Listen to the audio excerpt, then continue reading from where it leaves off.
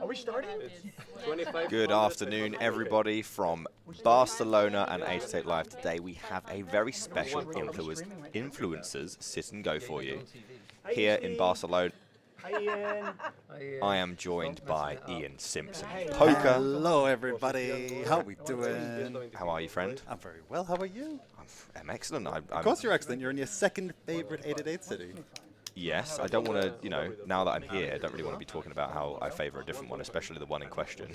Oh, really? Well, there's a little bit of a rivalry there, isn't there? Oh, okay. Anyway, you may be wondering what on earth is going on here. Yeah, what is I happening? seem to see Nick Wellfall and David Tuckman playing poker, and Ian Simpson and myself not playing poker. Now, you may not be so surprised to not see me playing poker because obviously I'm usually not there for very long anyway.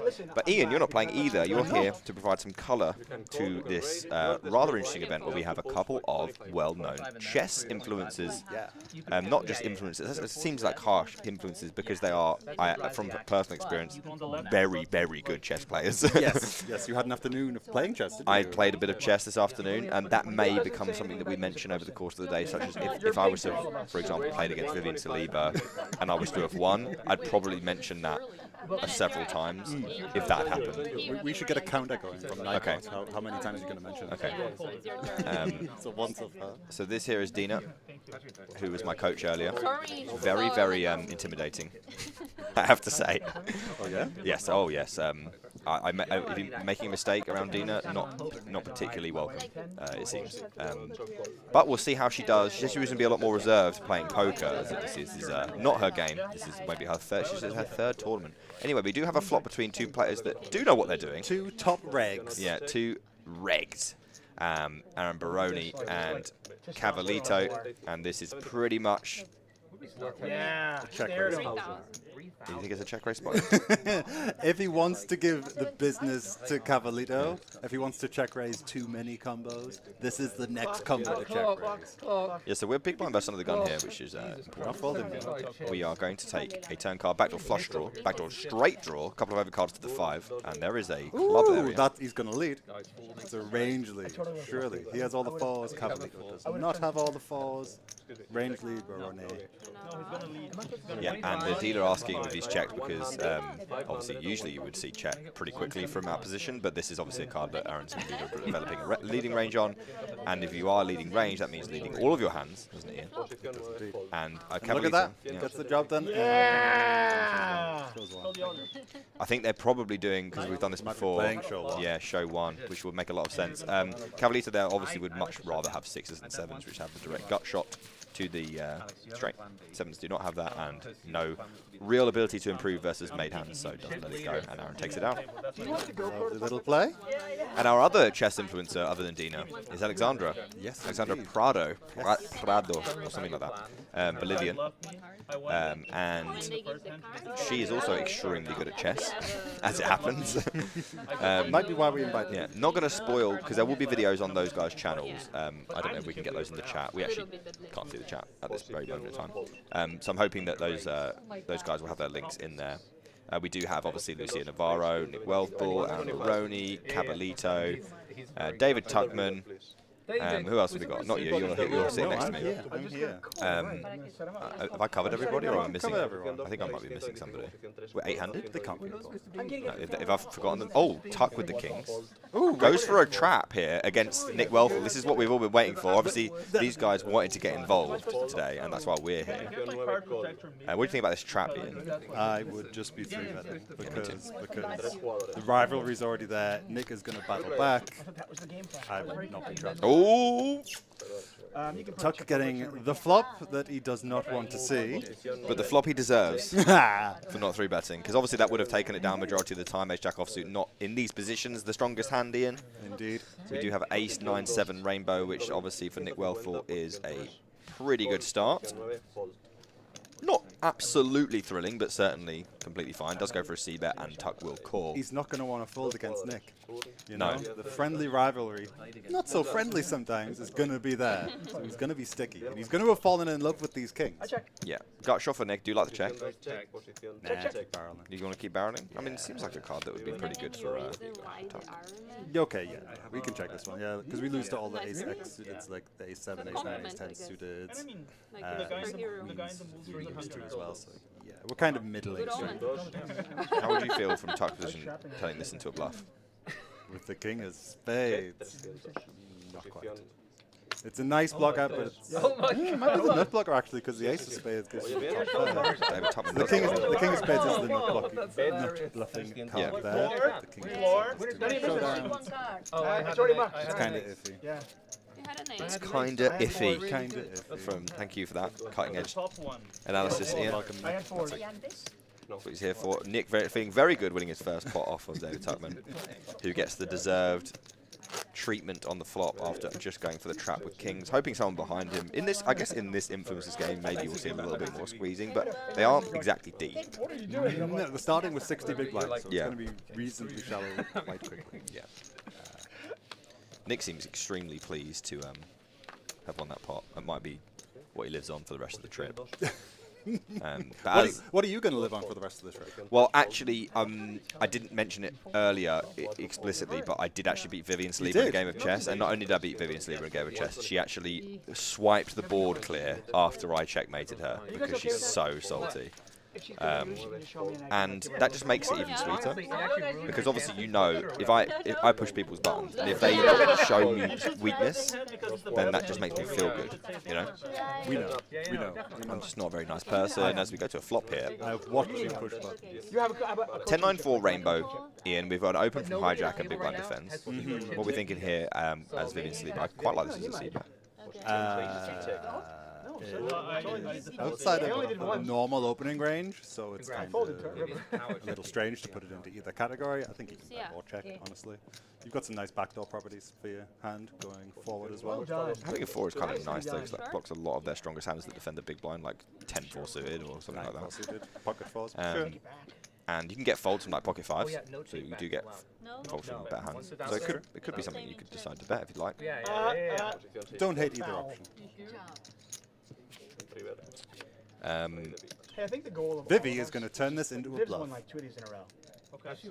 I can see it happening already. Lucia, with her bottom 2 pair, Yeah, in a you think little about bit of a tricky bluffing. position here because, you know, bottom 2 pair, it's very bottom of the value range. She might want to put this into the check calling category for that reason, because if she gets 2 bet here, she is in bother. And Vivi, you can see the mischievous glint in her eye, is either going to hero call or bluff raise. That's what I'm doing. Oh my goodness. I'm not sure about. Does she call? Or does she raise small? Oh, she raised What did minimum. I tell you? Blocking the jack queen, blocking pocket fours, blocking 10-4, 9-4, 8-4. Unfortunately, Lucia has one of the things she blocks. But this is the problem with leading out with the one of the worst good hand you have is that you unblock the nuts with this exact combo. And you unblock all the better 2 pairs, but Lucia sniffed it out. Yeah, and in this game, like it's hard to get bluffs through for one. Oh, you got it. But also, like, the kind of hands that maybe Vivi wants to, maybe she's trying to save on the bluff, like by making it small.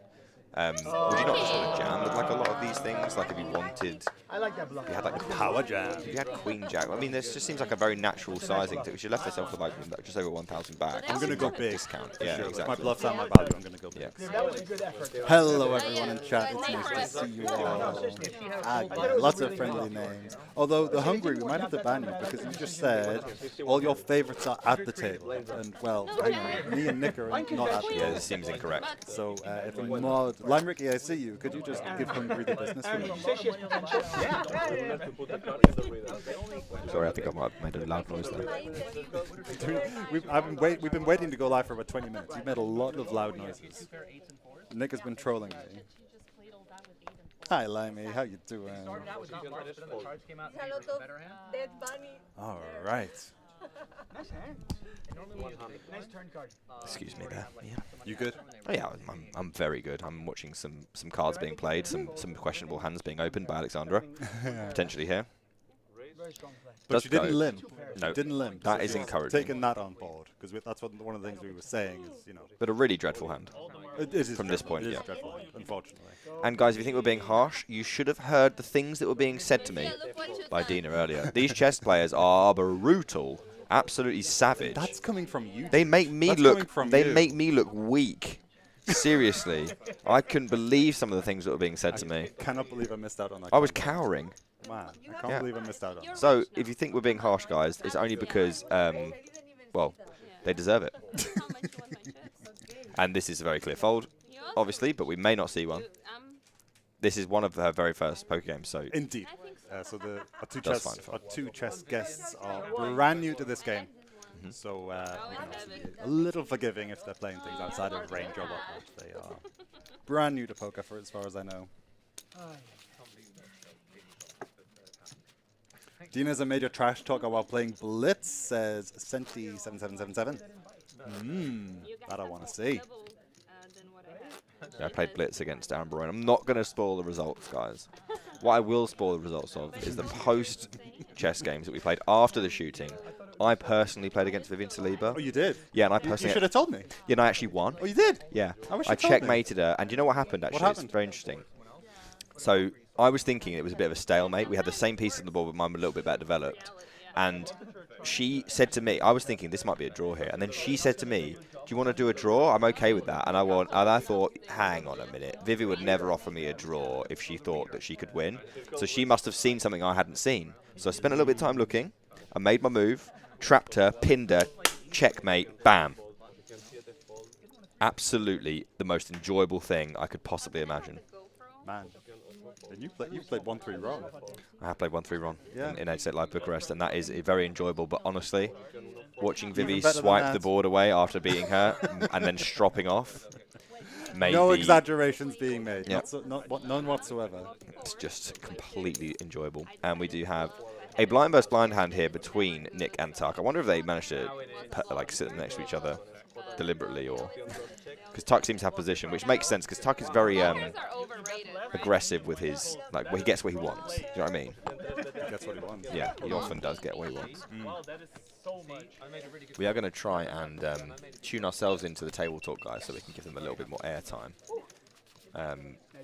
We'll be with you with that in a second.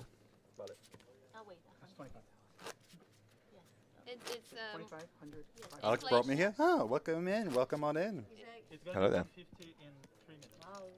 Let's go.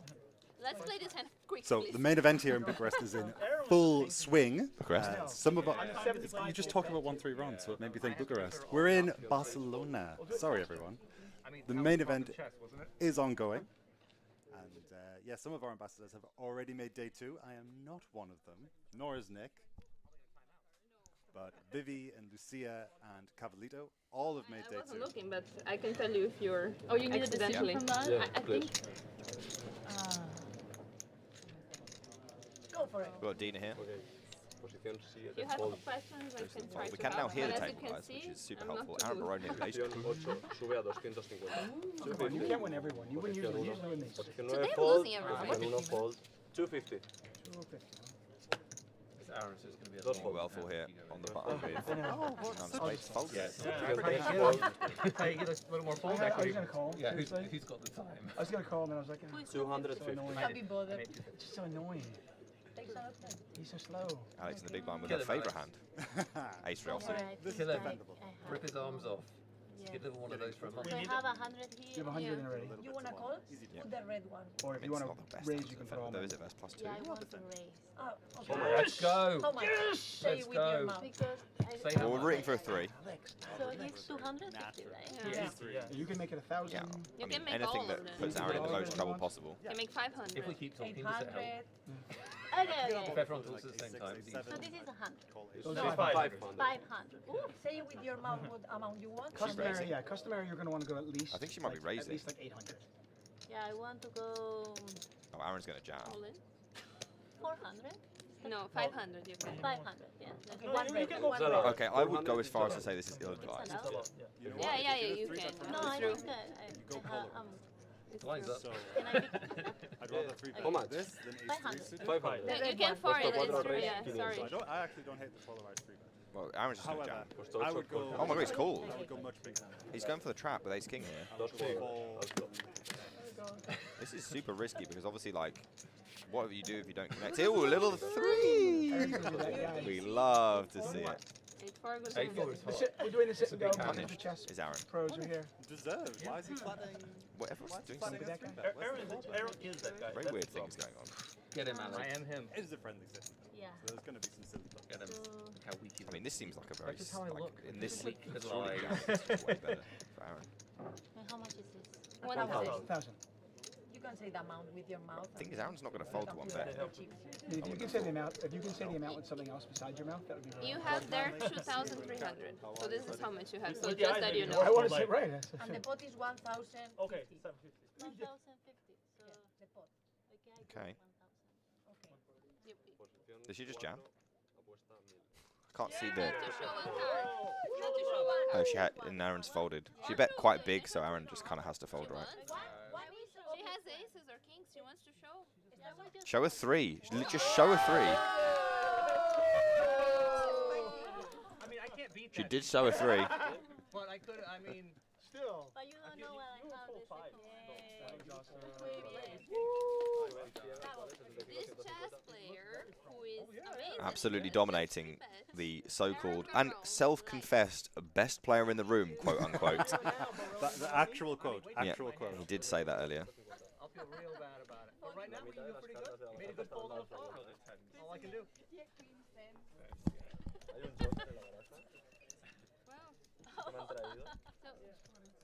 Joker? What? How much is the Joker? Joker, if you've gone all in No, doesn't play. for the cards, if you've gone all in.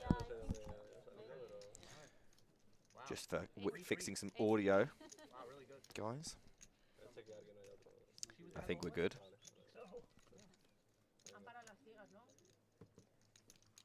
Ian's playing with some buttons. He doesn't know what they do. Aaron loves 5 big blind poker, so he... It's all good. Sounds like my MTT game, yeah. Ian generally doesn't know what he's doing. I get that though. I run good. Except yesterday when I tried to bluff 4-bet bluff Oh, jam do me a you favour. out of a pot. That's not running bad. No, I didn't say it was running bad. I said it didn't If work. you hadn't have been called by that guy, you'd have been called by me, and I finally would have knocked you out of the I tournament. like Aaron. He's a nice guy, but I kind of Yeah, you were denied again. I know, it's so tilting. Aaron. I like him, but I want him to... Complete domination there from Alexandra. And now that Who would button make is you really happy moving to watch every Kip hand. Dustin right now? And it's Honestly, I penalized want to with take out this the move bottom with one the big chess and blind. masters. So now Dena yet to get involved. your first strike. Yeah, it's early days. It's early. She doesn't. Well, I mean, we've only been done like 4 hands. She does have ace-6 offsuit here. I did tell her before because she asked me for some coaching for some reason, and I did tell her use close together cards and suited cards. So hopefully she folds this. Fold. Yeah, I like to think I had something to do with that. Ooh. Queens for Cavalito. Mamacitas, as he likes to call them.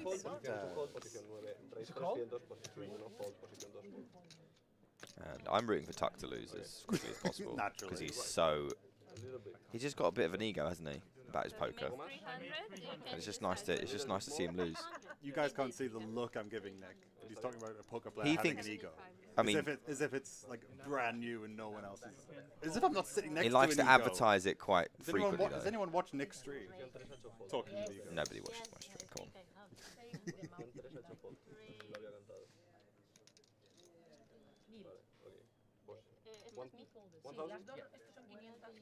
Hello, Raz. No, we won't be at that event, I'm You can afraid. deliver. I'm balancing some family time before the World Series of Poker. So I won't be able to make that one, I'm afraid. Cavalito all in. What happened here? Did she raise, Alexandra? Yeah, go get him. Why she raised? Believe in yourself. She loves the offsuit 3s, doesn't she? She knows something we don't, dude. You call? Alex. She just called? Amazing. I mean, Okay. I'm rooting for a king. We are rooting for a king. I'm desperately rooting for a king. I'm more worried than Lucia, honestly. I mean, I would say this is slightly out of line. A little bit, but I don't hate it. GG. It's called by Cavalito. He's standing up, giving it the whole 9 yards. He wants the stand-up equity. We don't know yet. Anybody can win. You can do it. I believe you. Yeah. I give him 5%. I believe If it. he wins, he'll stay in. If he loses, he's out. Yeah, I stay. It's Alex No, versus he's out. Alex. Yeah. Alex versus Alex. He's I out. think Alex is gonna win. You're 100% I think Alex is gonna win, yeah. Where is it? Ooh. There's a little bit of hope here. No backdoor flush draw, but a 3 or a king now. Good for Alexandra. Won't be out if she does lose, though. Huge pot straight away. Will the Mamacitas hold, or will we get a baby tray on the turn? Ooh. Chop outs. Chop outs. A 5 will chop this pot. A 5 is a split. I mean, we're all rooting for a 3. Or an offsuit king buggy or something like that. No one knows what buggy means, dude. Like just like a little dangle, you know? I have to call for comedy. Wait. Just that little king. Just that king out of nowhere. Or a 5. Give it to us. We require it. We deserve it. The whole table. The whole table Everybody. anti-railing Cavalito there. Even I think even Cavalito was upset with that one. And now Alexandra on just 700 chips. Feels like something she probably could have avoided. Yeah. Why are we being so generous? A Because little bit when more experience, you could have avoided that one. I have suffered this morning in the chess arena, Well, and if I'm they were savage to you, this is your free reign. yeah. That was okay, guys. For anyone watching for the first time, that was absolutely awful. Absolutely, completely, and totally dreadful from Alexandra. Wow. Went for it. Well, they went for me earlier. Okay. You'll see that content when it gets released. Yeah, on unfortunately, the day-to-day context isn't there for you YouTube. guys, but I don't care. I was reduced to tears on multiple occasions. But you got cheered up later on. I did. When I beat Vivi and Saliba at chess. Thank you for that setup. Appreciate that, lad. So yes, our 2 chess players are brand new for those of you asking in chat. Some of the first hands they've ever played. Yeah, and it's showing. 325 here from Lucia Navarro. And Tuck with a pair of 3s. Not deep enough to call here. Can you do other things? Any other fruity things? No. Just going in the bin forward. Lucia's too early position, our hand's too weak, we don't have He's all in. wide odds. Never mind. It's not- Tuck knows more than me, apparently. I don't think it's going to get through. Should you guys see Lucia's this not full down. Oh! Oh my I'm trying to days. get some information here. And why is she slow rolling? There's other people left to act. Yeah, I know, It's but just, you know, you take a moment, you don't give away the strength of your hand. Timing tells her everything. Somebody has to. she's giving it all the Please, speech as how well. confident are you? He's the I hope she doesn't throw everything when she loses like she did when she lost to me at chess. That would be really, That would be funny though. He didn't even 3-bet kings. Dena playing very well so far, biding her time. Ah. this is exciting. Dena aces, aces. Lucia. Good fold, well played. I'm asking him. How you feeling? She's asking Aaron for advice about her hand, but she's obviously has a very clear fold. And now Lucia with a little bit of a tough one, probably leading fold. It's, There you go. But it is a ambassador sit and go, so so it you might just be don't a know. call. yeah. If we're gonna try and get each other. Let's go. Now Tuck is in huge trouble with the pocket 3s. 18% equity. Oh my god. 3s are good. 3s are the order of the day. Three's Yeah. been hot. Don't worry, 3's coming. The worst was, I really don't want to see a 3. Although I don't like either of them that much. It's very hard. You want them both to suffer. Yeah. What did you have? Well, I like them both, but you know, And they are the most enjoyable people to I'm not anti-sweat. gonna look the Oh, really? border Yeah. with of the whole team, it's these two? What about me? I always had No, you kind of just I always lose. do it yourself. I don't really need to anti-sweat you. You're just going to do 8 bullets anyway. You know what I mean? good ball. No 3, but backdoor, backdoor, backdoor, backdoor, backdoor. Backdoor straight draw, backdoor flush draw. 4 spades does, 2 spades. All the backdoors. We want to see the 4 of spades for the boys. Do. Or just the 3. The girls don't want the 4 of spades. Correct. It's not as fun. It's not as fun. Oh! Okay, 4 hearts. It's a 4. It's not a spade, but there is a little duck ski available now That's a 2. for Tuck. That's a 2 in case anyone's wondering. Any dude. How many bullets So is he in for again, so down far? to- So far, Two. you're waiting for after this, and then you're gonna I'm gonna fire number 3. build the. This is why you're here, to build the prize pool. So dead. Bink. Nope, and it's all over. Oh no, it's not all over because Tuck was the covering stack, so they'll pretty much swap stacks here. I think she's safe. Vivi will pick up back over starting stack, and Tuck is now only 1,500 chips. And I think probably the blinds will be going up as well. I played it perfectly. Speaking of the prize pool, day 1A had more entrants than last year. Day 1B had more entrants than last year. I haven't seen the numbers for day 1C, but so far the event is very well attended. I think it might already be more than last year.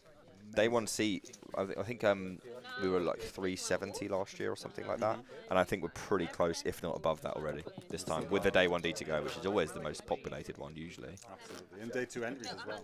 And day 2 max late reg. You'll be one of those, I Maybe, imagine. maybe. We'll see if I can bag on day 1C after this. If not, we'll do the max late reg day 2. Cavalito, runaway chip leader. Yeah. Saliba got herself back over starting stack after those queenies. The blinds go up, so the game. Alexandra struggling a little bit with a slight misstep with the king 3. Sean asks how the desserts are. I would say the desserts in Madrid are slightly better, due to a number of factors. Yeah. Good food here though. Good food and good poker. So I'm just hearing, Spanish actually, clubs. from production in my ear, that this year, without day 1D, and with late regs still to come in 1C, and with day 2 regs to come, we're already over 400 players, Amazing. which is Already over incredible. 400. Yeah. Ooh. So there's going to be a big old prize pool. And you know what's good about that? Lucia Navarro's got loads of chips. She's really, really lucky, and I've got 5%. Got 5%.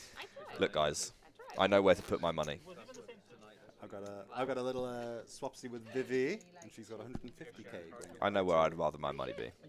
Because Lucia is just unbelievably lucky. Just unbelievably lucky. You do say that about everyone you play basketball with. Well, it is most often true, especially when they're compared with me. Tuck just folded ace 4 of clubs. He did? Yeah. Alright. I mean, just a jam, no? What's the stack? 1,400. Yeah, let's get that in. 200, yeah, 200 big blind. Yeah, seven big blinds. What's he doing? We get that in. David Tuckman, you sit in here all day, criticizing people's play, telling everyone how you're the best, and then you come into our game, you put me in your seat, and then you fold ace 4 of clubs for 7 big blinds. Why are you wasting my time? That's the question I have for you. I want you to watch this back, and then I want you to answer that. Defend from Cavalito and the big blind jack 10 offsuit. Saliba with the king 7, and obviously if we had jammed the ace 4 like we were supposed to as David Tuckman, then we would already have won this hand and would be on to the next one. But I guess that's why David belongs in the commentary booth rather than on the felt. I don't know where to put myself right now. if I'm honest. I've been strongly encouraged by David himself to give. He said, if you let me play and you commentate, you can give me hell. I've got more. No, let him cookie in. Vivi in the lead here, bets 200. Cavalito with some backdoor hope. Does go for the raise, though. He's check raise this And time? Vivi's going to call. We're in the weeds here, Ian. Can you make sense of this for me? Nope. I can Vivi's bet, sure. The check raise, no. The call of the check raise, also no. We've now got like a 0 equity hand, like against a lot of Vivi's hands. Both players have 0 equity hands. Yeah. This is actually the spot where first to bet will be taking this one down. I don't think either of them will here, but then Cavalito's going to be forced to bet this river. Vivi with the king high. Ooh! Vivi could hero this. Vivi could hero this. The 5-7 missed, the 3-7 missed, all them straight draws missed. Do you think the Cavalito always bets here? He could block this. Yeah, I think blocking He is could very really happily good. block this. And Vivi?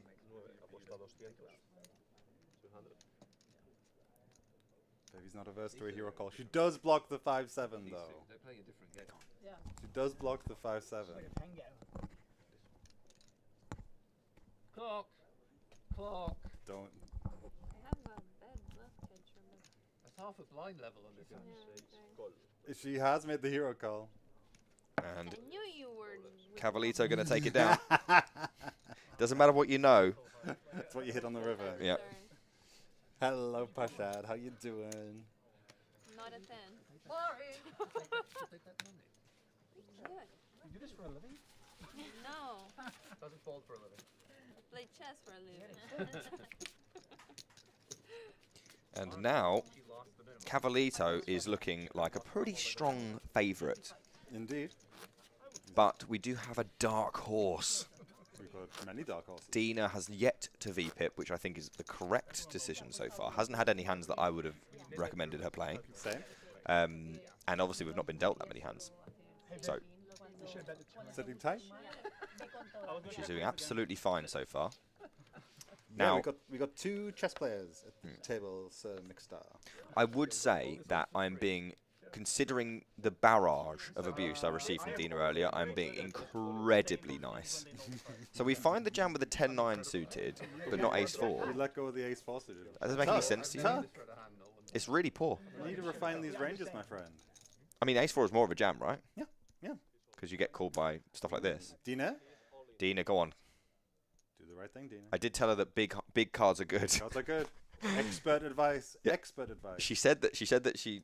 Okay, this is like close though, isn't it? To be fair. No. Not close. With 3 players behind. 7 big blinds. 6 big blind jam. We are contested. Okay. Isolate jam can actually make like ace jack, ace 10, ace 9, 7, 6, 5 fold. We can make pocket 2s, 3s, 4s, 5s, 6s, 7s, 8s fold behind us. So yeah, we get the king queen in there. Well, you can imagine how a player new to the game would struggle with those concepts, or not even be able to introduce them. So I can see why someone would fold king queen there. Sure. But yes, look, I don't know why I'm being so nice to her, because she was absolutely devilish to me earlier, completely and totally out of order.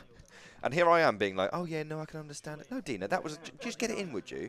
I told you that high cards are good. What are you doing? You're back on Brad. It's nice. Good to see. I'm forcing myself to do this because she was so horrible to me. Tuck does get away with it though. Dena now with the ace-4 offsuit. Super unappealing. Yeah. Just folding. Well Good played. fold. Yeah, she's doing well. She's giving herself a chance. Give herself a chance, for sure. And I guess she just, maybe the king-queen situation, she just didn't want to be maybe first out, or Maybe. potentially something going on there. Even though she was covering, doesn't want to be like first down to like, she loses that all in, then she's struggling, you know.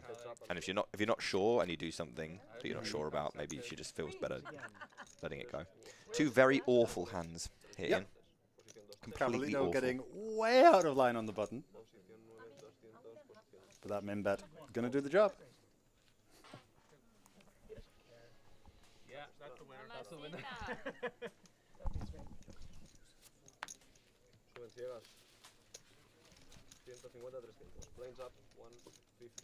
Did Aaron live today? Yeah, Aaron's looking good. Saw him in person, obviously, and I only get to see him in person like once a year, Nick, twice a year. come out to play ahead. He's looking good. I already played. One. I already played. How much do you have? I can't really see. How much do you have? More than you. Not much. Shallow stacks. No one bust yet. No one bust yet. Win's a win.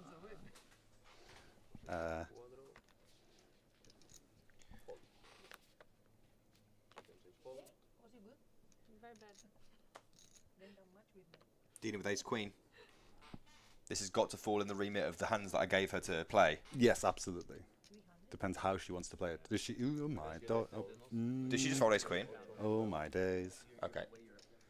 We are Oh now. my days. Okay, Dena, listen to me. Listen to me, Dena, if you can hear me. That's Dena like fans that's out there? like moving your pawns Yeah. where you've castled, right? Don't do it. No, it's far worse than that. It's worse than that. It's Okay. got to be worse than I've only that. just learned that that's a bad thing. So give me a No. chance.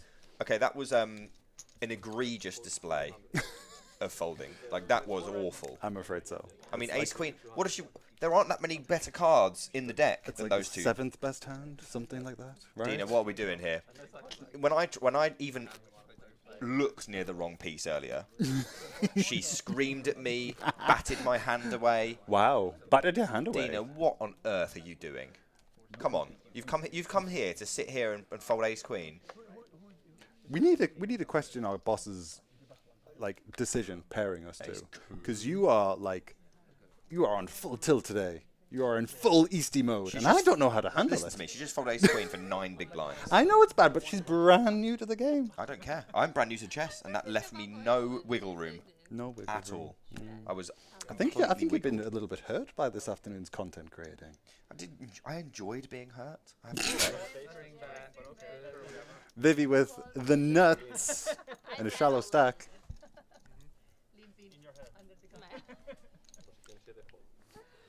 She's all in, of course.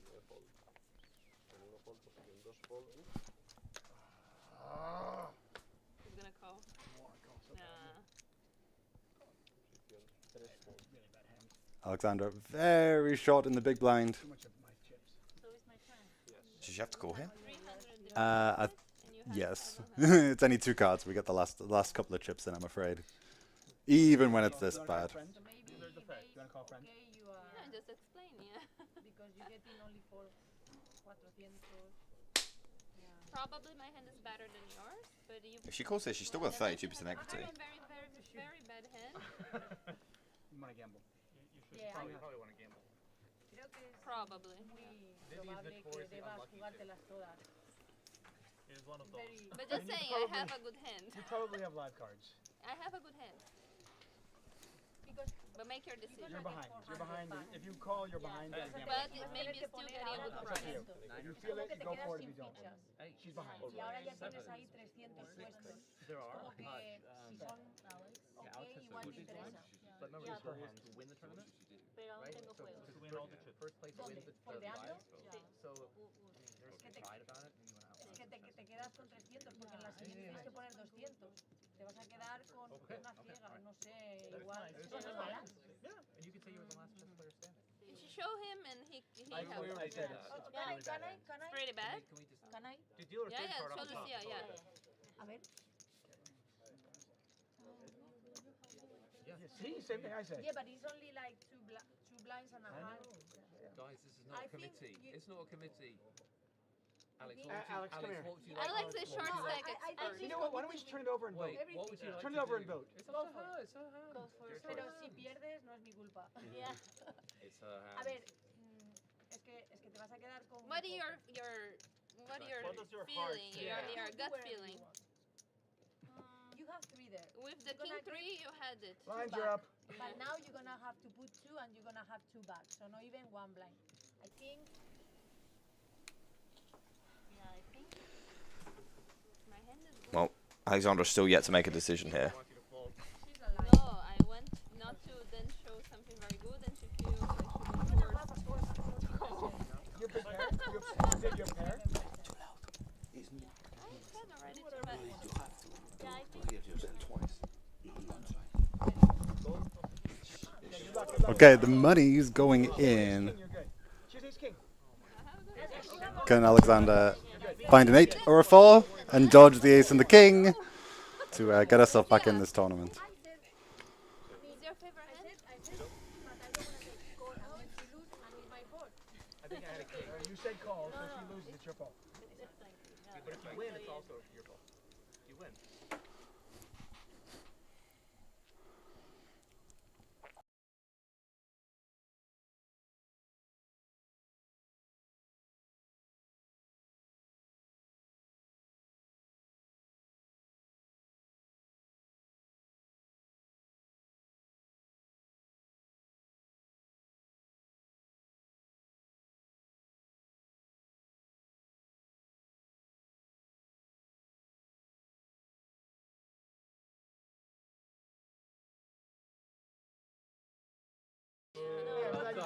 For Alexandra, our first elimination.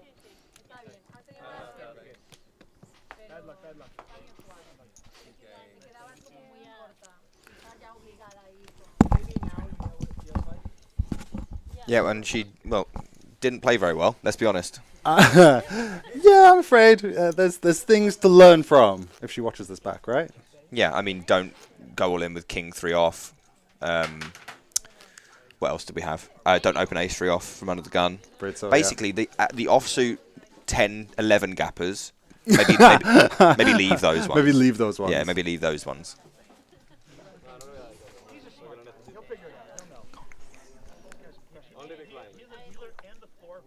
Hey Leo, how you doing?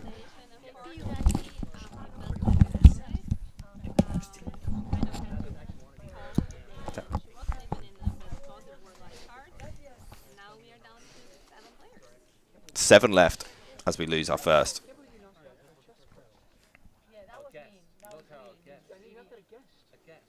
Dena's got 10 deuce suited, and she's fold ace queen, so I imagine she'll let this one go. Might let that one go. Yeah.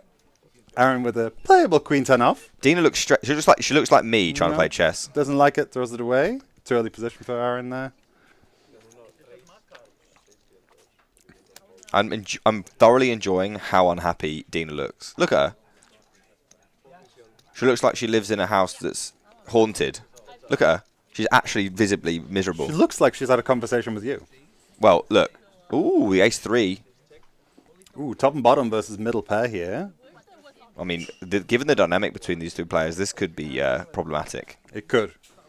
To say the least. Vivi's going to want to put up a fight with middle pair, understandably. That is understandable. In fact, encouraged. Oh yeah, absolutely.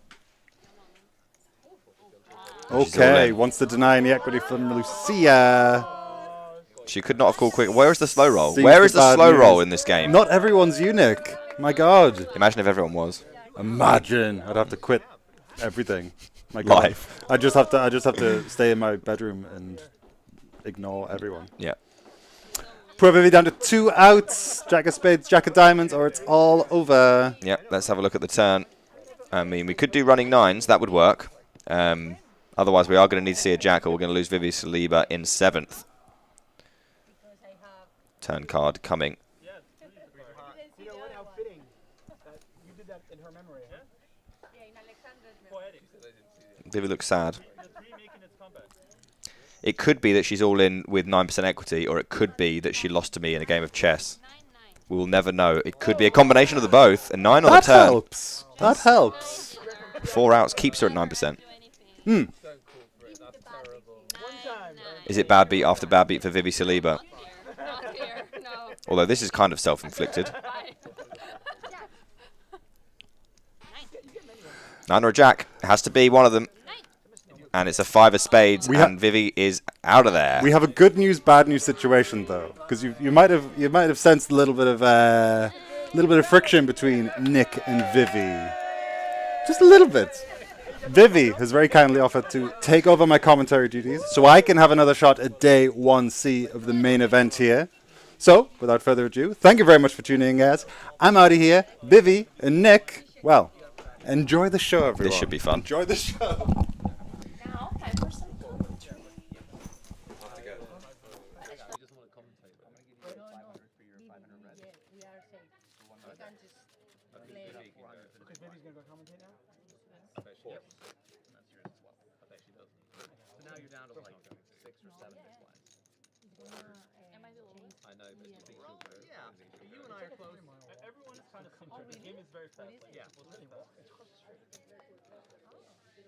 That one for you. It's very, very far. This one short here. That one. Yeah. It bounces off. All right. Well, he's like that. Is it good? Was it a good trade? I don't know. How do I know? It's only one big blind. Oh, we keep doing one big blind thing. One big blind. 400? Yeah. Oh my God. Painful fold. Seriously? It's already out. All in. All my bang discs. All the marbles. Kings again. You can call them. Yeah. You put up 400. It's pretty close. I'm behind you, I think. We have an all in here.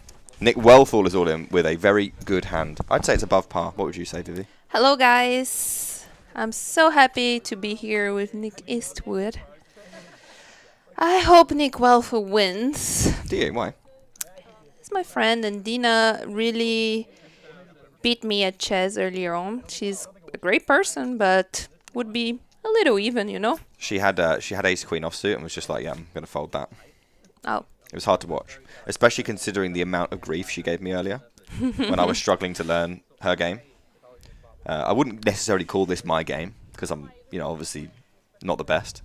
But Dena's certainly not covering herself. I'm confused by this decision if she does decide to go with this. But why? Well, because she folded ace queen before. Well, it's all about the gut feeling.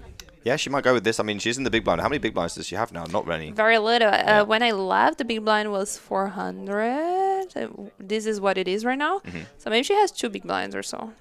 or tiny bit more. Yeah. No, she has some chips there, huh? Aaron's putting them in for her. No, she has like 5.5 big blinds, 6 big blinds. Yeah, so she probably just has to call then. Yeah. Not thrilling. She seems nervous. Look her She hands. does. Look her hands. I think she's deliberately doing that though. I don't think so. She was like excited, but like she's so good in chess that maybe because she's not so experienced in poker, she was a little shy. I don't know. Well, she needs an 8. And it is the right place for an 8. 888. And ace king. I mean, it's a bit rude having ace king for like 5 big blinds. Is it? It's a bit good, isn't it? Well, I had ace king versus Alex, and I knocked her out. Yeah. Is he gonna do the same to the other chess pro? There's an 8. Oh my god. Oh, look how happy she is. I would be happy too. Welcome to the game, Dena. This is what poker's like. It's completely miserable most of the time, but then sometimes you're lucky. No, sometimes you're lucky, but poker's fun. I'm yet to actually be lucky. 3 on the turn. Needs to be a king. Otherwise, Dena is going to full double up, and I think we're going to lose Nick Wealthall. I think so too. 7%. Worse equity than I had. Yeah. Nope. No so good. he hit an ace. He has such a strong holding, but no good. Look how excited Dena is. This is how I felt when Aaron timed out earlier in my game against him. It was so exciting. And how did you feel when you won against me? Are you really going to ask me that question? Well, I was really enjoying it, and then you started swiping all the pieces off the board. So I was like, a bit scared that you might like throw something at me. But obviously, I enjoyed it thoroughly, and it was a well-deserved victory that was earned in good spirit. Wouldn't you say? Shut up. It's so enjoyable because you was just not expecting to lose to me, and then... No, it was a good thing, because before I actually thought I wasn't so bad in chess, and then I was upsetting how bad I played it earlier against Dena, but then I lost to you, and now I'm convinced that I'm actually a fish in chess. So my expectations and my ego is everything aligned. I'm just a very bad chess player. Yeah. It was a good thing. Maybe one of the worst chess players. Probably. Yeah. Considering I'm actually complete garbage and still managed to beat you. Probably. Yeah. Anyway, 2 jacks for Lucia Navarro, one of the best running players in the world. Lucia. I'm rooting for her. Of course, you always are. I am. I like her. People say we look alike. Me and you? I think we look alike, Lucia and I. Not me and you. I have to double up once to get the save. I did that one summer. Show me what I did. Which one? Alex. That one summer. All I did was say 500 and 1,000 city all summer. I have a friend that does that a lot. Like he's a good. There's not as much value early on. Like back in I did 07, the summer of 07. That's all I did. Yeah. And there was so much value. And he says that like he also makes less longer bets. Like, but I know there's where the money is. Cavalito still has a pretty healthy stack as well. But we would sit down like 10 hands, $1,000, 3 players would just be dead money. And like it's basically like 6, 7 players playing, just overlay every time. Yeah. I'm gonna play that. Blind? Trevor, did you look at one or none? None. I'm just gonna win. What a gambler. So who do you think is going to win? I think Lucia Navarro is too lucky not to win. But Cavalito is... Ooh! I really want Dena to win, though. I really want Dena to win. Lucia is lucky and good.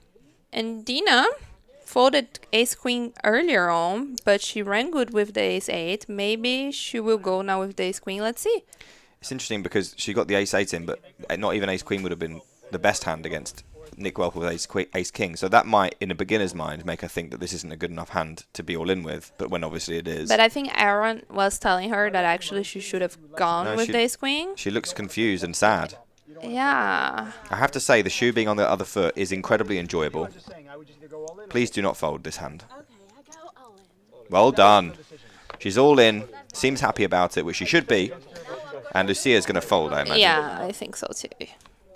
Specifically when, like, you don't want to take marginal spots against maybe the weaker players if you've got a healthy stack. You can just wait for other situations. She's going to let that one go. Dena's going to take it down, but she'll add a decent amount of chips to her stack as well. Yes, absolutely. Imagine if Dena wins at chess and at poker. I mean, it's not hard to imagine her winning at chess, considering the levels. No, of course she would win at chess, but would be a surprise to see her winning at this match, but it's poker. I mean, it's poker. I said to her earlier, you know, you can be whatever you want to be and you can still win at poker. I've seen some things this weekend, Vivi. Some interesting play. Yeah. I've not been able to capitalise on any of it, but it's been very fun to watch. Spain is interesting. It's nice. It's Yeah. nice. It's good for poker. Is there any nation that you think is like a tough nation to play against or to play there? Yeah, like Germany, You think so? Austria. Online, Germany not so much, but like live, when I've Germans and Austrians, just generally speaking, not my favourite. I think Scandinavian Yeah, countries, yeah, like, so, yeah, Finnish. Finnish, Norwegian. Yeah. Ooh! Woo! Oh, she's just straight up Very jammed. quickly, very quickly. She could not wait to be all in. Maybe we could have been a little bit slower to jam there. But it's always exciting to have aces as a recreational, I guess. Even I still get excited. I mean, I am a recreational. She doesn't want to show. Look. One. She's going to show one. She will show Don't both. show both. No, she's not going. She's a god. She's so smart, yeah. She if she takes the time, she would be a great poker player. She would put the effort in. Yeah, absolutely. Apparently, she has been sourcing some lessons. I'm not sure those lessons would have told her to fold ace queen earlier or to snap jam with aces, but there's got to be a good. She's feeling good. She's enjoying herself, which is the most important The most part, important part, yes, absolutely. especially in a game like this. Yeah. So you're gonna beat him in chess and poker? She is now chip leader. Look how happy she is. I like to see it. It is very enjoyable. It's not always like this, Dena. Promise. Oh, she's riding the wave. Queen 9 offsuit now under the gun. She's going to let it go. Okay. Not like aces. Not Slightly quite. worse. A little bit worse. Aaron's still not being able to really do much here. Oh.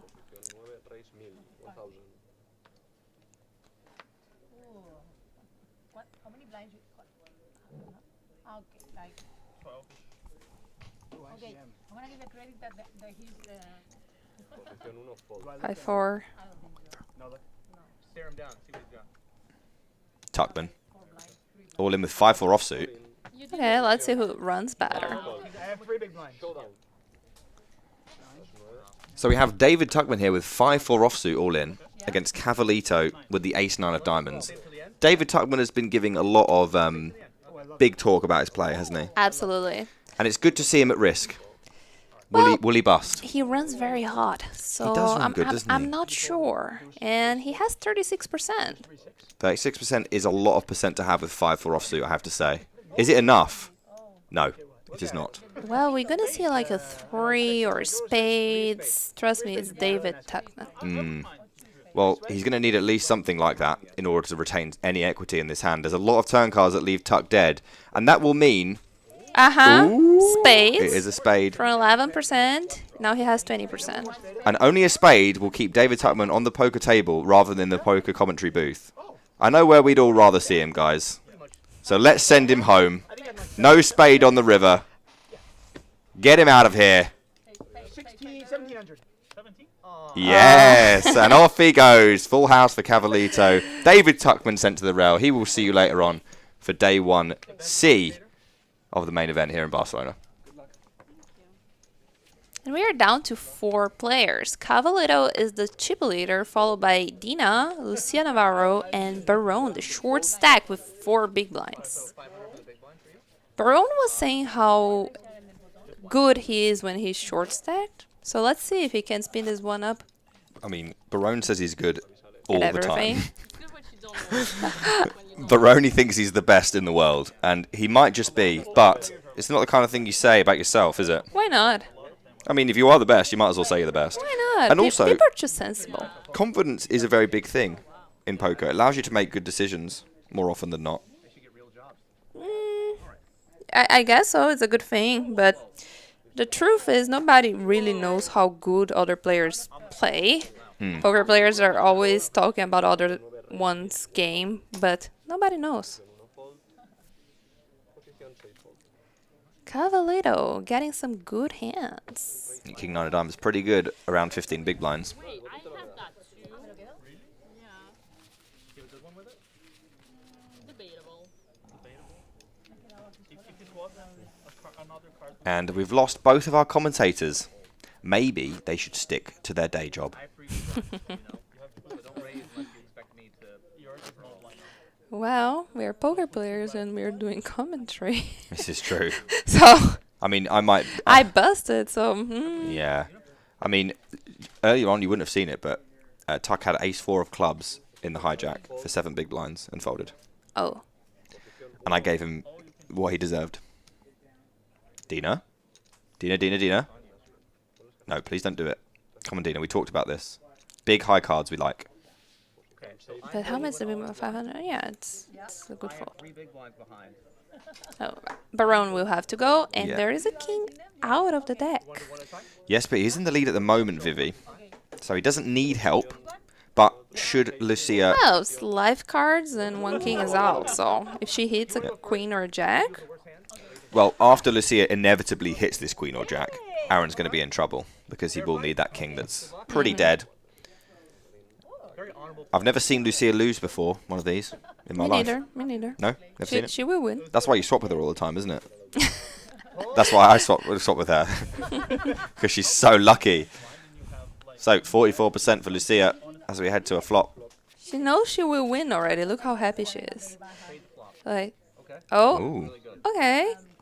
Clubs, 9, 10. Yeah, there's a little bit going on here. The running 9-10 will not chop.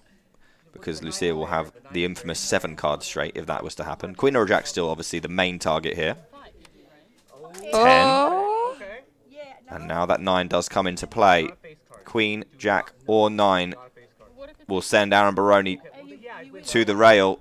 I don't want any. I just want like pair the board. Oh, you want to just queen. What will it be? It's a duck. oh my And God. It's the Lucia's... first time, and we captured on camera. I know. Destroy the evidence. Don't let anybody see it. I need my narrative. Aaron, though, didn't take loads of chips there. He only had 3 big blinds left there. He will double up. And now Aaron obviously going to be dangerous. Self-confessed, very good player off of less than 10 big blinds. So he'll know exactly what he's doing here. The wild card, though, Dena, does change things a little bit for him. Because how is he supposed to know what's going on through her head when she doesn't know what's going on in her head? Look at her. She looks stressed. It's much more enjoyable when you just have aces, isn't it, Dena? She looks like this is like... She's at the peak of her concentration here. You might be similar. I think you have a little more. You have more. Not much more. Lucia all in for jack 7 offsuit here. I'm not sure about this one. It's 8 big blinds. Seems a bit weak. Yep. Seems too weak. Lucia, this is too weak. Dena, this is definitely too weak. There she goes. Aaron, ace-3 offsuit. Ooh, I think this is close. That's a tricky one. Yes, it's a close one for Aaron. But if anyone would know, it would be the best player in the room. Absolutely. And you see? Yeah, he's going to go with it. Especially if he thinks that Lucia is being a little bit too wide as well. It'll be a pretty comfortable decision for him. So what do you think? Is it fair if Lucia wins now? I would be extremely surprised to see her lose 2 of these in a row. It's the same equities pretty much. But he's against Baron. He's also lucky. Baroni, if he heard you say that, he would not agree. He says he's very good at getting to the later stages of the tournament and very bad at holding once he gets there. Classic good player ego problem. Anyway, Lucia is all in right now. needs to be a jack or a 7 for Lucia. Wet it together.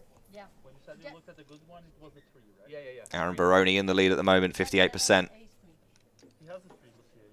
You don't have And we're off to a flop. What about 6-5-4? The dealer, keeping us in suspense. Here it comes. Window card is a 7. Well, that's not really And the a window. 3. A 3 as well. Okay. So now Aaron will need an ace or a 3. The equity's flipping quite significantly in Lucia's favour here. With that 7 in the window. Are there any aces? Are there any... Ace 3's been the hand of the day. Lots of ace 3s going on. Deuce on the turn doesn't change anything, Vivi. It's going to have to be an ace. It's going to have to be a 3. 89% for Lucia Navarro to pretty much knock Aaron down to the bare Do bones. it. You want her to lose? No, I want her to win. I'm rooting for Lucia. I see. And Lucia's doing a very annoying dance. And It's not annoying. Don't be so negative. normal service has been resumed. Yeah. Lucia was very confused that the deck didn't slap her in the face last time she went all in. And now it has. And she is back up to a commanding chip lead now. Dena's still in the mix, though. 4 of 8 here. Aaron has now got about 1 big blind, I think. And she was under the gun. He wasn't a small blind. So he's going to have 2 hands, I guess. And then he will be forced all in. So let's see. Everything can happen. It's poker. It is poker. Chip in a chair. You can't really say that in chess. It's like anything could happen. It's chess. Like no, I'll just get destroyed. Unless I'm playing you, of course. In which case, I'll just win. Fair comment. Fair comment. You did win, yeah. Congratulations. I mean, it's just the facts of the matter, isn't it?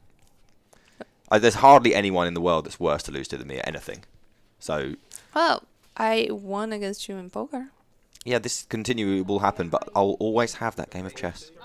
No, I'm not a professional chess player. Do you think I'm a professional chess player? No, but you're a professional poker player. I beat you. In the loosest possible sense of the term, I am, yes. Mm-hmm. Ace-9 offsuit here for Cavalito. More than good enough. Oh, pocket 10s here for Lucia Navarro in the big blind. She's going. She's running like Lucia. She might take both players out. She doesn't have enough to... Oh, she does have enough to cover both players. Oh, just about more than Cavalito here. And we're going to need to see an ace. Or, of course, a jack will keep Aaron alive as well. 3-way all in here. Dena's loving it because she's heads up here if both of them get knocked out. True. And there's a half of the time that's going to happen here. As you can see, Lucia with 50% equity here as we go to a flop. Aces and jacks needed for our 2 players. Without them, Lucia will go heads up with Dena. And I know who I'll be rooting for. She doesn't ask for much, does she? She wants a 10 and 2 clubs, which obviously would be favourable, would push her equity even higher. A 9 and a jack for Aaron. What is this? Aaron now. Look her face. I mean, if you're going to lose to someone, you want it to be Aaron, not Cavalito, obviously. So the ace is the main thing we need to dodge. Oh, open-ended. Yep. There is a flush draw for Aaron, but if it's the straight of clubs, it's still okay because she would knock Cavalito out. Yeah.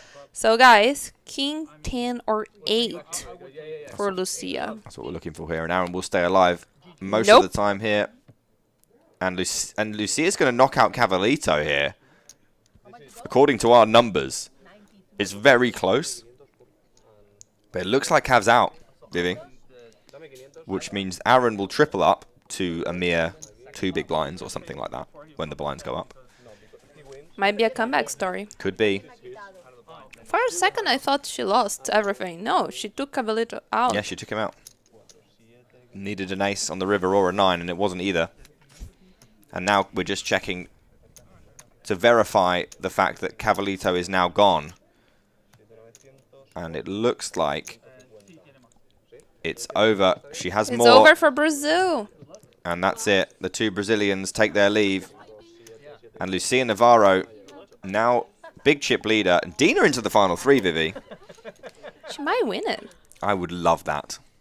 Because I got to win at her game today. But not against her. No, obviously not. I didn't play against her. I played against Aaron, who was a much easier opponent, I have to say. Who was better, Aaron or me? Aaron, probably. I don't think you mean it. Because I played him twice. He beat me once, and the other time... Just because he beat you once, so you cannot say he was better. The time that I beat him, he had a checkmate in 1 like 3 times, and he just missed the play. If we would play again, and I would win against you. Because it was pretty close.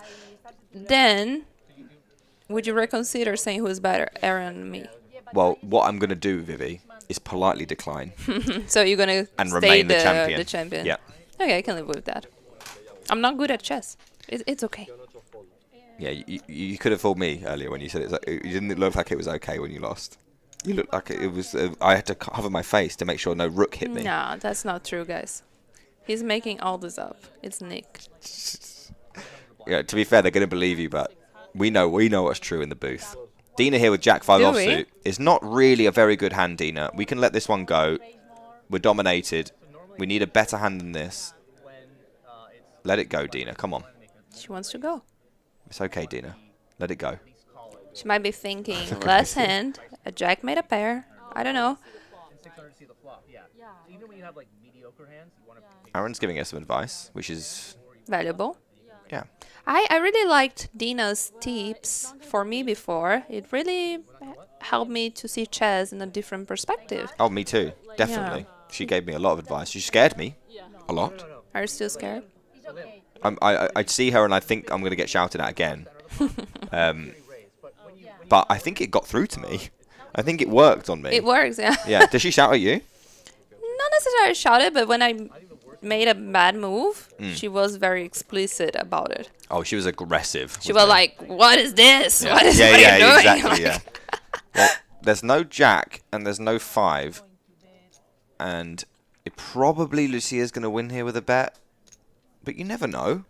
Aggression is very effective. She will. She will. Come on. Yeah. Well, having a good look, and usually when a recreational does that, looks at their cards, looks at the board, they're trying to figure out if they can make any hand, and they don't usually have something very good. This occasion is true, and Lucia will show one. Dena will now. She's still got chips. It's okay. It's okay, Dena. I don't know why I'm being nice to you, because you don't deserve it, but you're still in the game. She does deserve. Come on. She's a nice girl. I mean, you should have seen. Watch the video when it comes out. I Watch my video too. Still like Dena though. Oh, absolutely. I feel like I don't know. I might do anything. I don't know. Look, Lucia Navarro with all the chips. I mean, shock, horror. Lucia Navarro's got all the chips. She can't lose. All right. She said she is all So in. that's very good for Yeah. her. Lucia. Did Lucia just jam? We don't know what she has yet, but she is all in Oh, did on she? the button. Did she? Maybe she didn't even look. Oh, wow. No, is she all in? Yeah. Yeah, I think she didn't look. Well, against a random hand, King 5's doing pretty good. Against Lucia Navarro's random hand, I don't really like it so much because obviously we've got to see 5 more cards. And she has to think that Aaron's behind her as well, Vivi. Yeah, but he has one big blind. Does let it go, which is fair enough. He has one big blind, so it's basically he's not behind her. No. So she would have to call the king high. I think they might be blind. I think there's a potential they're blind here. Yeah, she went all in blind. I think Aaron called blind. Yeah, Because he has to. He has to call blind. He has no big blinds. But Dena would have, in theory, have to call with the king high. 63% equity for Aaron, which I don't know if that's enough. No, not against Lucia. No. Then I have to fold and then Sorry, Aaron. Yeah. See you later, Aaron. It's been a pleasure, mate. Diamonds. That's a very good board for Jack 9. What do we need here? 7 of diamonds. We need runners. Yeah, we need runners here. What does a 7 of diamonds does? No, not too good. 6. 7 of diamonds is okay. Diamonds. Diamonds. No. That's okay as well. That's over. It's okay for Aaron. That's over. Yeah. There's no chop. So, There's yeah. nothing. Straight versus straight. You see. Yeah. So lucky, Aaron. So lucky, Aaron. Up to 3 or 4 big blinds now. He had like less than 1 big blind. He's hanging around like a bad smell.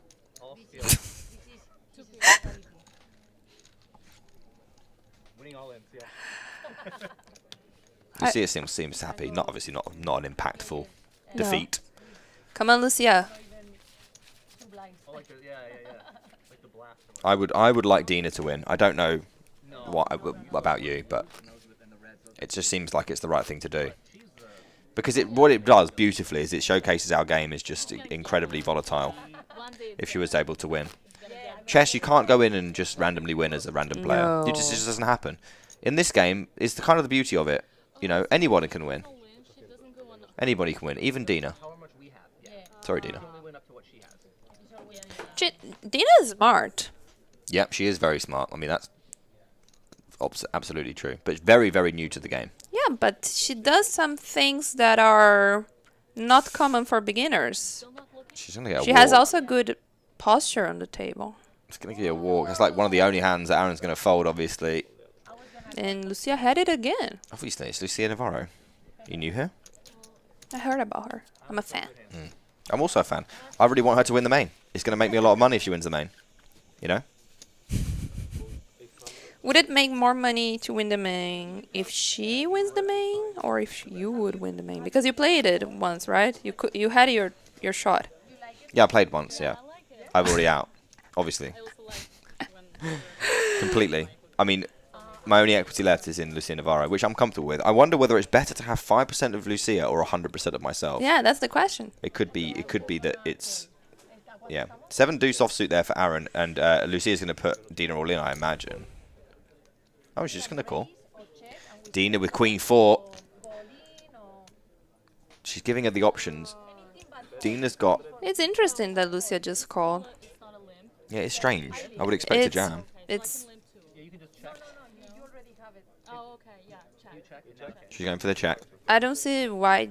Maybe she just thinks like she's gonna have more advantage post flop versus Dena, and Yeah. she's trying to reduce variance because Jack 10 would be definitely a jam. And look at that. Do you think Lucia's ever gone to a flop and not had like loads Something. of equity? Yeah.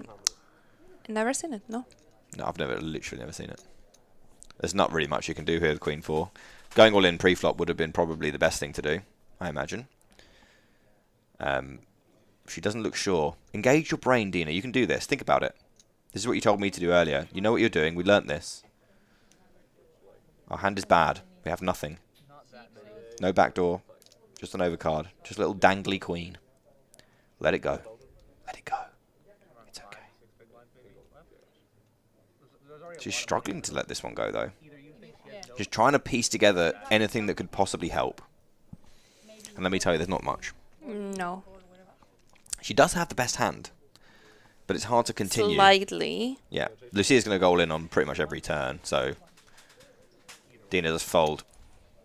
And now Lucia is really, really commanding in the lead, Vivi. She was already. Yeah, but every pot that she wins, she's bleeding them down to fumes. Is about this what we see is what I thought was the reasoning behind Lucia just limping her Jack 10 and not going all in, because she thinks she can outplay Dena post flop. I think. I mean, it's a fair assessment.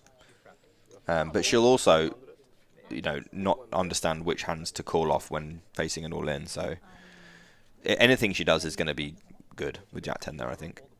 10-9 offsuit here. No, I'm getting good cards. We're going for a raise. Announces that she's getting good cards. Dena's got a king. How much the big blind? The big blind is 500. 800, I think. Yeah, 800. 800. She's getting some close decisions. She's just in pain. Do you know what? It's probably really uncomfortable to go to a game, from a game where you know everything and know what to do all the time, to go to a game where you haven't got a clue ever. It must be very, very unsettling. Well, I don't know what to do all the time in poker, and I definitely don't know everything, and it was so unsettling to play chess today. Yeah, absolutely. So imagine her who is so good at her game. Yeah. Yeah. It can't be nice. And one thing about chess players, poker players, soccer players, we are all very competitive. So we want to win, even if we're not that good. Just like me and you at chess, we both want to win real bad. There could only be one winner, and that was me. But, you know, we both really wanted to win. I wanted to win, yeah. But I'm okay losing to you. Okay. At chess. We all believe you. At chess. Okay. Not at poker. At chess. We don't get that many opportunities to play against each other. It was taken away from us today by Nick and Tuck, who really. But the times we played together. She's going with the king. It's fair. Oh, three-way. Three-way. And this can end now. I'm all in. Okay, let's all go all in. It can end now. It can end now. And you know what? It probably will. It probably will. Because Lucia Navarro is the luckiest player Look, you see in the world. That Lucia has 39%. She's the favourite. She's the favorite. Yeah. Nice. We are all. Dena needs a king. Hold. It's not going to hold, man. Are you new here, Aaron? Do you know who you're playing against? Do you know who you're all in against here? This is Lucia Navarro. We're in our home turf in Spain. Lucia doesn't lose flips, 40, 60s. 9. There it is. Nothing. She doesn't lose No anything. sweat. Yeah, it's just easy, isn't it? It's just like, yeah, I'm Lucia Navarro. I wish I. You know what I mean? It's just like, yeah. No sweat. Are we gonna? What do we need here for sweat? There's nothing sweaty about it. Not really, She right? covers the clubs. Unless the king or 4. King would be good. King's about as sweaty as it gets, I guess. Dead? Oh, wait, that's just really good. for Lucia, who has now got 88% equity. An 88% favourite to win the whole thing here. In one hand, no heads up. Yeah. She's gonna do it. It does look likely, unless... Look, Aaron's face. Oh no, Dena. It's okay, Dena. You did It's well. okay. King? Not knock me out. King? King? Dealer? Oh, my God. Another 9. What do you think it's like to be Lucia Navarro on a daily basis? Awesome. It's probably really, really good. And that is it. Congratulations. Lucia Navarro has won. Third place will go to Aaron. No. I mean, he had less chips than Dena. But he had the second She best would hand. not have busted, so... No, I think she does come second here. Yes, second place has been given to Dena. Fully deserved. This is how it works? Apparently, I've just heard in my... Because she had more chips. Yeah. But, yeah. And she can be proud of her performance, I think. Obviously, nice to come second. Lucia Yes. it wasn't really even that close in the end, like, just went every all in, as usual. And now we are going to head to a dinner break. That is the end of the Influencers Sit and Go. I hope you enjoyed it. Vivi, thank you very much for stepping in. Thank you very much for having me. And as you can see the results, Lucia Navarro in a comfortable first place, as we all knew, and has happened. And now dinner break, and when we do come back, we'll be replaced by the not-so-good poker players, as you can see on the screen there, 5th and 6th place, Nick Wellfall and David Tuckman. And they'll be commentating on the remnants of Day 1C of the 888 Live main event here in Barcelona. So don't make too many plans, because you're going to want to be there for that. Ian may be firing multiple bullets. Yes, I hope not, but yes. I hope he does. Come on. Okay, guys. Thank you so much. Bye-bye. See you later, guys. Thanks See for you. watching. To 888 Live Barcelona. David Tuckman, Nick Wilthall here for Day 1C action.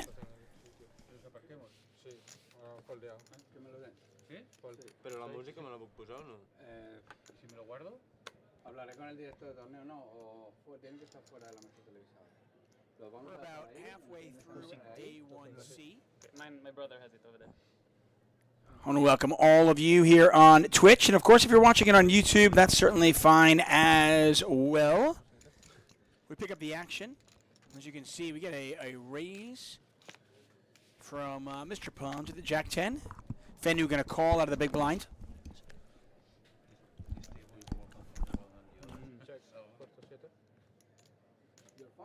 It's over there. My brother has it. Yeah.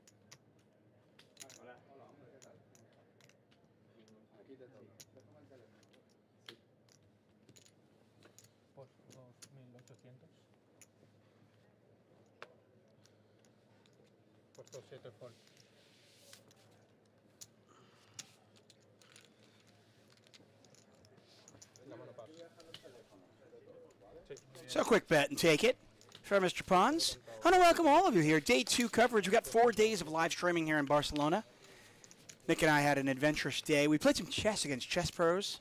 And, by the way, we got to play in a sit and go against some chess pros and, of course, the other pros. Big news, I outlasted Vivian Saliba and the great Nick Wellthall. Of course, you can see in the background there the XL Spring Series going on. We got $1 million guaranteed for the main event. We have giveaways for that. That's right. We have 10 $33 satellites for that event. So more on that. We'll be giving those away over the next 2 hours. This is not going to be an extremely long stream. So those of you who are joining us today, good news for you as you have got a great opportunity to win a seat.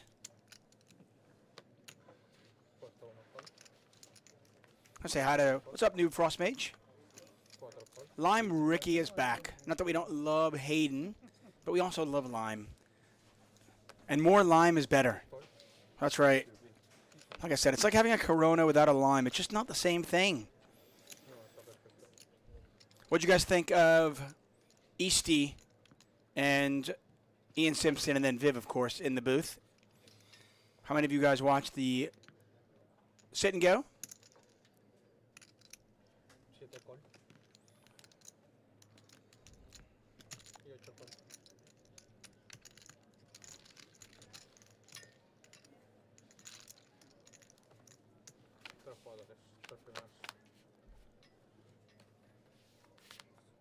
Three-way flop here. Queen, queen, 9. 2 diamonds out there. Check.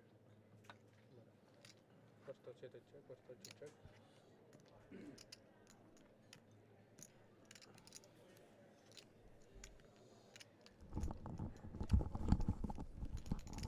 Puesto 9300. So day one coverage is always an interesting animal, to say the least. But I'm an interesting animal. you are an interesting animal, no doubt about it. Nick Walthall, I welcome him in the booth alongside me. Nick, an interesting day, huh? Some chess, Some a chess? sit and go, Yes. and now we get day 1C action. You can't ask for more. No, You can't ask for really more variety. Yeah, we got chess lessons, and then we gave the Poker Pros some lessons, I felt. Puesto 7 check. That's what people were saying. Yeah, no, that's what they're saying. They are saying that.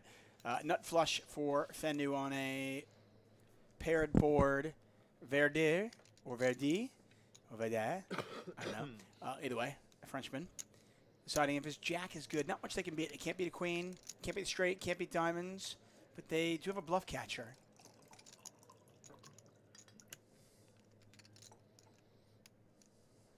Puesto 2100. 9 call. Those of you just joining us, 888 Live, Barcelona. Nick Walthall, David Tuckman calling the action. Welcome to the show here on a Saturday night. We've got 4 straight days of streaming here on our Twitch channel. Saturday course, night, baby. Yeah, and on our YouTube channel as well. But if you want to win any of the contests, and we've got a lot of contests for you.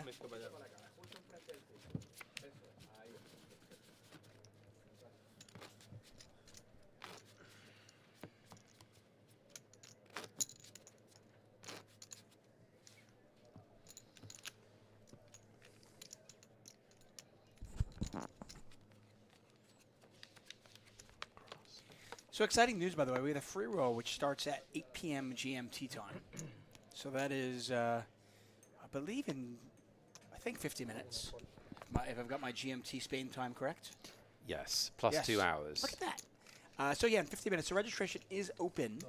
Password for that is 888BCN. BCN, Yeah. short for B. because chess loves Nick. No, it's not. It's Barcelona. But it could be because chess loves Nick. Yeah, but it's not. It's Barcelona. Okay. Well, there you go. Or Butter Critters. It's definitely Nutella. They're going for Barcelona. Barcelona, there it is. 888 BCN. No spaces in that. That gets you into the free roll. Instead of our normal $500 in cash being given away, we're giving away 20 seats for the XL Spring Main Event Direct Satellite. As we look at the 8-high flop, Verdier out of the big blind with ace-6 might get themselves in a little bit of trouble as Pawns has got the overpair. How's your day been? It's been awesome. How did the chess go? Really good. Well, Yeah? we played chess together. That was fun. And earlier on, I played chess against a women's grandmaster, and she destroyed 3 people at the same time. I don't think she destroyed you. She didn't destroy me. We had a close game. But the fact is, so we had a very close game. I lost on time at the end. But the fact is, she was also playing 2 other people at the same time. Yeah. That's pretty cool. I mean, yeah, it's really cool. The ability to be able to do that is pretty sick. We also have, by the way, we're giving giveaways. We're giving away 10 $33 tickets today, folks. So we got the free roll. Wait. The free roll is 20. The free roll is 20. Right. And then we're giving away 10 in addition to that with our silly games. That's ridiculous. It's just... But it is Saturday night. It is Saturday night. Time for parties. Let's party. Ticket party. No, we can't have a ticket party without the mayor of Ticket Town here. The walking margarita himself, Nick Walthall, folks. 5,300. Good to be with you. Nice run out for jacks, which is not something you say very often in No. this life. I mean, more often than not, when you have jacks, you really, really are like, I hope this pot stays small. Yeah. Unless I flop a jack, I want the pot to stay small. This is one of those spots where you love the river as well. Yeah, it's a dream run out. You can just bet for value, try and get value from 1 pair hands, and happy days. Yeah. And the fact that your opponent did not bet the 4, I love the fact.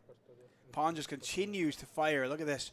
Triple barrel, and he ends up winning a $44,000 pot. 44,000 And he chip got pot, I paid should off say. on the river by Yes. ace-6. Wow. That is a skeptical person who called the ace-6. And snap called, by the way. Wow, non-believer. Non-believer. Good to see so many of you in the chat. Happy Saturday night. Happy poker night. Say hello. Let's do a. Should we do a hello? Say hello. I was waiting for you. Tell us where you're watching from. We're in Barcelona. That's the story.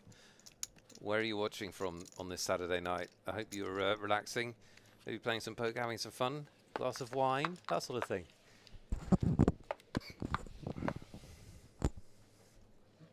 Box Wax is in Nova Scotia. Incredible. There's a big fight tonight. Have you heard about it? I have. Yeah. Downstairs in a minute when I don't pay the bill for these coffees that I got. Play Quiller in Calgary. What are you, Kathy, in Ireland? I love it. Boogie's in Santo Domingo. 3 in the afternoon in Santo Domingo. That's on a Saturday afternoon. That must be pretty nice. Jamie's in Suffolk, England. Lime's in Calgary, taking a break from the jungle. Good to see you, Lime. We missed you yesterday. Stinky's in Alberta. What is up? The Hungary. Freeroll Legend is in Vancouver. Ooh, big hockey game tonight for the Vancouver Canucks.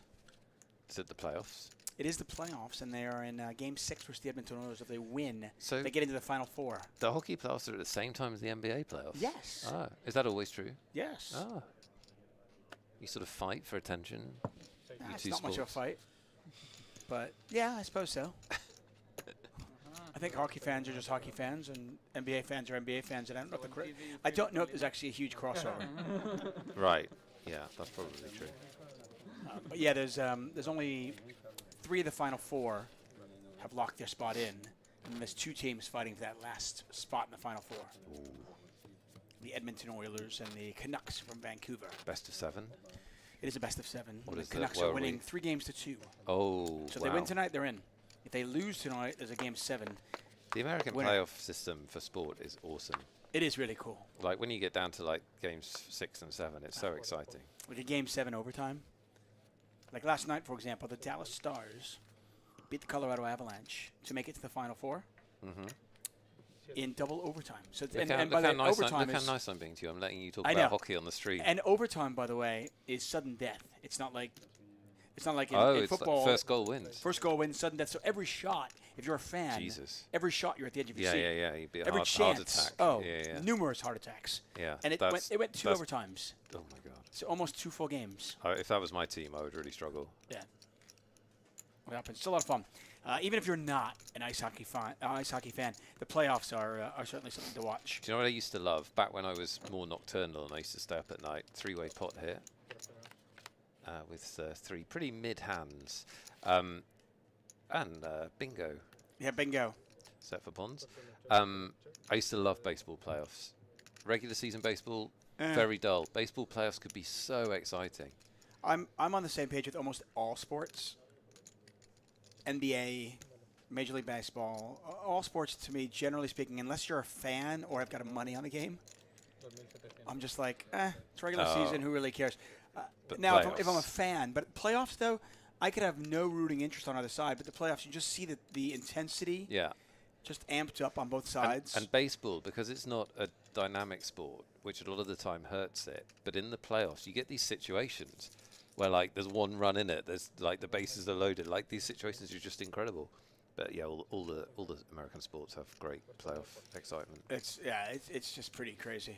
We actually went to, my wife's a big Boston Red Sox fan, but we live in LA. So when the Red Sox played the Dodgers in the World Series a few years ago, we went to Game 3 and Game 5. Game 3 was a epic 18-inning game, which was crazy. It's basically 2 games, because for those of you who don't know baseball game is 9 innings. How long is that? Like 6 hours? It's stupid long. Yeah. It's too long. They need a mechanism to stop that. Yeah, it was dumb. But then Game 5 was a clincher, so we actually went to the World Series clinching game for her team, which was cool. Jesus, that's really cool. You just don't get that opportunity much in life. We'll turn our attention to the poker here. This is day 1C action. You take a look at these players. They're all pretty deep. Alon Edler a little bit short, but still 27 big blinds, plenty of play. As we see the blinds are 600, 1,200. Interestingly enough, yesterday we covered up until dinner. Now we're covering after dinner. All in all, we'll basically get 1 day 1 in action. Did you get any feedback on how we were in our sit and go? people in the chat that if they said things. What did you guys think? For those of you who watched the sit and go, what did you think of our performance? We both lost all of our chips quite efficiently, I thought. Didn't, you know, do you know what I mean? Yeah. We didn't mess about. It was a little bit slow for my taste. The sit and go. The sit and go was very like slow. Sit and go. I was like, come on, people, let's act. Get 2 hands per level. Yeah. There were people. But in fairness, we had 2 chess influencers who are not used to playing poker, so. What was Aaron Baroni's excuse there? He has no excuse. Aaron Baroni is a disgrace, and I will have my revenge. By the way, we love him. We say this with all the love in our hearts, but his new nickname, and I'd like to make this a thing, is Baroni Baloney. Baroni Baloney. Yeah. What is it? Is it just a way of? Well, you know what bologna is? Yeah. Bologna is a meat, but And it bologna, rhymes. like, it's a saying in America. If you go like if you're like, you're full of malarkey, you're full of bologna. Is it a saying for when you get a chess influencer to call and then she knocks out easily the most talented, good-looking player at the table? Is that what it means? Well, the good thing is you're over it. Jamie had 10 Twitch points on us and we let him down. I'm sorry, Jamie, we did let you down. Nettie says, well done, Tuck on lost in all Nick and sit and go. Very fair. Very fair. Although in fairness, I mean, the only reason it lasted longer is because he lost ace king to ace 8. But yes, I'll take it. I was brutalized. I'll take it. A lot of hearts out there, and I think something pawns will probably be appreciative of. Unfortunately for pawns, going to be difficult for them to get any action, and now even more difficult.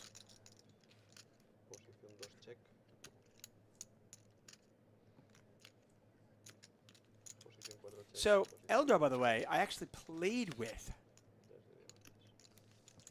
at a sit and go. Did you? Many, many years ago, yes. How very random. Yeah, I bumped into him, and he said hi, and I remembered him. Really cool dude, actually. Very, very nice. Good poker player by that. Pawns, of course, we know. Yes, we've commentated on. But this is a gentleman that I played with him. Okay. Really nice fella. Sildremo was saying the crowd was really cheering for those 8s. You mean Dena's 8s against me? Is that the one 8s you mean? Yeah. Very, very sad. That's exactly what I meant. I mean, I was glad that I lasted longer than Vivi, to be honest. I didn't want to be the first person knocked out. Nobody wants to be the first. Because really, it doesn't matter. There's only one winner. It's like a fast sit and go. No one really cares, but you just don't want to be last. Right.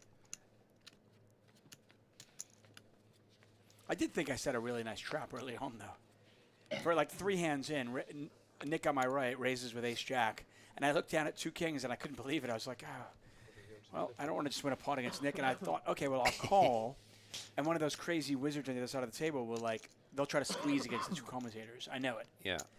And I didn't get the squeeze I was looking for. Noonfrost Mage says the chat was really cheering for the chess players. That makes sense. That's brutal. Well, you root for the underdog. It's like rooting for Rocky or Rudy. What is there an English equivalent movie? But I get it, but the chess players are like they're both really good chess players, so they have a lot of success in their life. Right, they don't need to be good at everything. Right. Like Tom Brady's like annoying because he's good at everything. What is Have you watched his roast yet? Because I haven't watched it yet, and everyone says that it's really funny. Which one? Ooh, oh, the set. roast. Another yes. set. Oh, look at that. Have you watched it? No. Okay. I have not. Bottom. People are saying it's funny, right? Bottom set. I imagine roasts Apparently, usually it's are. absolutely like brutal. Is it good? Yeah. Well, which roast is should be. They should be. Roast should be ridiculously un-PC. Yeah. And just something where it's like, oh my God, I can't believe you're doing this in 2024. Yes, that's exactly what a roast should be. Apparently it is. I'm going to watch it. Good. I'll watch that as well. Do you have an equivalent movie in the UK? Like Rocky, Rudy, like a movie where it's just like this ridiculous underdog story? Yeah, we have a few of those. Are they any good? Like Billy Elliot was a huge hit back in the day, which is the ballet little boy who dancer dances. who's up north and gets bullied, but he's a ballet dancer. Of course he gets bullied. He's a ballet dancer. That's a rough road to hoe when you're up north. I'm trying to think of other ones, but yeah, we love a good underdog story, absolutely. Hi Vic, good to see you in the chat. Good to see all of you in the chat. Thanks for watching on this Saturday night. We've got lots of free rolls, tickets, giveaways, fun coming your way. And again, really excited about the free roll. Not only is it starting in 37 minutes, not only are we giving away 20 seats, 20 $33 satellite seats in that, but we'll be on the air long enough to probably get really close to the winner. Ooh, that'll be fun. Yeah. So we can sweat it with you. What's up, Yogi Boss? Thank you so much. Good to see you here. So this is a bad run out for Perello. Yeah. Ooh. But I don't think they're going to call off 70k. This might be a bit greedy. I like Verdier's style. Go for it all. What? Oh, he called. Wow. Holy cow. What? What a huge pot. Holy baroni baloney. I can't believe it. Just when I thought He didn't even think. Just when I thought, well, this seems a little greedy. He went. I mean, he bet like 4x pot on the river. What a great bet. I mean, if you can get paid, that's amazing. Well, I mean, a flop, it just looks like, okay, well, you've got a 4. You got a set of 4s. Good job. But how are you going to get paid here? And then the king on the turn, obviously, terrible card for obviously the player making his way off the stage. What is confusing to me is that he didn't even think. No, he just had it in his mind that player was bluffing. Yeah. Because that bet on the river, I want to say there was about 20,000 in the pot. He went like 70,000. I think it was a bit more than that in the pot, but because I think the pot was 110 after the 70, so it was 40. So you bet 70 into 40, I think. Someone correct me if I'm wrong, but it doesn't. The point you're making is still correct. There's a crazy overbet. I mean, it's like, yeah. I think it was at least 2x pot. I thought it was a little bit more than that, but nonetheless, still, I mean, that's just. Well, we have an early chip leader here. I mean, on about 180,000 chips, that man right there.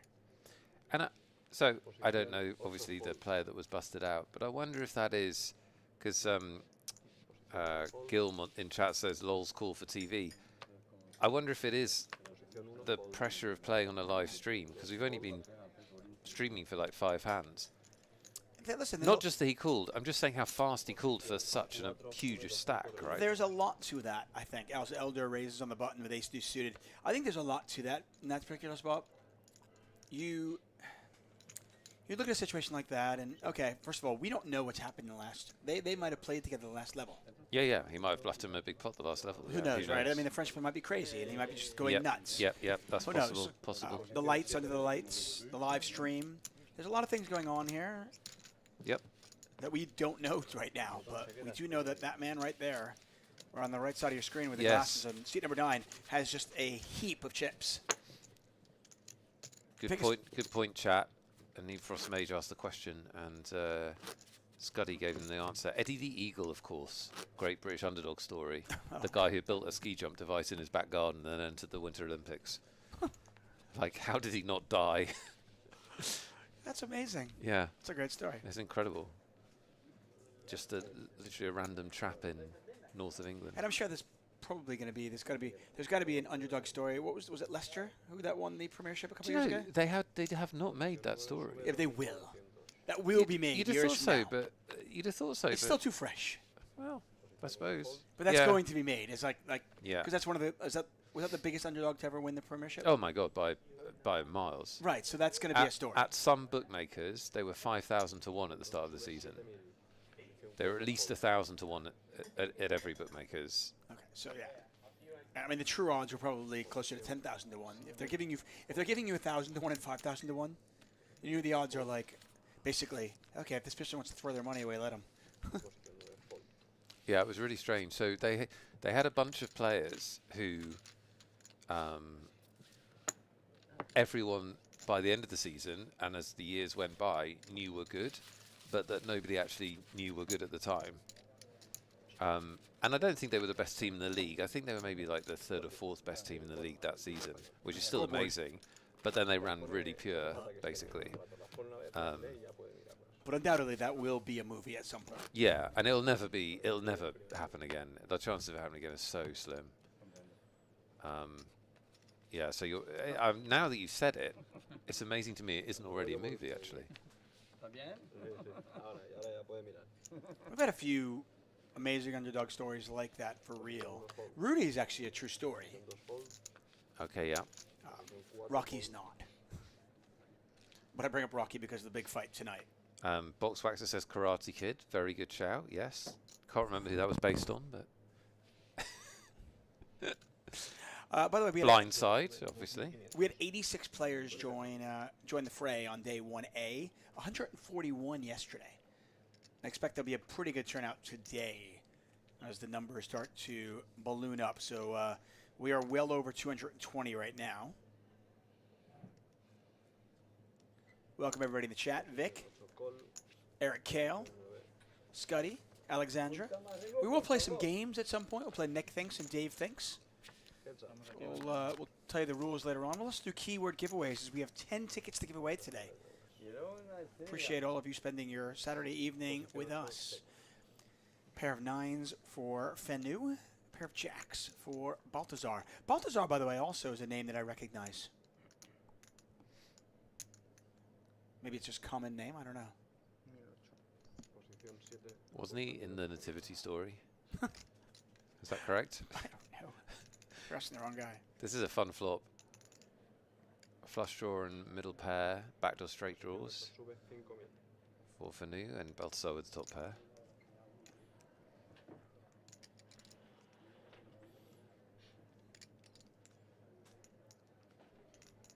Fenu can play this hand a lot of ways here. Can just call.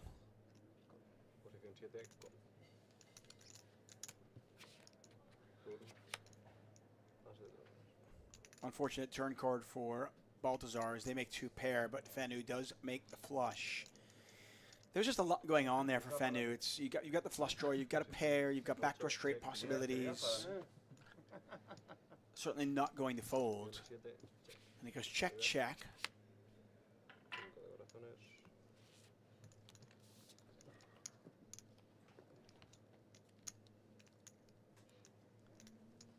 I'm liking this sweater. Yeah, it's awesome. I'd like to see some color at the table.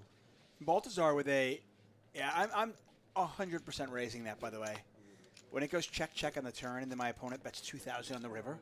Yes, it might be to induce, but the 10 of clubs is a good enough hand to put a little bit of a raise in there on that one. Yeah, I mean, it absolutely could be a tiny value bet with a weak flush, couldn't it? Hello, Pashad. Password once again is very simple. BCN 888.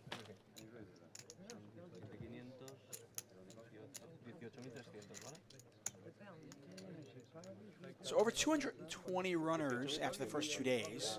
Counting today, we are over 400. Nice. 182 today already, so far. So we're at 409 right now. Plus there's another flight tomorrow, and then still open registration for day 2.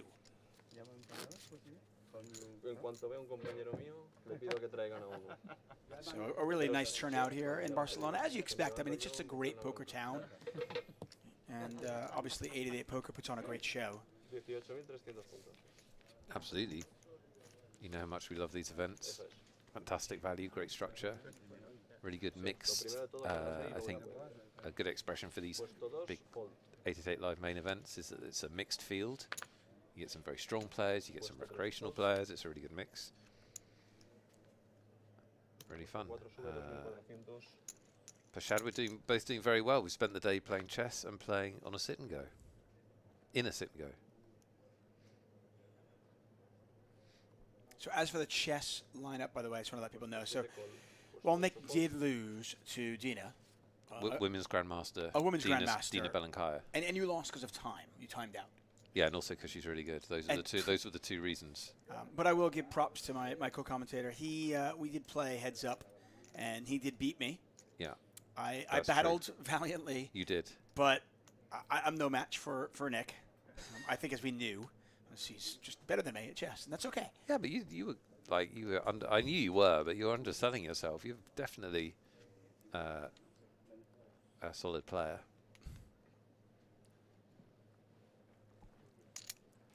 But Nick Wealthall beat me, but Nick Eastwood beat Vivian and Aaron Baroni. Yeah. Who would have thought Eastie was a chess player? Certainly not Eastie. But maybe he's going to do a career change because he actually gets... This is interesting from Verdier. Look at this squeeze. Yeah. And by the way... Now, yesterday we didn't see a lot of this kind of thing, but this table is slightly different. And maybe this is something that Verdier has been doing, which is why the King-Jack was called so quick. Obviously, we're not privy to that or not. Yeah, that's really interesting to see this play in light of that hand. See what Fendi It's very wants to possible do. that, and I really apologise because I can't remember the guy's name, but it's very possible that that guy's just really unlucky there because he's the guy in shot Verdier is capable of, or has been making big bluffs. Oh, absolutely. If you're not going to flop a set with sixes, this is about as good as it gets. Yeah, really. I mean, only one overcard to sixes, and you've got a gut shot.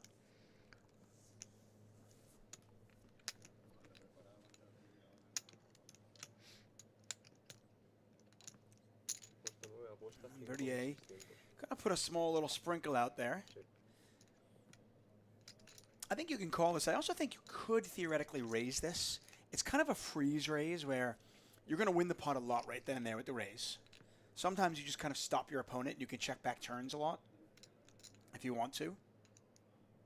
Kind of realize your equity. And I think calling is certainly reasonable. Folding is the only thing that's not. And this is where it gets a little bit tricky because Verdier does pick up some more equity. And if they barrel and they go, say, 22,000 right now, you're in a tough spot with sixes.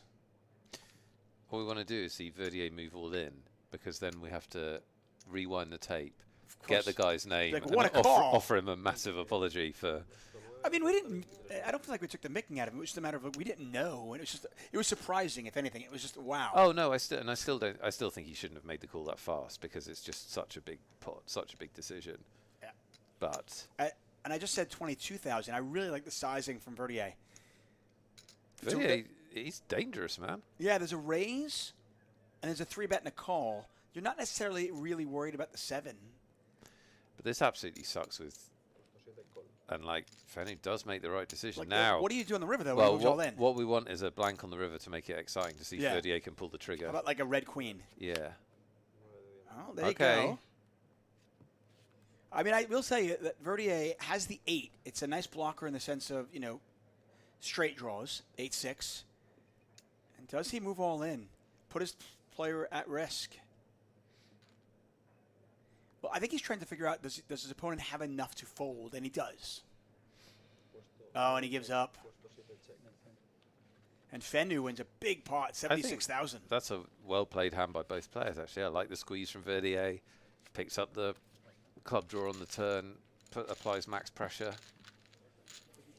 I tend to like it as well. I think he had 2 options on the turn once he picks up more equity.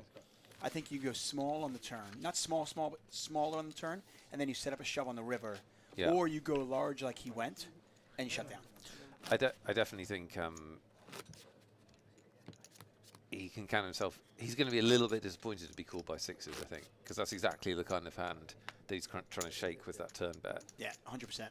But fair play to Fanny. I really wanted to see a shove there. I know. Just to see what happened. I know. Does he make the call or not? Yeah, that would have been awesome.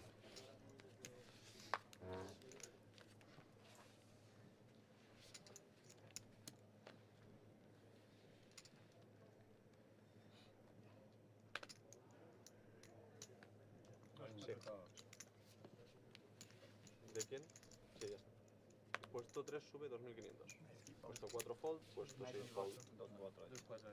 2-4, perdón, 2.400. Estaban hablando y...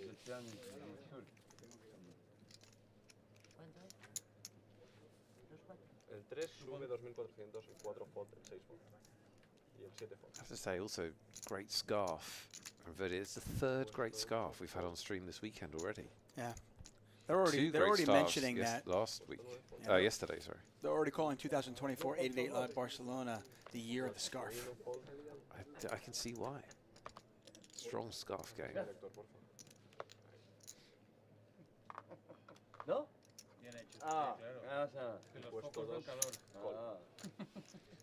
We got tickets to give away, David. We do. Are you suggesting that maybe we should give mine now? I think we need to get the ball rolling. 3 jugadores.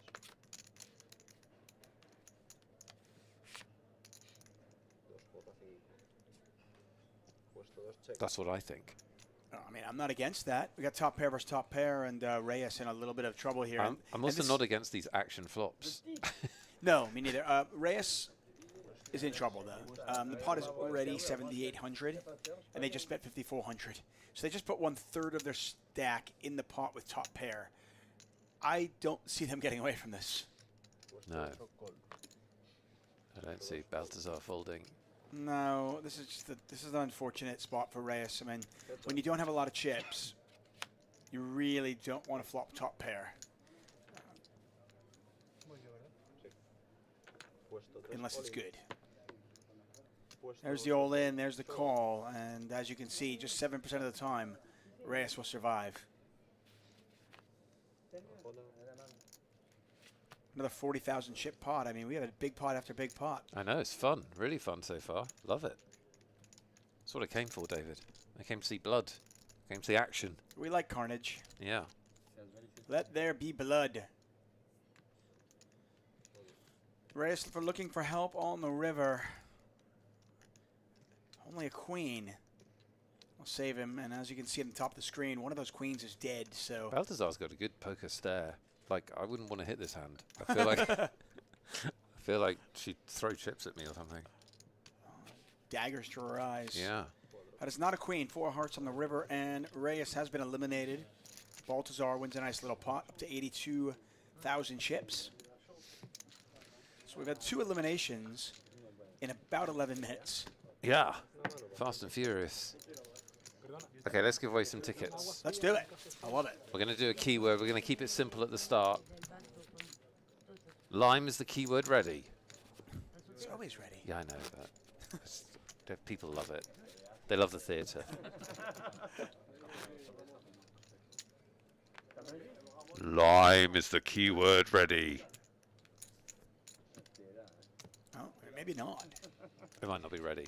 It might not be ready. We might not be able to give any tickets. Lime. Oh, she is. It is. It's ready. The keyword in honour of our fashion parade at our feature table is scarf. Scarf. Scarf. Type scarf. S-C-A-R-F. Scarf. Yeah, the more you type it, the better chances you The have of more you winning. type it, the more you've fallen into David Tuckman's trap. You only need to type it once. David's typed it 5 times already. Yep, I'm going to win scarf. 5 tickets right here. You're entered. You must be able to play poker on 888. You're going to win a very valuable prize. It's a $33 ticket, which gives you a shot at $1 million main event. This is well worth winning. 2 of you will win. Yeah, I mean, if you're thinking, which tickets are worth winning? This is one of those. You want to win one of these tickets. By the way, that $1 million guaranteed main event for the spring, the 888 Spring Festival, that has a $100,000 bounty. It really does. Yeah, you heard me correct.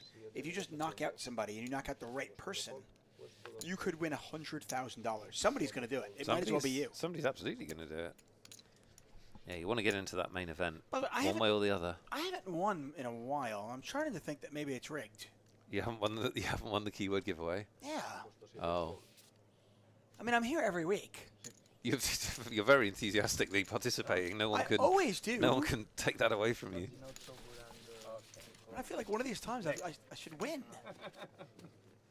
Right? Yes. Oh, I love the first-time chatters. What's up? Isanexa.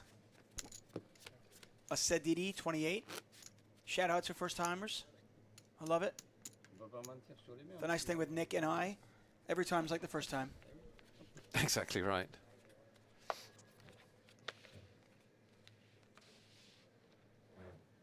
Ms. Charchar says any bounty is awesome. No doubt, any bounty is awesome. But the $100,000 one is extra awesome. I mean, that is a crazy amount of money to win, or to have in any context. To win it for knocking out one player in one tournament is ridiculous. I mean, can you imagine there being like, let's say you're in the tournament, there's 185 players left. Yeah. And you knock somebody out. Yeah. And you win 100,000. Yeah. Can you still sit down and focus No, and just play? log off.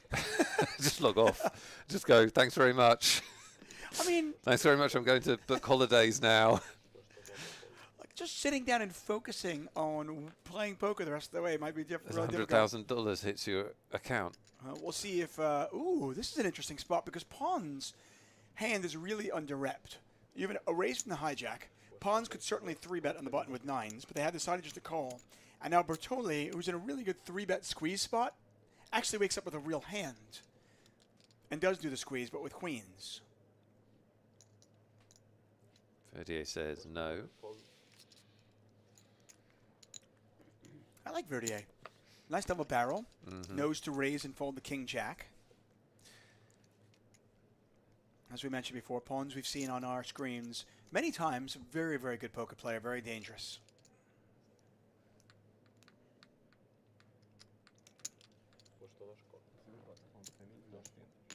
Gonna make the call. Heads up. Yeah, like I said, I mean, Pons' hand is really under-repped, and there's a 9! Oh, Two there's all the 9s. 9s. What? Big winners on our table. There's going to be big winners in the chat as well. We're going to roll this giveaway, David Tuckman. 2 people are about to win $33 satellite tickets. Our first winners of the night. There will be many winners. Imagine being Bertoli here. I mean, the good news for Bertoli is they shouldn't go broke. They have 38,000 left. They just bet 5 of those, so they have 33.8 left. You can't beat an ace. You can't beat a 9. So. Dire Straits has won the giveaway. Dire Straits, regular friend of the show, has won the first ticket of the night. Oh, a jack! I thought it was a queen. Got really excited. What's wrong with you? I got excited. I thought it was a queen. How can I you saw be? picture card. You're I was focusing I'm on sitting next to a picture crazy. club. I'm sitting next to a crazy person. Got really excited for a second. Well, I saw a picture card and I saw a club, and I was thinking it was the queen clubs for a moment. Okay. It's not, clearly. Okay, no more coffee for you. Dire Straits is a winner. I think we got another winner coming. I hope we should, have. right? Yeah, I hope so. 10 tickets to give away. Oh, I think Limes only set it up for 1 winner. Oh, no, there's the second winner. Okay. I'm sorry, I doubted. Jordi Espinoza. You are a second winner. Come on down and collect your prize. You don't have to come on down. Just stay where you are. Yeah, you just stay there. Stay there. I mean, you do need to pay attention to your whispers, though. 2 winners. Yeah, both 8 of you. winners to go. Yeah, plenty of winning to go. All the winning. If you're with us today on a Saturday night, you will likely win. Obviously, nothing guaranteed, but I mean, likely. Bertoli is just trying to find the hand they can beat. Yeah.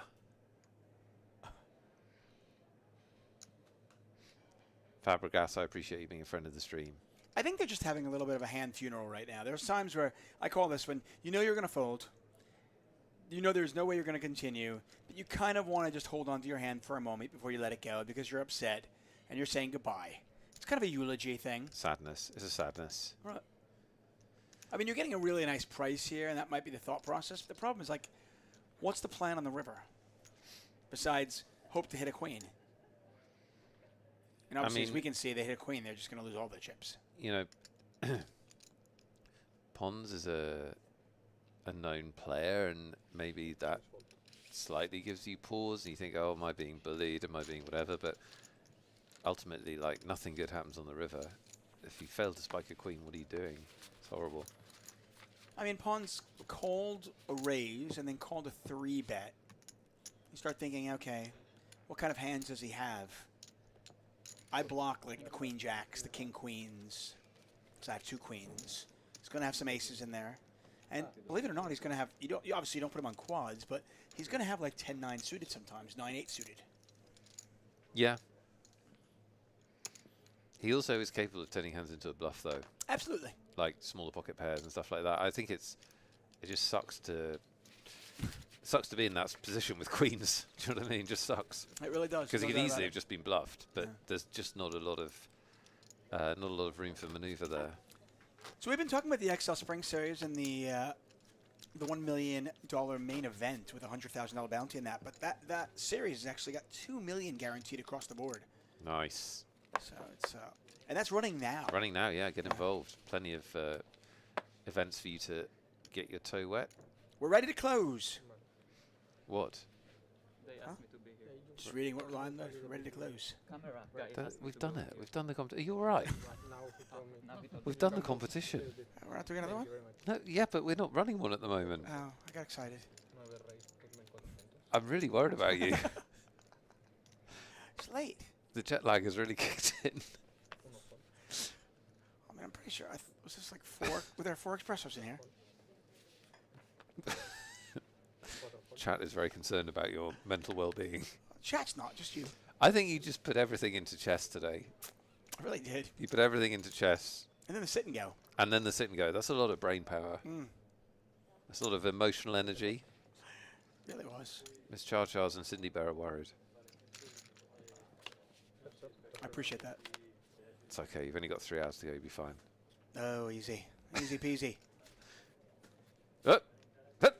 There they are. Yeah, fair There's a flop in there somewhere. Yeah, it's a nice flop for the big blind's range. This is going to... I mean, they've got a gut shot. right? And they're the ones who should theoretically have more threes in their range, certainly have more sevens.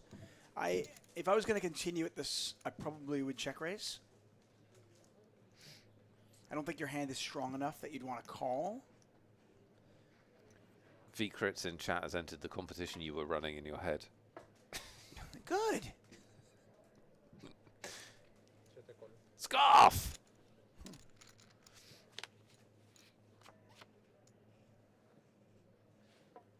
So if I didn't decide just to call,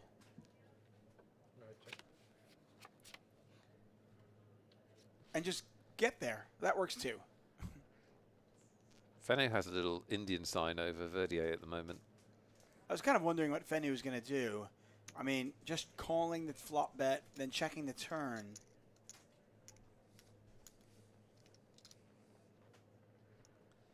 Now, going to go for a little bit of value, and I kind of like it. They're going to bet here, hoping to get called by an ace-high type hand. Obviously, Verdier does not have that. Have to imagine that Fene was going to bet no matter what the river was. Fun that these two are deep stacked and they've already had some battles. We like it.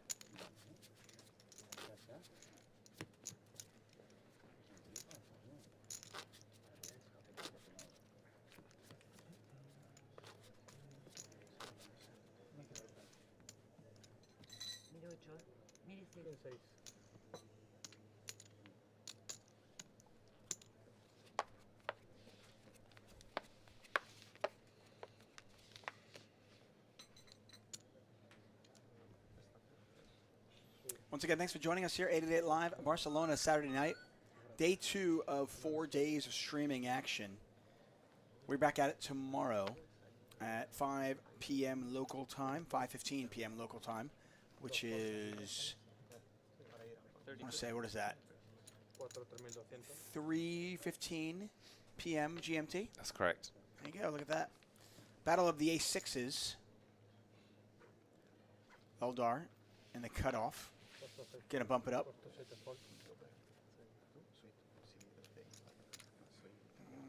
Not sure. No, not gonna get any action. Baltazar in her very colorful sweater, going to fold, and a nice little raise and take it. And you're never really upset about that when you've got ace-6. Take a look at a leaderboard here at the blinds at 800, 1600 with a 1600 big blind ante.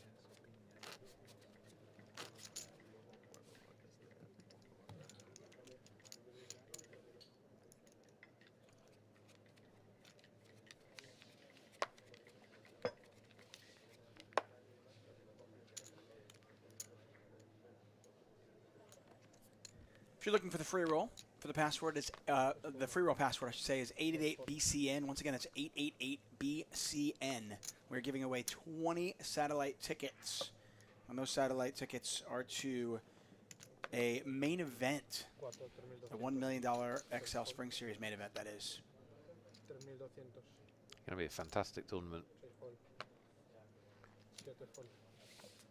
You should play it. Yeah, million guaranteed. Amazing.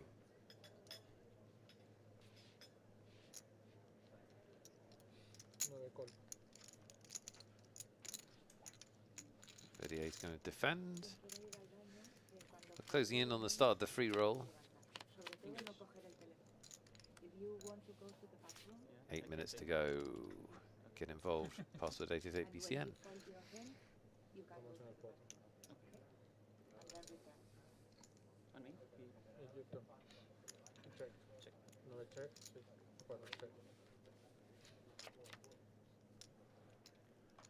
Board pairs.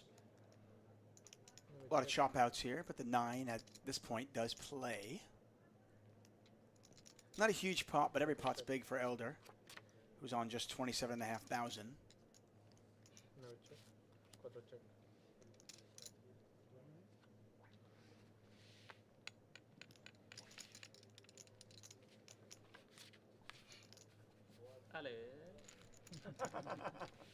I was starting to think every single hand was going to be just bonkers. I know. It slowed down a little bit. Slowed down, unfortunately. No slowing down. Someone put the straddle on. Let's go. Yeah. Let's kick this Saturday night up a notch. You heard Nick say earlier, he wants blood. Let's go. Yeah, I'm here for the action. And you don't really care whose blood, do you? No, I'm just here for the action.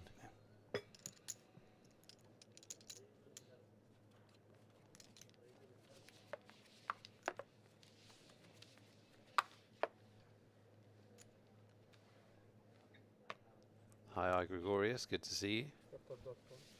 The Hungary is claiming there's only 19 tickets available in the free roll. Okay. They're staking their claim to one of them. Oh, they're going to win one. Yeah. I I've like already said that. they've laid it down and said, I'm winning one. There are 19 left for the rest of you. I like the confidence. Hope we get enough runners to get rid of all the seats.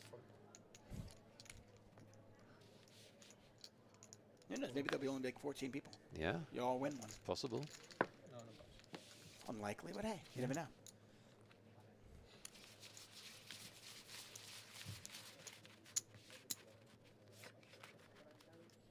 The table talks, we'll do our best to lay out so you can hear them, but I'm not anticipating much table talk.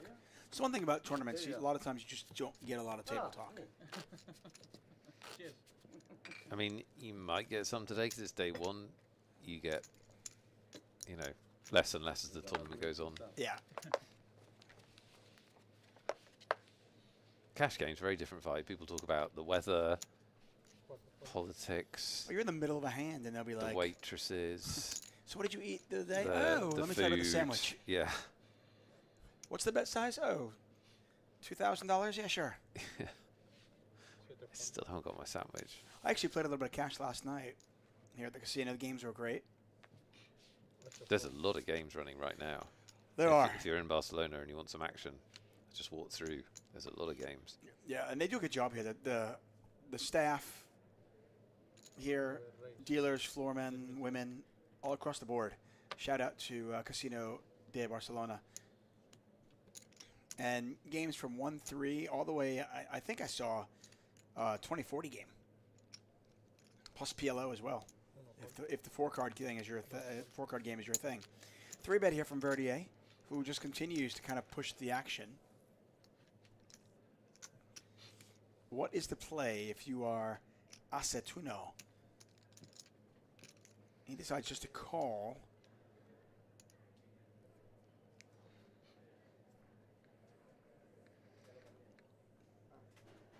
I am really concerned if I'm Bertoli. I think I'm letting this one go. I just am not deep enough to call to hit a set. Yeah, you don't have enough chips. And I'm kind of sandwiched between the player in the small blind and the player in the button. And the player in the small blind certainly indicating that they have a very strong hand. The fact they kind of smooth called that. And this could be a troublesome flop for Verdier as they do hit middle pair, but Acetuno with top pair on what is a pretty wet board. You gotta love Verdier's game. Yeah. Likes a 3-bet, times them well. Got unlucky here, of course. Oh, and they open shove. 37. This is going to work, I think. But I'm on the record saying I don't like it. Well, it's going to work in that they're going to probably just take the pot down, but if they'd have checked, they'd have check shoved if that's what they wanted to do. I think they're not. I think they're going to get called here. Oh, you think they're going to get called? On this, because the board is wet and because your opponent happened to have a 9, I think you get called. But I think a lot of times you I see what you were saying when you said you want action here. Yeah, yeah, of course, yeah. I mean, more often than not, Verdier just doesn't have anything, and he's forced to fold, and you basically force your opponent to play the hand correctly. Play correctly, yeah. Which is not something you want to do. We want to force our opponents to make mistakes. In fact, there's very few hands that 3-bet that could now call, and he happens to have one. And he's thinking about folding here. I mean, in a 3-bet pot, if you have ace-queen, your opponent has king-9 and a queen-9 4-board, it is criminal not to get some chips in there post-flop. He's asking him.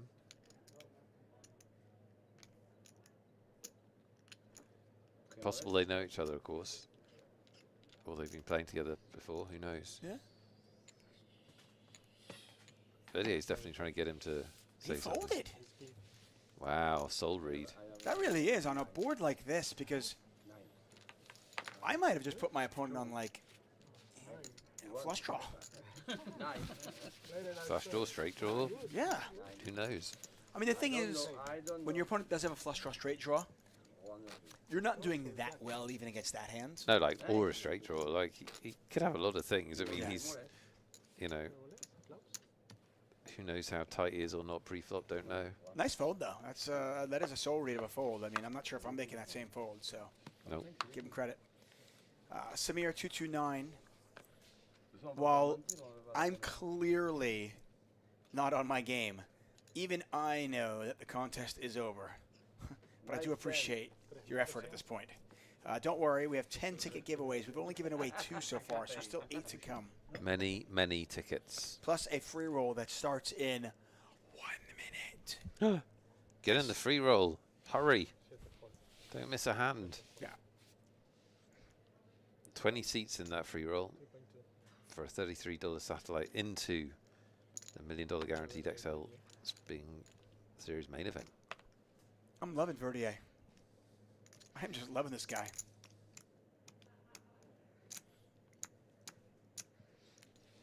Oh, look at this. Gets Asatuno to fold the 8s. Yeah, I was wondering if Asatuno was thinking about shoving there, but probably a good spot. I mean, obviously we can see the cards. We know Verdier's got 9s, but he's been 3-betting a lot. Yeah.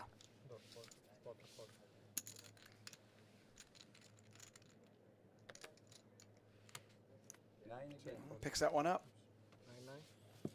Yeah, and Verdier kind of strikes me as, I think folding that last hand makes a lot of sense. Something that is not talked about a lot, but I've talked about it with some poker players, is chip utility. If you play the kind of game like Verdier has, having chips is really, really important because it gives you the ability to 3-bet and bluff and make some moves. And when you have chips, oftentimes in tournaments, it's easier to get more chips. And it might have been a situation for him at least thinking, well, the times my opponent has a queen, I'm in trouble. And the times my opponent has like an ace-high flush draw, I'm only a slight favorite. Do I want to get into a flip situation at this point when I can kind of run my table over? And I don't know if that's correct, and like I said, but it might be the way he's thinking. Yeah. You and I have gone through this before. I mean, I think that, generally speaking, nobody is good enough to kind of passing up. Nobody's good enough in tournament poker to pass up small edges, but... I'm also interested to know if, I mean, we may not get to find out because we need to have a specific spot. I'm interested if Vernier does make big bluffs because so far we've seen him be very active and make what I'd call, you know, smaller bluffs relative to his stack. But I mean, the king eight of clubs, he did go 23,000. Yeah, but he had another like 100 and something thousand behind. And the really dangerous players will actually follow through and stack off up the river or whatever. I actually would have liked to see him stack off on that. Yeah. Especially with the 8, the 9 in the river. He has a blocker for the straight.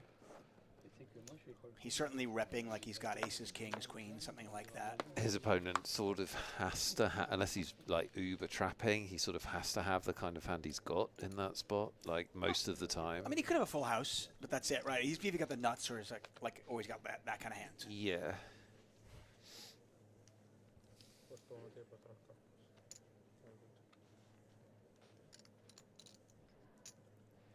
Going to randomly blurt out things today, like, we're ready to close! Yeah, you did do that. And he blurted out excitement at a card that didn't exist.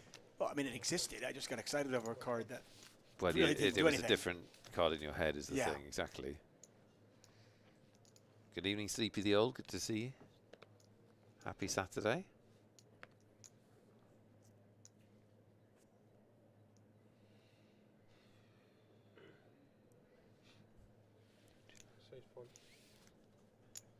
I do apologize. My internet's a little bit slow as we're kind of about a mile away from the room. Seems like no, but my internet's a little slow, so our chat is a little bit slow. But fortunately, Lime Ricky's internet is not slow, so she can award the tickets. Very good. Which is the only important thing. How about a set of 8s for Fenu? Fenu hits. Yes. There are a lot of turn cards. I don't know if Baltazar continues or not, but there are a lot of turn cards that Baltazar is going to like. Yeah. 2 back draws. Yeah, I mean, backdoor everything.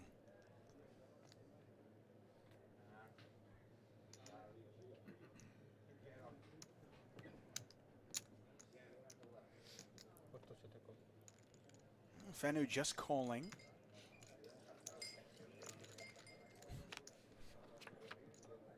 Oh, and there's one of the turn cards. That is one of those turn cards. Yeah, 6 of hearts would have been a little sexier, but still. Now, interestingly, she might just check this back because it's not a card that's going to get a lot of folds out of hands that could call the flop. And she might... Oh, no. Okay. I thought she might just take her free card, see what happens. So this is a spot where, obviously, if I knew what my opponent had, I would take the free card. Good call. Yeah. Yeah, but since we don't know that... Yep. This would be a situation with the ace-7, specifically with the ace of hearts, where I'm betting, and if a heart comes off on the river, I'm going to bluff at it. Yeah, so you're Like betting that's- partly so that you can bluff the river. I've got actual outs, my 5 and my 10, and I think maybe my ace is an out as well. But if a heart comes off, I think it's a bluff out.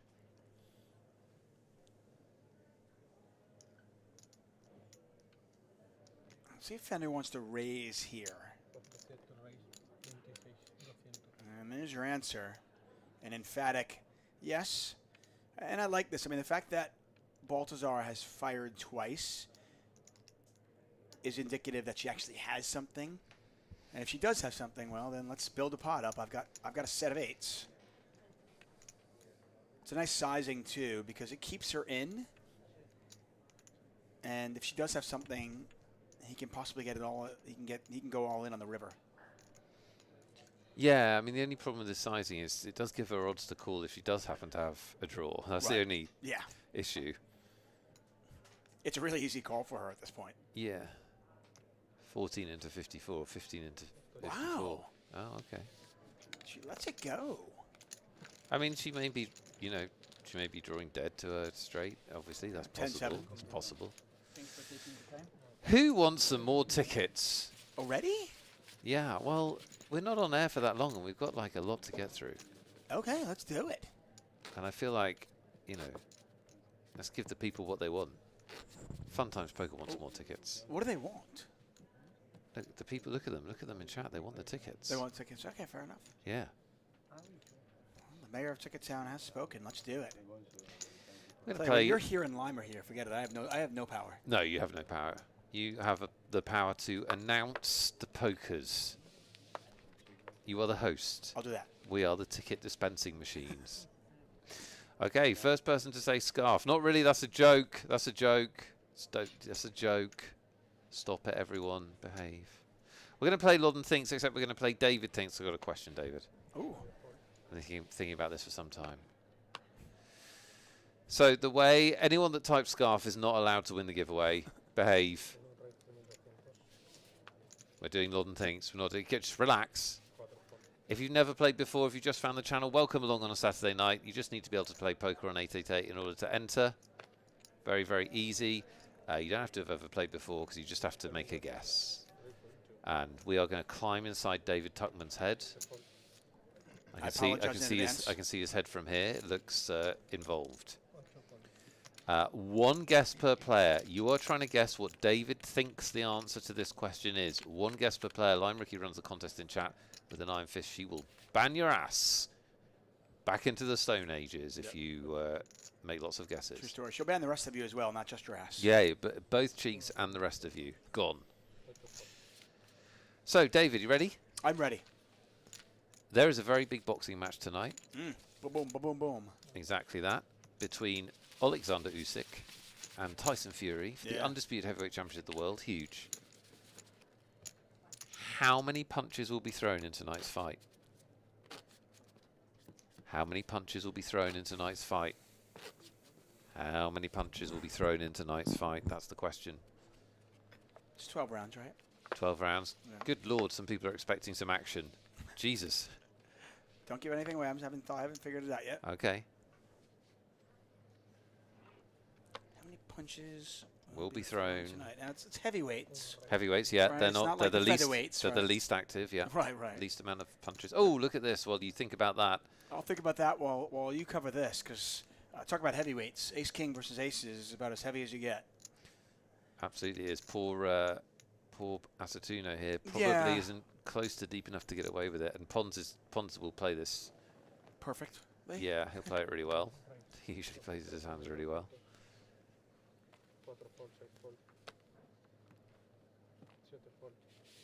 I mean, I think Asatino absolutely should be getting the money in here. I hate this call. Personally, other people may feel differently, but I really hate this call. You're playing a big pot out of position to someone who's capable of putting maximum pressure on you, whether he has a big hand or not. Oh, that's wow, just that's brutal. amazing. The case ace and nobody has a heart, which is so brutal. unlikely. Well, it's very unlikely that the person with aces would have. Obviously, yeah. But that flop is, I meant that flop is incredibly unlikely. Oh, that's so unlucky. Case ace, come on. By the way, not to make this about myself, but... In goes the money, and dear. Look at the reaction from Asatino. That is horrible. Yeah, just drawing basically dead. Running hearts to chop. And that's it. Running hearts to chop.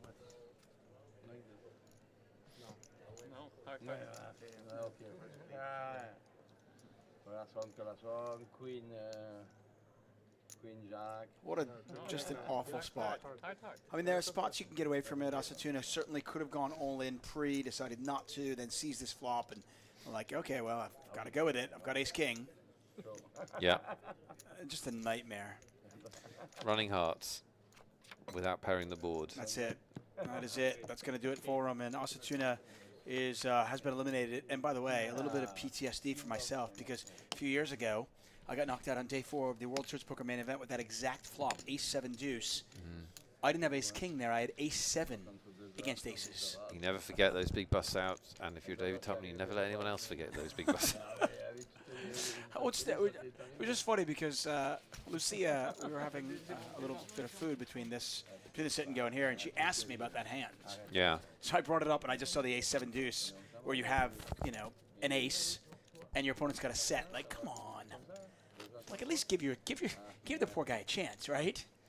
If you're late to the party, there is a contest open right now. You're trying to figure out what David Tuckman thinks the answer is to this question in the big boxing match tonight, the heavyweight title fight for the Undisputed Championship of the World. How many punches will be thrown? Simply type your guess in chat. The line will say when it's closed, but it's going to be closed pretty soon, so get your guesses in. 2 $33 tickets must be won.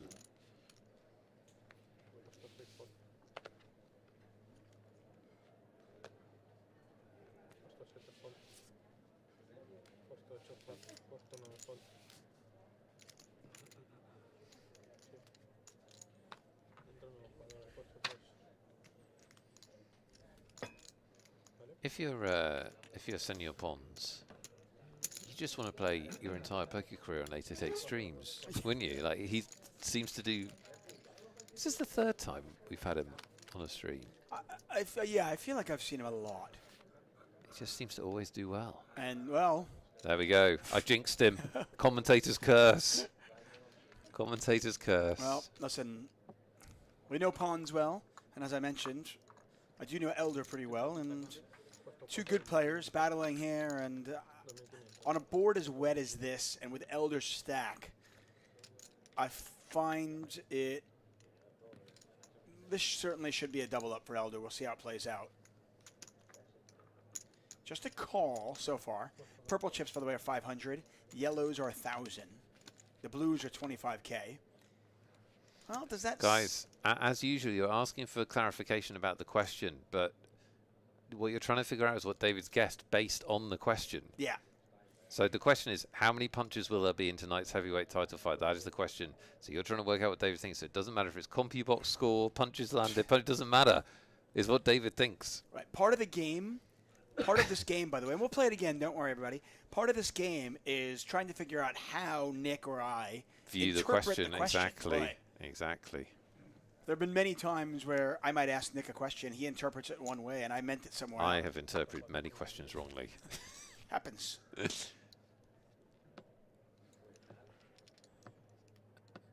So Eldar's continuing to bet small here.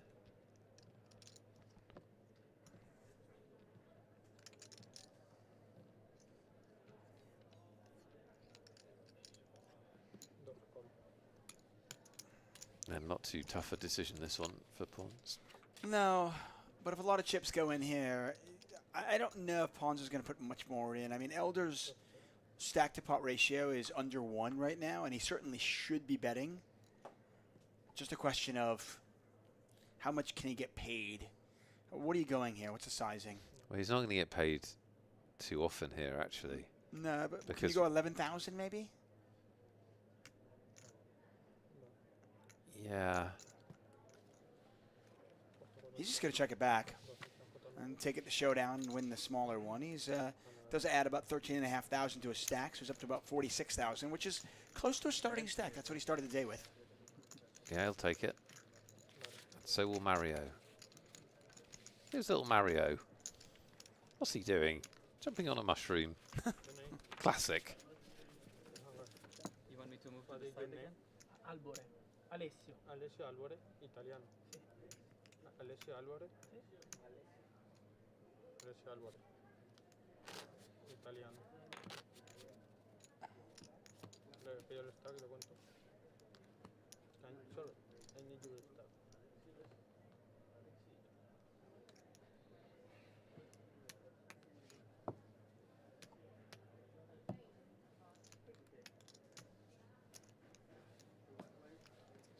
Lime is just double checking the numbers.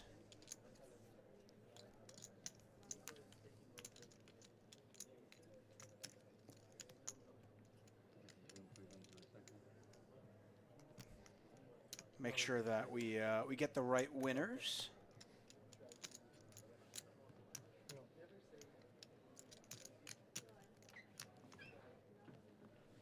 Sí, perdona, si entra en And I believe we do have them.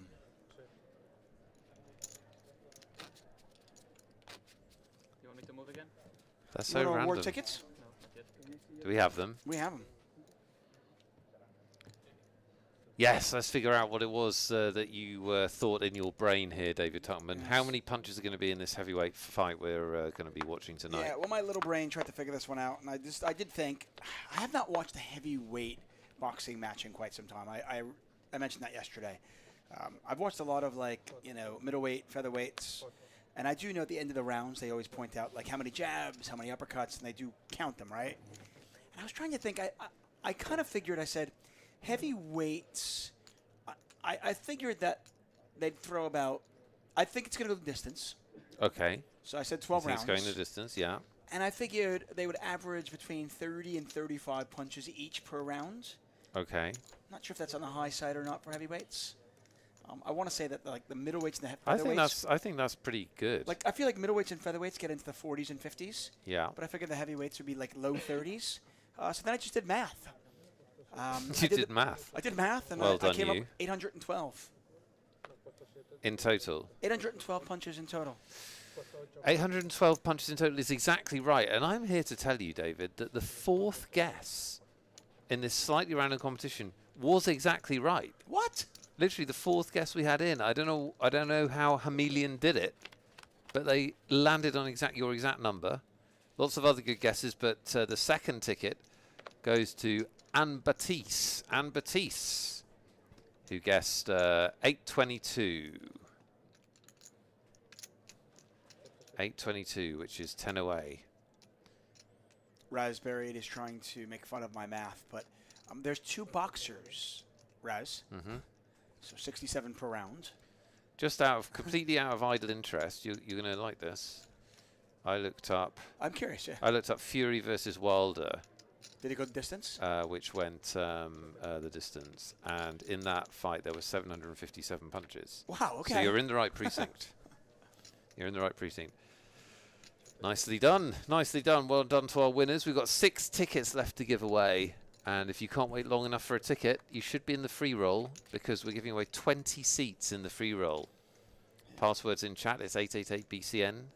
Find the password that's the tournament's in the chat on 888poker. Play for free, and 20 people will be winning a seat. Did our player, who was it yesterday? Nico. Nico. Is Nico Poker in the chat? Did they win a seat? Because they were closing in on one when we went off air last night. Yeah, there were 23 left. They were 7th in chips out of 23, and they awarded 20 seats. So I reckon they got that. I feel good about Nico's chances. Yeah. Yeah, but let us know how you're doing later on. We'll do a free roll call. Later on. So. Yeah, as we always say in these games, these silly games we play, Nick and I, we We do genuinely try to get the answer right. It sometimes seems like we don't. Right. Sometimes we have no idea. Like sometimes we'll ask each other the question where I'm like, huh? And I have no idea. Yeah, those are the funniest ones. I do try to figure these things out. Yeah, you did good there.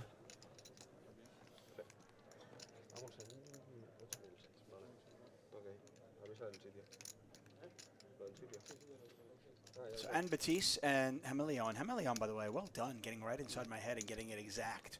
That is very impressive. As always, pay attention to your whispers.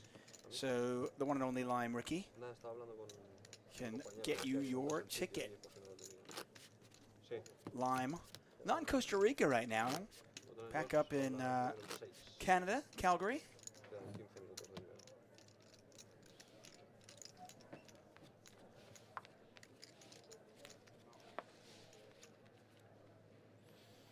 If you've won a ticket so far, congratulations. We still have 6 more to give away, plus, of course, the free roll, which is awarding 20 tickets. Registration is still open for about 11 minutes, so get in there now if you have not.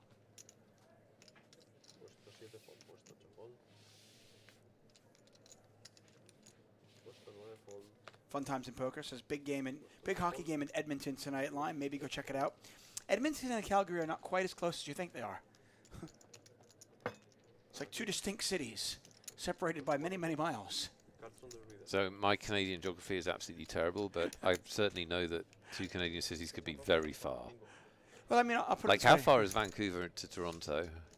Oh, that's opposite sides of the country. Yeah, like, how far would that be? That would be 3,000 miles. Right, okay, yeah.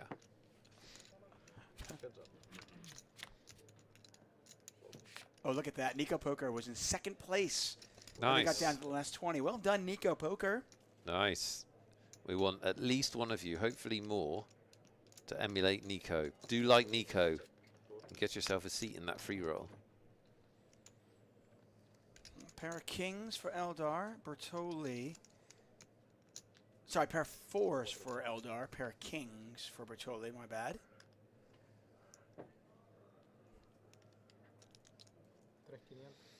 Noob Frost Mage says, as Canadians, we measure distance in hours traveling. Calgary and Edmonton are 3 hours apart. So that is some miles. Yeah. 299.9 kilometers. Basically the length of most of England. But it's just always funny to me when people go, oh, it's a really good game down the street. Yeah, down the street. 300 kilometers away. Come and play. Hello, Champagne Poker. Thank you all for spending your Saturday evening here with Nick and I, and all of us here at 888 Live. We're in Barcelona.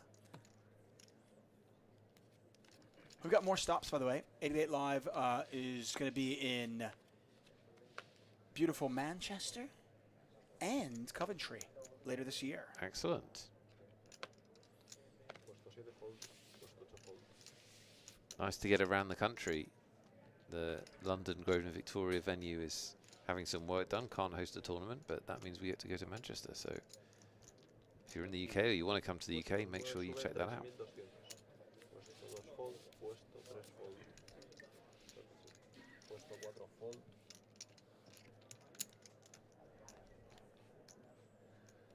Verdier continues to be active. I am all about this Frenchman. He's your favorite? You just like the action. We need the action. Right, I mean... Anyone that comes on the stream and plays a little bit looser, we're friends with them. To each their own. You play your style. Don't do it for me. But from a viewing perspective, from a commentary's perspective, I always want the action. Very true. Nettie asking if Magic Monday will be Tuesday this week. I believe this coming week, so we're going to be here for Magic Monday. It'll actually be the final table of this tournament we're watching right now.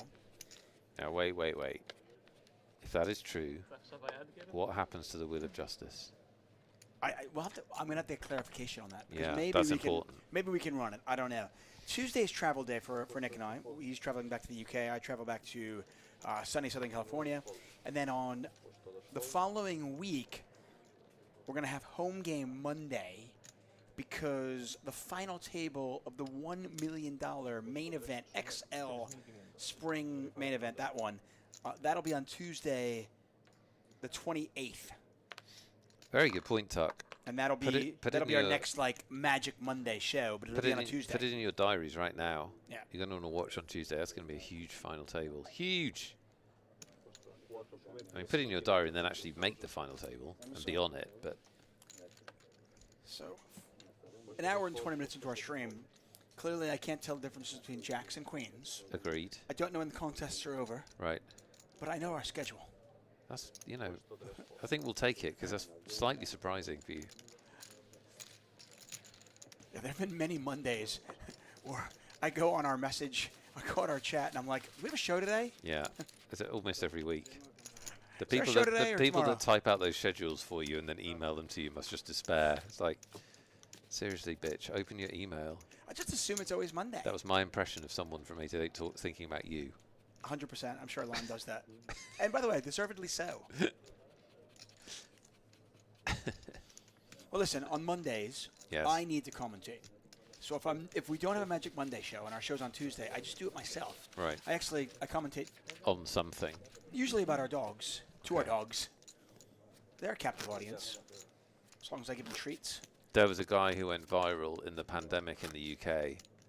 When he was a sports commentator, like a legit sports commentator on the BBC. Oh, yeah. And he did very funny short videos of his two dogs I pretending actually they were saw that. competing. It went like mega viral. It was very funny. I made a similar one that did not go Did viral. not catch Didn't on go quite the viral. same way. But it was really funny, I thought.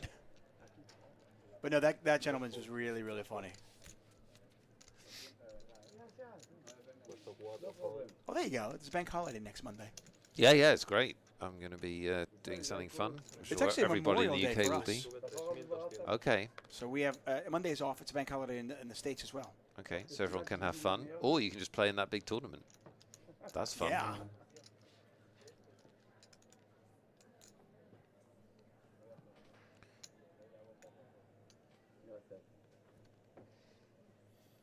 Oh, you can still get in the free roll, of course. Yeah, free roll is still open. Again, 888-BCN, 888-BCN. We're giving away. There's more to be had. There's I'd like to say bonus today. Normally we give away $500 in cold hard cash. Today we're giving away $660 in satellite tickets, and those are direct satellite tickets to the satellite for the XL Spring main event. A raise from Bertoli. A 3-bet from Fenu. I am all about this table. It's a really lively table. Baltazar, all in. She's considering it. She's like, button open, small blind. None of these players need to have a real hand. What do these chumps have? Yeah, they don't need a real hand. I mean, her instincts are good. She's like... Look at her. She does look like a killer. I'm terrified of her. I might just, if I was at the table with her, I might just weep like a little boy. Like, I'm sorry. What do you want me to do? I know, fine, I'm sorry. Can I take it back? She's going to 4-bet. No. No, she's going to call. Okay. Oh, I thought she was going to 4-bet. That would have been so 4-bet strong. 4-bet would have been really strong, really nice. That would have just been, look at Fenu like, oh, shoot. I'm going to play out of position against a hand that's definitely better than mine. Yeah, this is not an amazing spot. Now it's kind of a weird spot. Yeah, the problem is like her hand, she's occasionally going to have ace-jack, ace-queens. I don't think she has ace-king very often, but I do also think that she has like... Pocket pairs. Yeah, 7s, 9s. Yeah. Yeah, he blocks 8s, but there's somewhere in that range, maybe even 10s. Yeah. Hands that she doesn't want to go with. He's going to put a little sprinkle out there. I think she has to call once. She's getting a really good price. Yeah, I don't even know, just thinking about it, I don't know how much I love even continuation betting here. Because what does she have that she cold calls the 3-bet that she now folds on this flop? I don't know. Like, you're sort of desperately hoping she's got king-queen suited or something? Unless you're setting up. Unless you're going to bang away. But right, if you're setting up another barrel, it's okay. He does pick up the flush draw here. Yeah, but when she has a pair, it doesn't make a difference. I know. Well, 4 doesn't make a difference very much, does it? Like, we can see that she has ace-jack, but I would be thinking, like, oh, she's got 9s. And I'm just not getting that. Because she's got nines all day, exactly. But looks like he's going to go with it. Well, he's picked up the nut flush draw. So, you know, she hasn't shown any aggression. So he does set up a river shove. Another small bet, and she's getting a good price, but this is getting to the point where does she want to just keep bleeding off chips if she's not good? We can see that she does have the best hand. Yeah, and of course, okay, 3-bet the button out of the small blind, which means he's got a wider range for that 3-bet. But it also doesn't mean he doesn't have good hands. He can absolutely can. He's not capped here. He can absolutely have a big hand. But I think they make that mistake. They're like, oh, you don't need to have a big hand to make that 3-bet. No, but you could still get dealt a free hand, yeah. And him betting twice does obviously tighten his range. Looks like she's going to let it go. But it's hard, right? Because she can't call 2 bets. So if she calls here and doesn't improve, and he fires again on the river, she's folding. So it's not a great spot. She's let it go. Strong play from Fenu, and the power of having chips, by the way. I mean, when you've got those chips, you can put out a little bet here, a little bet there. Takeaway food asks, what are the stacks of the ambassadors? Have they made day 2? Yes, several of them have made day 2. I think Ian Simpson's playing right now. I don't think he's made day 2. Now, Lucia's got like 4 million chips. She's got 260,000, I think, Lucia. And Vivi's got 50 big blinds. I saw that on her feed. I don't know how much that is. So that's also going to be good chips. So the female ambassadors are crushing. Yeah.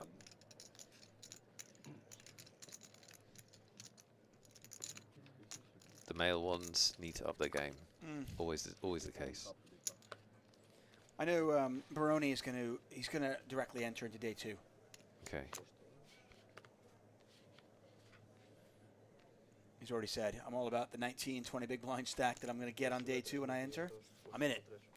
In it to win it. Well, obviously, Aaron plays so many tournaments online and plays them really well that he just is going to have a big edge with the 20 big blind stack compared to other people. What's your holiday on Monday? I know you guys have a lot of bank holidays, but what is it for? Do you ever celebrate anything, or is it just a bank holiday they call it? Just the bank needs a day off. Yeah, it's just amazing. So there's two holidays in May, which is always really weird. May's just a super weird month in the UK because we have 2 public holidays. And the first one is May Day, so that's celebrated in quite a lot of European countries, which is a workers' day, basically. It's in celebration of workers. Okay. It's a day off. The one that's coming up now is May Bank Holiday, and I don't think it's... I don't actually... Does anyone in chat? We've got a lot of UK people in chat. What is the origin of the second bank holiday in May? Because I'm pretty sure that the first one is Workers' Day, because that happens in Europe, a lot of different countries. I think that's the first one. But one of them in May, I have absolutely no idea what it's for. Rudier, by the way, hits his gut shot on the river after hitting a 7 on the turn. So already had the best hand going into the river. But now has a strong enough hand to bet it. And bets a whopping 1,600 chips. This is a min bet, by the way.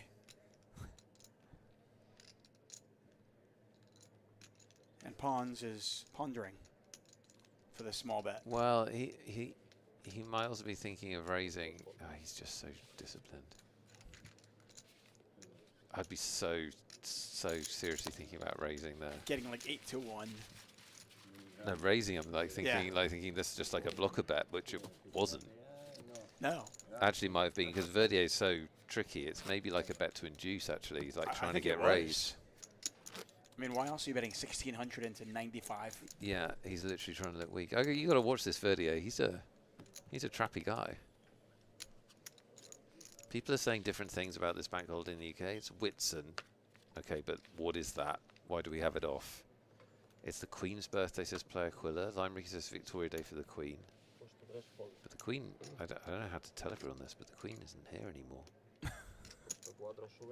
I'm sorry to be the one to, but that happened. Our Monday, by the way, and this weekend, it's Memorial Day. Okay. So. For the troops. Yes. But you have so many days for the troops. You have Memorial Day, Veterans Day. That's it. Troops Day. We don't have Troops Day. Oh. Troops Day is not a thing. How about Aces Day for Eldar? No, it's Memorial Day. But Memorial Day is also the kind of the unofficial kickoff of summer Yeah. in the States. Big in the movies. Memorial Day weekend. Usually a big movie opens. Big movie opens. What is opening? I have no idea. Oh. No clue. But it's a big, like, summer. It's usually... It's ta-da, it's summer. Like, most kids have, like, just a few days left of school. Nice. Kids that go to university are home now. It's just, like I said, most people have barbecues that weekend. Okay. So Nettie is saying, in the old days, Whitsun, you buy kids new clothes. There's a certain amount of weeks after Easter. Okay, this sounds like a collection of ideas. What? Why do we need the bank holiday? I've heard buying kids clothes, so I need a day off of that. I've heard of Whitsun, but I don't know what it means. What does Whitsun mean?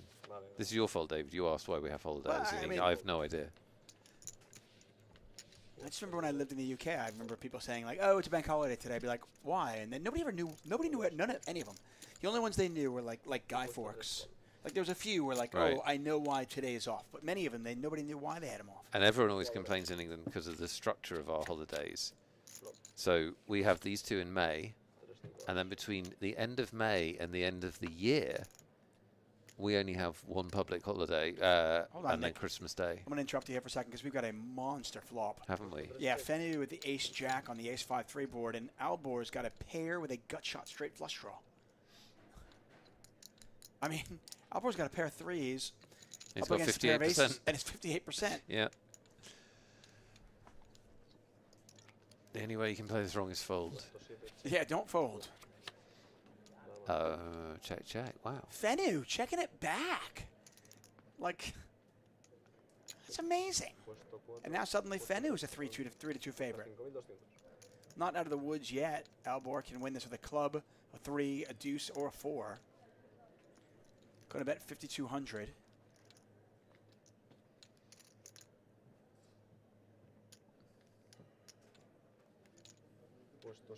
Just a call from Fenu after checking back the flop.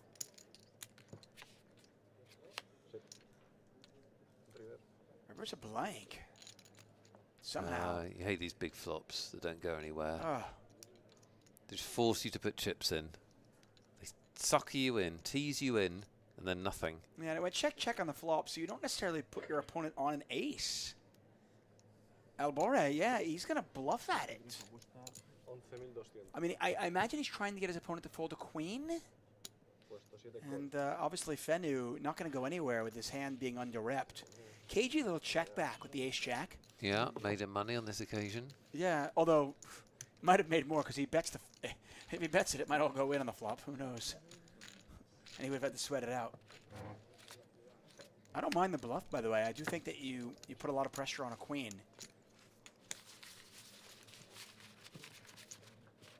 Okay, good knowledge from Paul. Paul, you can always count on Paul. Whitsun falls on the 7th Sunday after Easter, very, very specific, and commemorates the descent of the Holy Spirit upon Christ's disciples. So it was just knocking about for 7 weeks, not doing very much or getting ready, and then like ta-da! Oh, it's so it changes. It went ta-da! It's Whitsun. So Whitsun Day changes each year, based on whenever Easter is. Seems that way. Okay, fair enough. But thank you, Paul. I thought the bank holiday didn't change. So maybe over the years the meaning has changed. That's certainly possible. We look at a leaderboard there.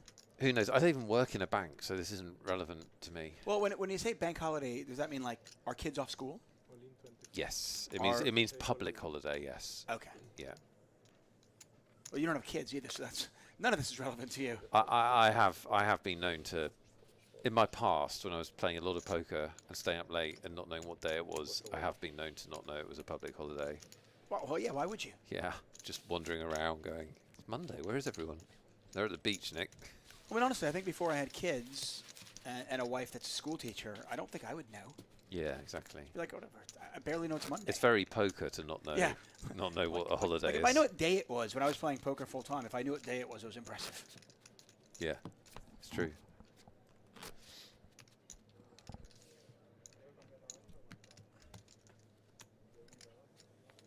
Fenu, by the way, has put on quite a show here. He is, besides Our Frenchman over in seat number 9. Yeah, played very nicely. Made that big cool down with 6s earlier. Yeah. Extracted the maximum there. Very nice. Puesto 7 fold, puesto 8 fold. Lime is lobbying for more ticket giveaways. Yeah, fair enough. Nettie is lobbying that I should buy my kids new clothes from Spain. 9 fold, puesto 2 fold. Like a what's a Spanish clothing? I don't know. But why do my kids need new clothes? Because apparently on Whitsun that's what you did. Oh, fair enough. Yeah. That's the context. Yeah, it's not just some random thought. He's not just. Oh, I thought maybe he like saw a picture of my kids on Like, Instagram or Twitter. Jesus, and thought, they need clothing. What are you wearing? What are they wearing? I mean, in fairness, the 6-year-old basically just wears what the 10-year-old wore 4 years ago. Yeah, right. There you go. Eldar all in, not going to get any action, and again, you're kind of you're fine with that. You just look cool. I'll pick up. I'll add 20% to my stack without seeing a flop, and I continue on. And Elder, by the way, has done a nice job. When we picked up the action about an hour and a half ago, they had about 25,000 chips, and they're up to about 55. Yeah. Okay, so giveaways you mentioned? Yeah, we're going to do one in a second. Okay, fair enough. I see one more hand of poker. I think this is going to be a good hand. This is it, huh? Yeah. It's going to be huge. Puesto 8 fold. So far, so not huge, but it's early. Puesto 9 fold, puesto 2 fold. I like how Verdier really kind of changes gears, too. I mean, really aggressive at times, then pulls back, then maybe not playing a hand for a little bit. Picks his spots, David. Puesto 4 fold. Puesto 6 fold. Gary Danby looking for the free roll. I'm not gonna lie to you, Gary. Registration might be closed for it. Check it out. Go quick though. Go quick. Once again, it's BCN888. BCN888. See if registration is still open. It is like you have like 10 seconds left. Go yeah, now. It's Go. 40 minutes, so you might right be there. screwed. 16 seconds, sizzled.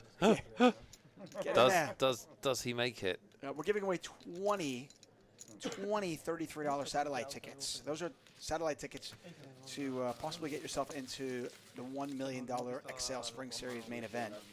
And it's closed now. So hopefully you're in. What a rush. That was exciting. Did you get in, Gary? Oh, no, Gary didn't get in. Never mind. Tomorrow. We'll have another one tomorrow. Gary, just between you and me, you weren't going to win today. I wasn't feeling it for you, but tomorrow is your day. Saved you. Saved you the pain. Yeah.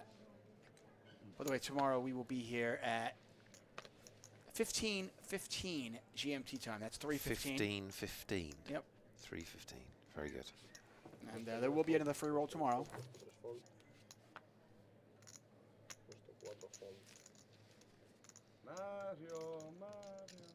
Shall we do a keyword giveaway? Should we give away 2 tickets to these lovely people, David Tuckman? I don't see why not. I mean, unless somebody can give me a compelling reason why we shouldn't.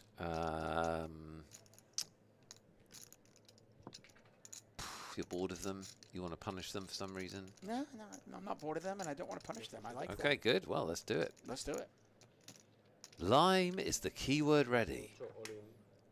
Is it going to be me? I'm ready. Tuckman Sports is ready to keyword his face off. In honor of our, let's face it, absolutely electric public holiday chat, the keyword is holiday. Holiday. Holiday. Holiday, type holiday, do it now, do it now. One of you just typed holiday. That is not going to get you into the contest. Holiday will. You are entered into the software if you type it once, and 2 of you will win a $33 ticket. You know what I'm thinking? Maybe it's not rigged, but maybe if you type it more than once, you're disqualified. Oh, I don't think that's true, but and that's why you're losing. I haven't won since I've typed it more than once. And you think maybe the software just punishes childishness? Certainly it possible. Could do. It's possible. Get a raise here from pawns. El Boré. Going to call with a dominating king-queen.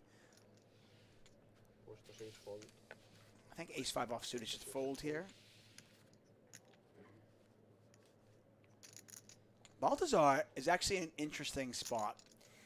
You can call. You can fold, and you could 3-bet. I think any of those options is defensible. And they have decided to just call. They don't have a ton of chips. Verdier can't stop the squeeze noises in his head. He's like, his head's going to explode. What do the voices sound like? Do it. Do it. Squeeze. 3-bet. Do it. Do it. Take these chumps chips. Do it. Here it is. Do it. He can't help it. He can't help it. Yes. Yes. I love this guy. Squeeze to win. And by the way, nobody's got a particularly good hand. He's never seen a squeeze spot he doesn't like. Now, Pons knows exactly what this is. Yeah, but he can't do anything about it. Well, he can, but... I love it. Verdier, Squeeze machine. Verdier. Oh, it's old school, but it's cool school. Oh, it's so cool. Sure. 5. Yeah, 5. 9. Squeezy poo. No 5. Fantastic. Oh, I thought he was gonna show the 3. No, he likes to show that he has it actually. Like he showed the 9s, he shows the ace there. He's actually smart. He wants to keep his image. It's so funny. We watched that first hand. We thought that guy just has top pair. And he's just stacked off. Yeah, Why is he just stacked off? And now we're like, oh, okay. That's very fair. Yeah, you don't fold top pair to this guy. Although to your point though, we've seen him be very aggressive and active pre-flop. But again, does he do it post-flop? Yeah, and that's just we haven't given many tips, have we? This stream. That is a tip. Where if somebody is aggressive and they are playing faster and looser and they are making moves. You want to try and figure out how are they aggressive. What are their tendencies? Okay, they're aggressive, but don't. I see players do this all the time. I'm sure that you do as well in coaching. Don't stop thinking at the point you've established that they're aggressive, right? Because aggressive players have tendencies, and they have, some are just relentlessly aggressive pre-flop. Some will make bluffs, but not bluff away their tournament life. Others make very big bluffs and can't help themselves. Others are very good at it. And we got another action hand. Yeah, we do. We do for sure. But yeah, I think your point is just well said. There's a lot of players out there who they give off the impression that they're extremely bluffy at all times simply because they're bluffy in other times. And it's really important to know that. Pawns in the big blind with jacks. And this is also one of those situations where it could be construed as like a monkey see, monkey do. Like, okay, Pawns was just squeezed, right? And now he's going to do that. And I've seen that happen too. Revenge squeeze. Yeah, and it's against different players, but it's kind of... I mean, we've probably mentioned this before. Poker games definitely get momentum, don't they, on tables? Like, you can get an aggressive momentum, or you can get a passive, like, shut-down momentum. Absolutely.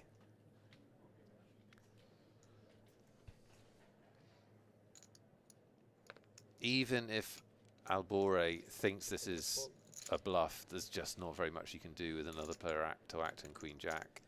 And that stack. No, not caught in the middle, but Fenu actually can call this. It's 13,500 to call. You're getting 2-1. You're in position. Well, this is a fascinating hand because they're both deep. Super deep. Fenu can definitely call this. Not just for... Wow. This is actually a pretty tight laydown. Yeah, I think that's a tight laydown, yeah. I agree. I mean, that actually looks like a genius. Yeah, but we can't just always give our opponent an overpair there. What about the times that Pawn just has ace king or ace queen? And then not to mention the times he's actually bluffing. Yep. No, I agree. I think that is a tight laydown. Let's do the giveaway. Yeah, we interrupted Lime with some poker action. Sorry about that, Lime. Sorry about that, kids in the chat. We know you want the tickets. Non-stop action here on a Saturday night. You know what? Listen, it's Saturday night. It's Saturday night. It's all right for poker fighting. Here we go. Let's do it. Disc. DSK, you win. Come on down and collect your prize. Congratulations. Yeah. And? One of the best screen names in our chat. You fight like cow. Yes, you fight like a cow has won the giveaway. Congratulations to both this, and you fight like a cow. You both won a $33 satellite ticket. We truly hope that you turn that $33 ticket into your entry into the $1 million main event, and hopefully turn that into a lot of money. Congratulations, you fight like a cow. Which really is just an amazing screen name. It's awesome. Love it. And we've got 4 tickets left. Because cows are just such a docile animal. It's an insult, isn't it? You fight like a cow. You're just gently nudging me. I can't even feel it. I mean, what do cows do when they get angry? Do they get angry? I mean, I would think so.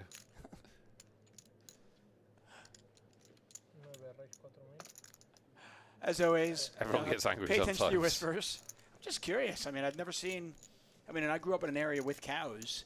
I've just never seen an angry cow. I've seen scared cows.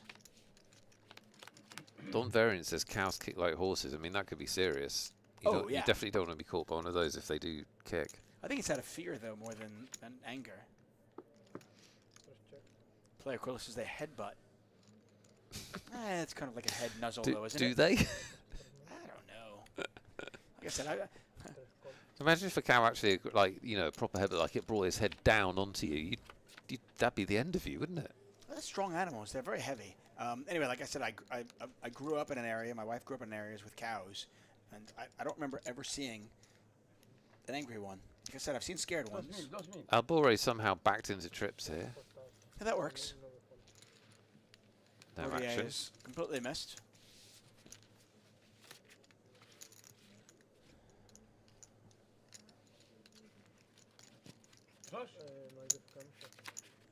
Jamie Pugh says cows are chilling clever. I don't think cows are clever.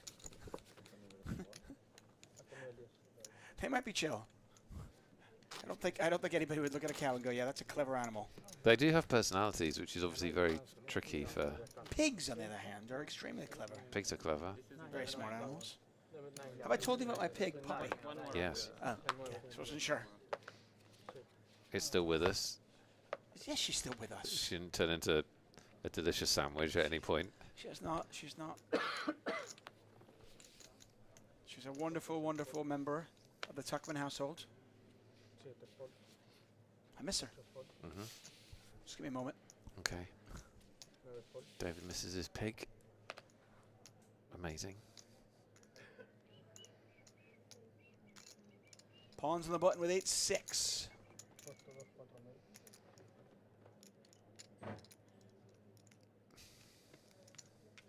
See what Albore wants to do here. It's a tough spot. You don't love calling because you bring the big blind in. You probably have the best hand. Yeah. But if you 3-bet and get called, you're kind of hitting life. That's what he's done, isn't it? And if you 3-bet and win, you're happy. But if you 3-bet and get called, you're just like, ugh, now what? Yeah, absolutely. And if you're going to 3-bet and not get called, well, then you can do that with King 5 or whatever, any 2 cards, really. Makes no difference what you have. Yeah, it doesn't. He had 31, 32 big blinds, so it's quite an awkward decision, that one. Sleep at the Old says, I grew up on a farm and I've been on the end of a cow kick. Not recommended. Now, that's a strong animal.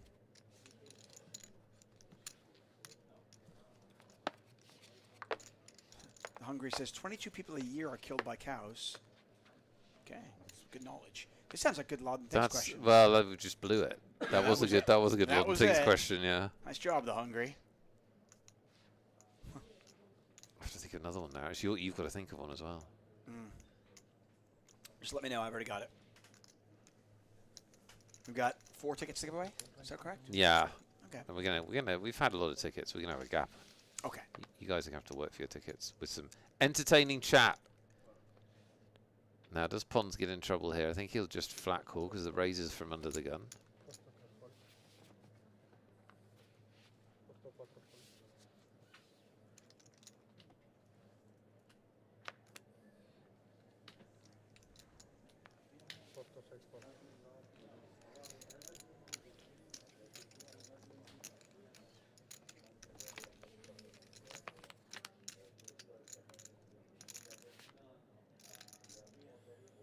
Pretty favorable flop for 2 kings, the king of spades especially.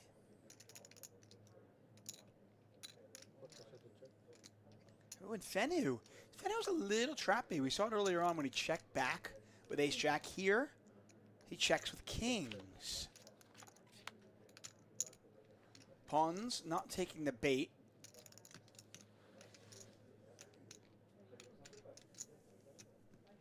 And I think Fenu clearly knows that he has the best hand. Just a question of how does he get value? And he's going to check again.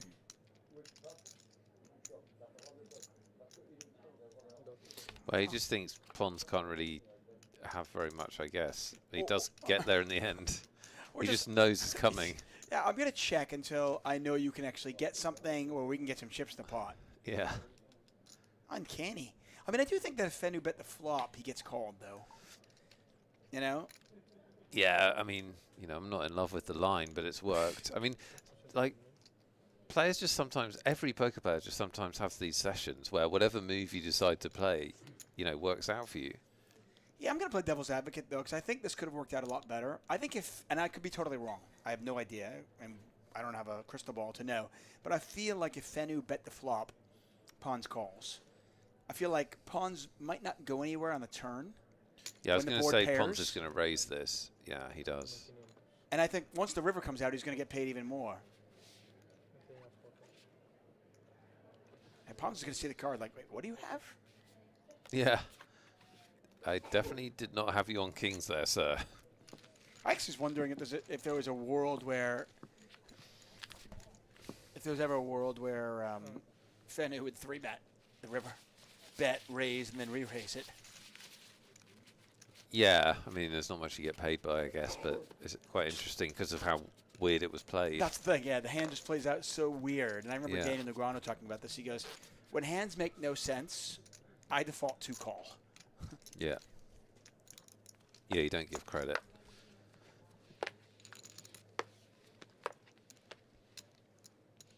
I'm not 100% sure why he checked the flop, to be honest, because, you know, obviously the flop isn't hitting anybody. Like 6-3-2 offsuit is like the most nothing flop of all time. But A, you want to be able to bluff in that spot, right?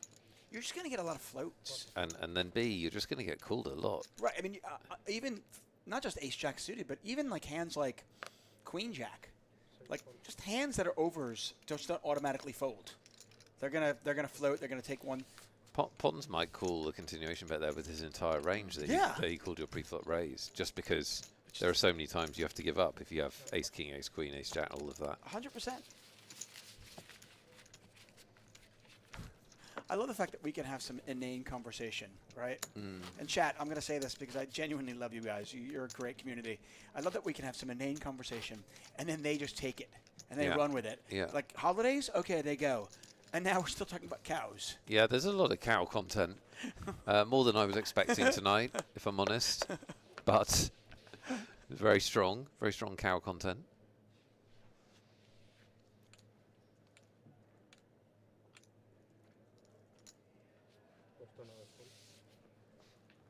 I think my favourite moment of the night is where Verdier had that squeeze spot and you could actually see his brain working. That is my favourite moment of the night so far. That was amazing. Yeah, you read that like a book. You knew it was coming. See, a raise and 2 calls in front of him. And I have an ace. And I yes, have an ace. Thank you. I have a little something. I'm in the big blind. This is one of my favourites. Here I go.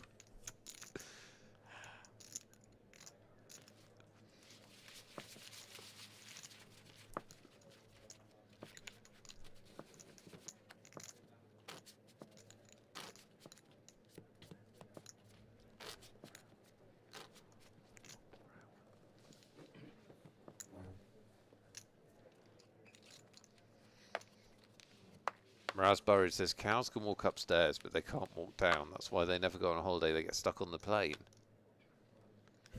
I sort of really feel like that's true. I'm not sure if that, is that a fact or is that a joke? Yeah, I have no way of knowing, but I just think it's true. I agree. I agree with the cow holiday thing. Abori, a little bit ambitious here, I think. Raising an early position. I like king, king X suited, but I prefer that in later position. You're just going to get yourself, you've got to get through so many players, and obviously I said that before Bertoli even moved all in, but you just get yourself into these spots. Again, from the hijack, cutoff, button, absolutely raising. Certainly cutoff and button. But I think under the gun +1, I just don't need to get myself in these situations. And Albore is going to call off. Bertoli all in at risk with ace-9. 3-2 favorite, 2 double up. But 38% of the time, this will be Bertoli's last hand. I'm pulling for Bertoli here. He's had a lot of bad spots. It's a good start for him. It is. Fair fight. Albore, still a lot of equity though. It picks up a straight draw. King or a 10 will do it. 2% equity.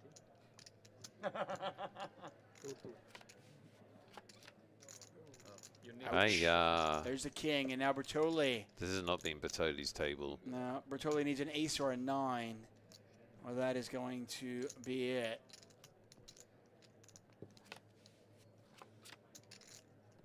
No, sir. Albore, I guess that's why you play King 7. Yeah, apparently. Bertoli, I just feel like had loads of bad spots. Like they had those queens early on and several other bad spots.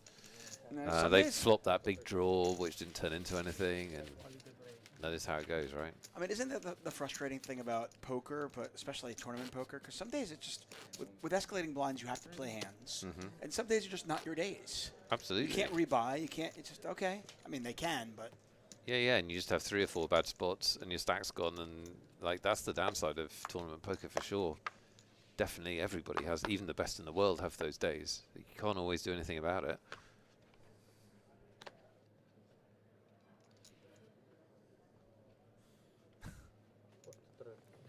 I'm Ricky, bringing up Joey on Friends, talking about a moo point instead of a moot point. It's a moo point. It's like a cow's opinion. It just doesn't matter. It's absolute genius, that joke. I It love really that. I love is. that joke. The best thing about that was that Joey actually legitimately thought it was a moo point. It's a moo point. Yeah, it's brilliant. What? It's a cow's opinion. It's a moo. Funny stuff.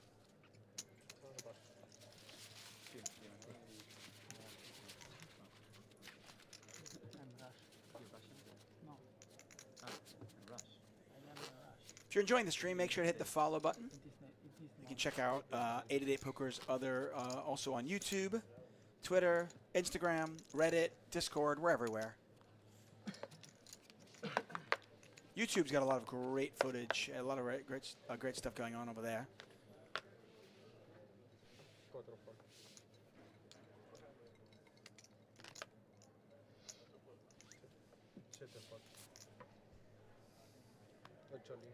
Baltazar all in from the cutoff with ace-7 offsuit.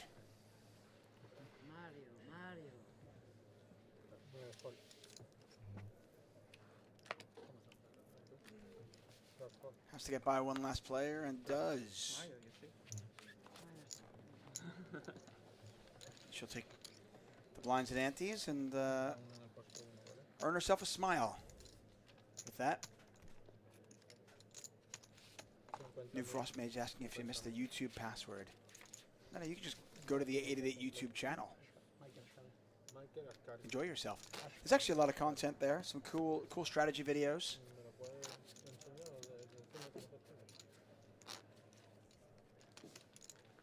Over the past several years, I've had a lot of 888 rides. At this point, I feel like I've had almost everybody in the industry. Yeah, great interviews to look back on if you haven't seen them already. Yeah, we used to just do short ones, but now they've done the long form, so you can listen to them on wherever you listen to your podcasts, or you can climb in the car with us over on YouTube. Good stuff. Blue chips are 25,000, reds are 5K, yellows are 1,000, purples are 500, and the blacks are 100. Good luck, good luck. Players started with 50,000. Blinds are 1,000, 2,000, the 2,000 big blind ante.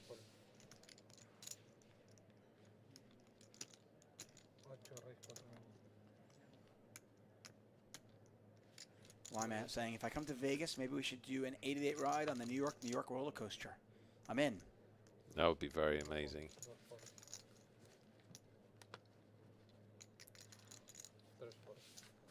One of my favorite ones was last summer, actually. I did one with Kevin Martin. And there was an obscene amount of traffic in Vegas at the time. Okay. because of Story checks out. because of the F1. Okay. They were planning for F1 and everything. Just an obscene amount of traffic, way more than usual. So as a joke, we stopped at a roller skating place and rented roller skates and roller skated to the Strip and did our 888 ride that way. Nice. It was really, and he was so, it's Kevin Martin is just always up for something like that. He was a good sport. Oh, Zild Remo is in first in the free roll. Let us know how's everybody getting on in the free roll. How many players are left? Yeah, who's still in the free roll? How many are left? Zildremo's clearly winning it. Yeah. 20 seats up for grabs. So one seat's gone, but hey, there's still 19 left. Go get it. Who is still in? The Legend of Zelda. Well played, Lime. Were you a big Legend of Zelda fan? I wasn't actually. No? I didn't have Nintendo growing up. Oh. I know. Your parents hate And you. I love video games. Yeah, looking back, I think they did. What was your signature, like your video game growing up? We love you guys. Well, a lot of them. I had a lot of video games. What was there one that was just like, this is like, when you think of it, you think of your youth. Balthazar all in with 7s, under the gun.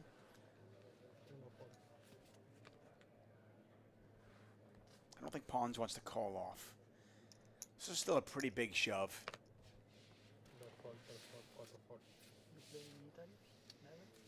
Champagne Poker's in, Bougie's in, Marks is in.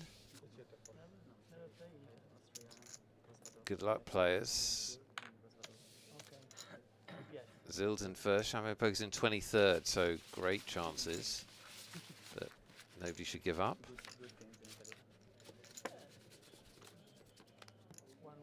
Yeah, the 3 games that I think of the most that I played, 2 like arcade games. One was Miss Pac-Man. Oh, you played Miss Pac-Man? Love Miss Pac-Man. Still like Miss Pac-Man to this day. Okay.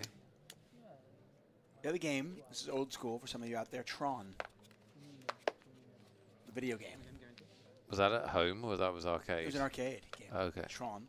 And then the home game that I played was NHL 94. Right. Which is, it's like all the Madden, FIFA games. But Yeah. that particular year was just like an epic year where you could, if you hit somebody hard, you could actually make them bleed. And it was made famous also in the movie Swingers.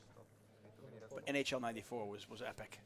Oh, Lime Rookie is a big Galaga player. Zild Remo remembers Tron. Fun Times in Poker remembers NHL 94. There you go. What was everybody's game? Player Quiller was Astro Smash. Cindy Bear says, "Love Miss Pac-Man." Yeah, there's a place in LA. It's actually cool. It's a retro arcade, but adult only. Because they serve alcohol. Oh, nice. But it's all games from the 80s and 90s. Yeah. But you go there and you have drinks. I do love a retro arcade. And it's a lot of fun because there's no kids there. Some of those games, you play them now, you're like, this is so janky. And it is. They're so hard because the collision detection's terrible, the controls are terrible. Some of them are good. Some of them are horrible. But it's just nostalgia. Yeah, for sure. It's just for anybody who was, 13 years old when they first played those games. It's just a thing. I played a lot of Street Fighter. Oh, that's a good game. In the arcade. Oh, I'm trying to think what I played in the arcade. Hackulator says Golden Eye and Mario Kart. Lime Ricky Space Invaders. Daradani Asteroids. I remember Asteroids.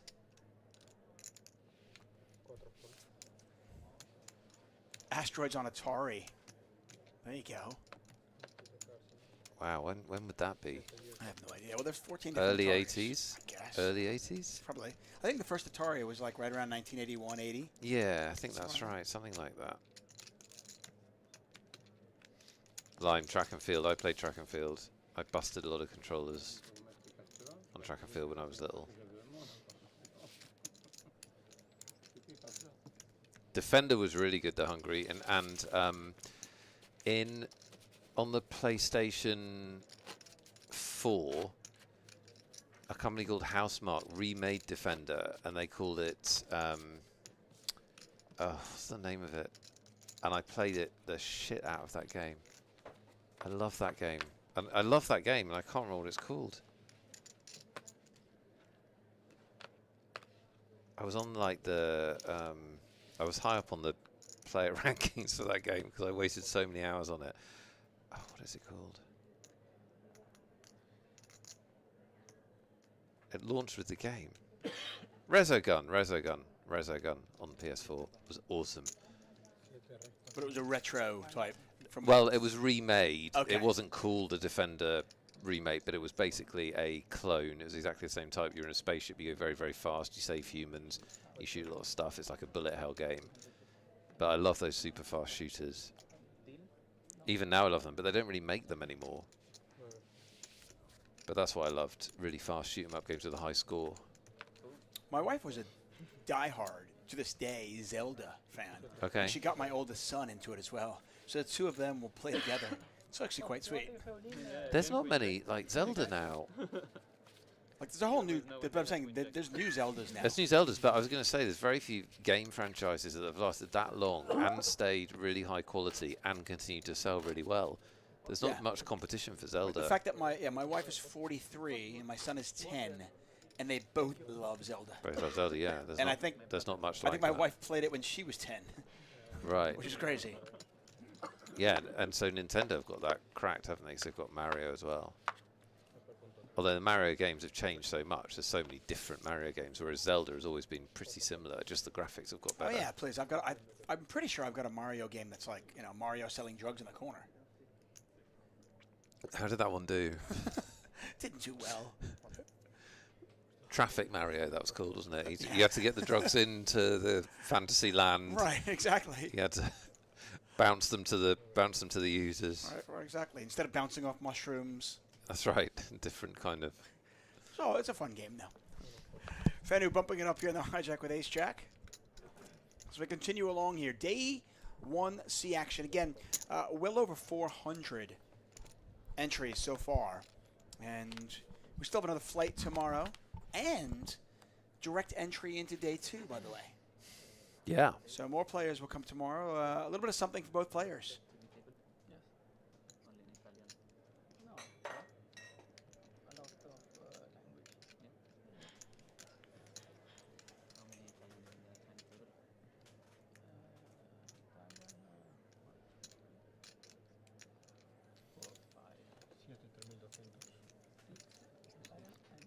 So if you take our day 1 stream and our day 2 stream, we actually get a full day 1. Doing the first half yesterday, the second half today. Throw in a sit and go. Throw in some chess matches, and Barcelona's been a wild success so far. 2 spades out there, 2 clubs out there. Ace Jack still very much in the lead. Maybe I skip it. It's 5 figures and 7 figures. Skip 100k, it's win million. Win million is like but No, I know. I said I've never won 100k. Ah, okay. So I skip it and I'll win million. By the way, we mentioned we mentioned the sit and go earlier on. Lucia actually won that. If you missed it. She did. She's winning everything. She's got 8 million chips in the main event. Give or take. Roughly. She won the sit and go. Too good. Yeah, my favorite part of that was when she bet, and Vivi moved all in, and she just said, "Vamos," and she just, Yeah. And, eliminated Viv with that. Top 2. Yeah, top and bottom pair. She top and bottom, sorry, ace 3, that's right. And Dena, the eliminated chess pro, eliminated me. Eliminated you en route to a second place finish. Awful. Tremendous result for her. Yeah, Second place finish, that's really good. But who eliminates me? Oh. Bad people, David.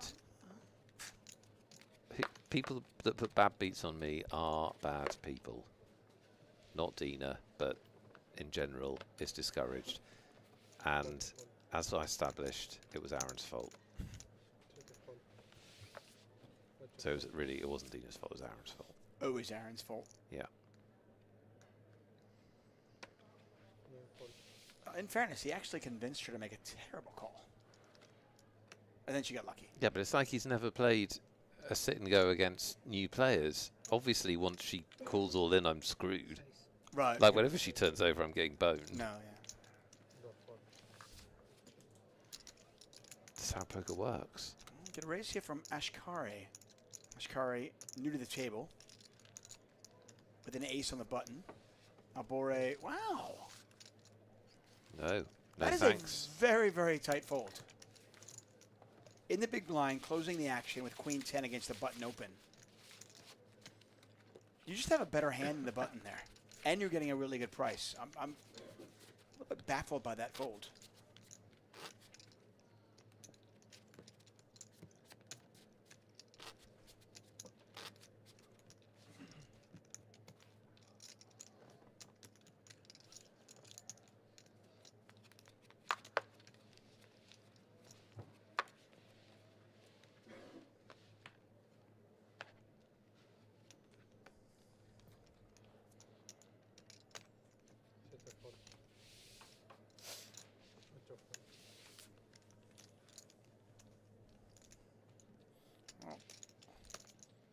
Saw Albore fold the queen 10 in the big blind. We know Verdier's not going to do that.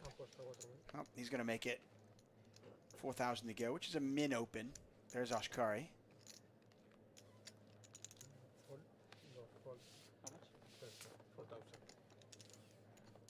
Ooh, Eldar in the big blind.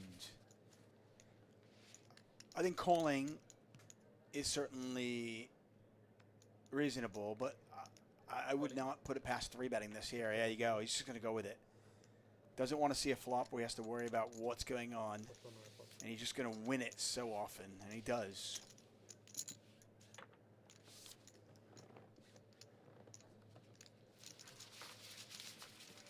Pretty big shove. Yeah, really. But that kind of feels like the norm there. Pocket eights against the late position raise, especially an aggressive player like Verdier. He's got about 27 big blinds, 28 big blinds. It's a good 3-bet stack.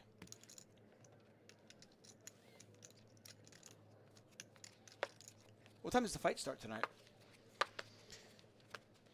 Where is just it, by the way? double checking. It looks like it's in Saudi Arabia. It looks like the fight's going to start at midnight our time. Oh. Oh, there are a lot of fights in Saudi Arabia these days. Yes, because they're buying sport, David. That makes sense. There you go. That's what they're doing. They're Okay. just putting up more money than everybody else. Fair enough. Yeah. I mean, it's not great, but there we are. I mean, I'm going to watch them. If I'm watching the match and I'm not going to it, it doesn't make a difference where it is to me. Whether it's in Vegas or Atlantic City or Saudi Arabia.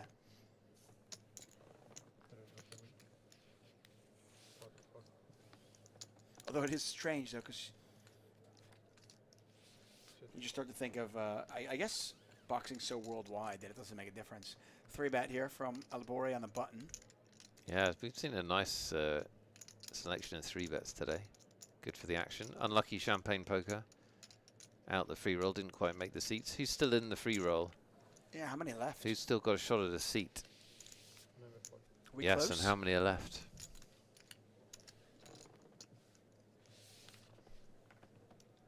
Dordoni is still in.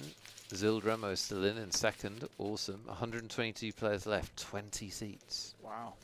So 100 players will We not got- get a seat, but 20 of them will. We've got 2 runners so far. Anyone else? Yeah, last night Nico Poker got one. Who will get one tonight? Keep it going, exactly.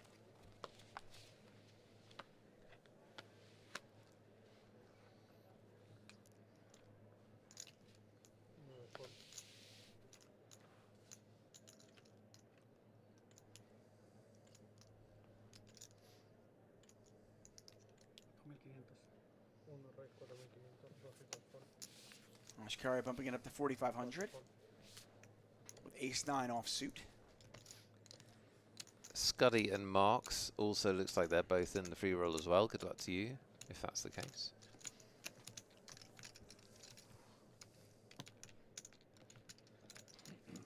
Fenno out of position with small in the small blind with 7s. Bad luck, Bougie. Good run.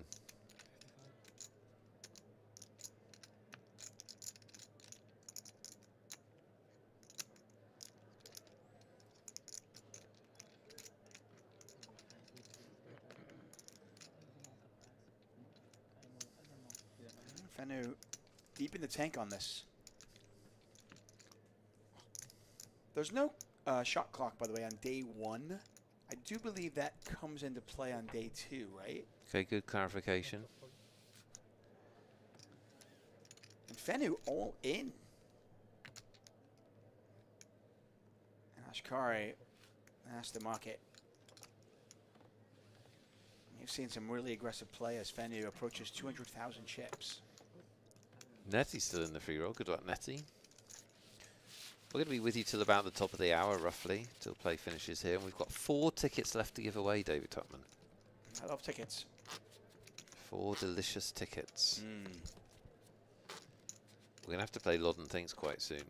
You let me know when. I'm ready. You got your question ready? It's on deck. Okay. I am ready.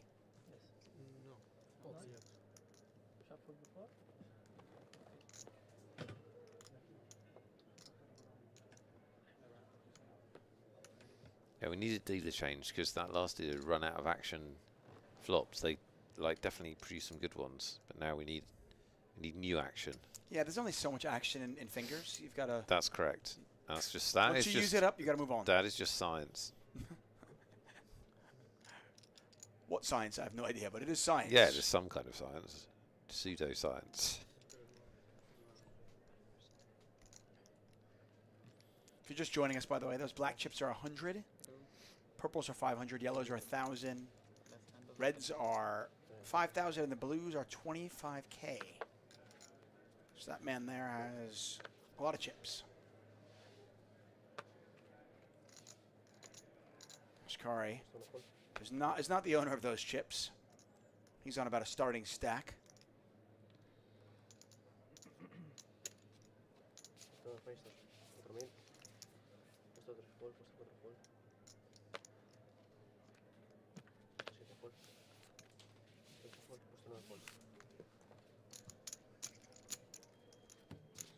Raspberry, it says our denominations written on the chips. I would imagine so. I don't think they're written on there, but they're printed on there.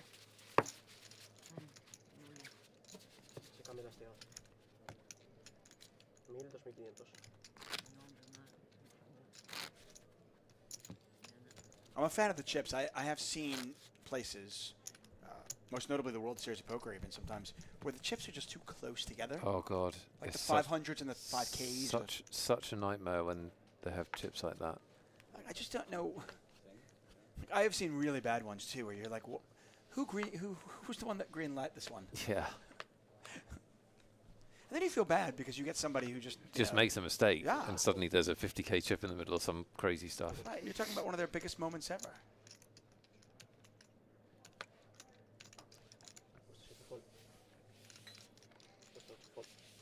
I just remembered my wife's favorite game right now. She loves Zelda growing up. She still likes Zelda, but her favorite game right now. How many of you play Katamari? It's called Katamari Damacy.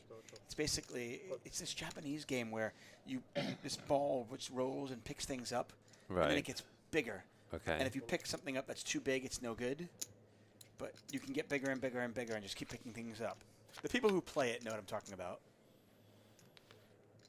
I can mindlessly watch her play this game. Really? I'm not very good at that. You yeah. watch? It's really fun. My wife got really, really good at Tetris. And I would just watch her. It's like hypnotic. It was so fast. I was literally like, how are you doing this? I don't understand. But obviously, you just learn. People just learn patterns. And yeah, you fight like a cow says Katamari Damacy is amazing fun. Is it? Yeah. What format is that? Is it a phone game or something? What console? My wife plays it on the PS PlayStation. Okay. I'm assuming it's on other consoles as well. I don't know. Yeah, Lime. I saw the kid that beat Tetris. That was amazing. Literally got to the end of Tetris. There's an end? On the original game, there is an end, but nobody had got there. Nobody? Or certainly not filmed. And this like it gets to a certain level and the game just craps out because it's the end of the, I think, the compute power or something. The computer just breaks. Yeah, it just crashes. It's on some numbered, it's a known thing, it's on some numbered screen, but it hasn't been done very often. Someone did it recently, it was online. Yeah, we're at the point of the tournament right now where the players aren't nearly as deep as they were in the beginning. In the very early going of these tournament, you see players with 150, 200 big blinds. And right now, Lorenzo Fenu, who was our chip leader at this table and has had a phenomenal last couple of hours, is up to 191,000 or 76 big blinds. Andre Ferdier on 52 big blinds. But you see at this table here, not a ton of chips, really. Albore picks up a big hand. No, it's definitely not super stacked compared to what we know will be out in the tournament. Right, for like late day one. Yeah. And the players only have about, I want to say about 40 minutes left, 45 minutes left in the day.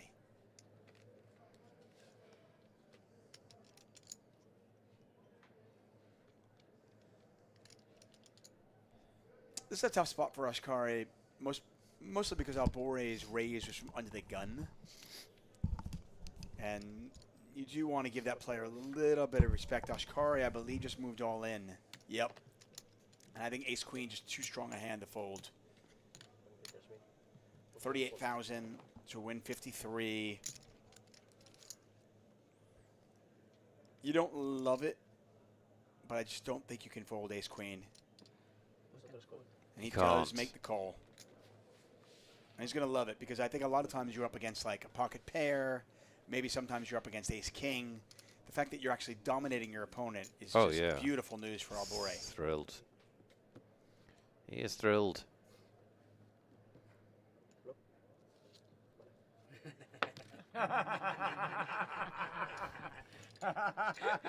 All in lols, we call these. All in mega lols. Big pot here. And there's, ooh, what a sweat. What a sweat. Diamond draw. Always a sweat. Crazy. How about a jack for a really good sweat here? That would be excellent. Blackjack. Jack of clubs, make it so. Look at Albore. It's horrible, isn't it? It really is. Oh, there's the ace. It doesn't really change anything. In fact, actually, Ashkari now needs a diamond. And only a diamond.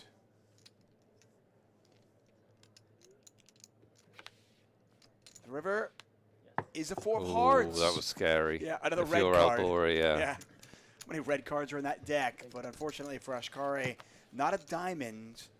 And it's a zero-sum game. One player's tragedy is another person's triumph. And a big pot for Albore in the sense that now he's got about 150,000 chips. Yeah, absolutely. Yeah, with end of day one, beginning of day two, these all-in pots become very significant. We've got to give away some more tickets, David, or we're going to run out of time. That would be terrible. Okay. We're going to play a lot of things, except we're going to play What Does Nick Think? David Tuckman's going to ask me a question. I am going to give an answer. I'm going to give the best answer I possibly can. You are going to guess what I think the answer is. Google will not help you if it's a Googleable question. It won't help you because it's what I think, and I'm not going to use Google. You're just going to type in an answer. One answer per player. One answer per player. Line runs the contest in the chat. If you put multiple answers in, you will be disqualified. Closest wins. If two people are the same distance away, whoever is first wins. We've got 2 tickets to give away. 2 tickets to give away. $33 tickets for our $1 million satellite to our $1 million main event. David Tuckman, what is the question? Well, I don't know if you're familiar with the game called Skyrim, but we're going to keep this video game theme. I spent so many hours playing Skyrim. So then you are familiar. Okay, that's good. I love Skyrim. So Skyrim was a game that I got myself invested in while my wife was pregnant with our first child. So approximately 11 years ago at this point, 11 and a half years ago. Okay. We couldn't go out much. We were home. She was asleep, or we would hang out together. She'd fall asleep, and I'd play Skyrim. Okay.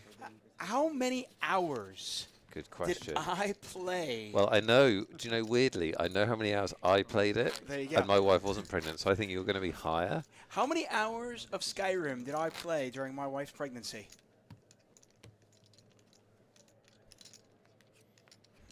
I should really say, how many hours of my life did I waste playing Skyrim during my wife's pregnancy? Skyrim wasn't a waste. Skyrim is quality. It really is. How long do you people think someone's pregnant for?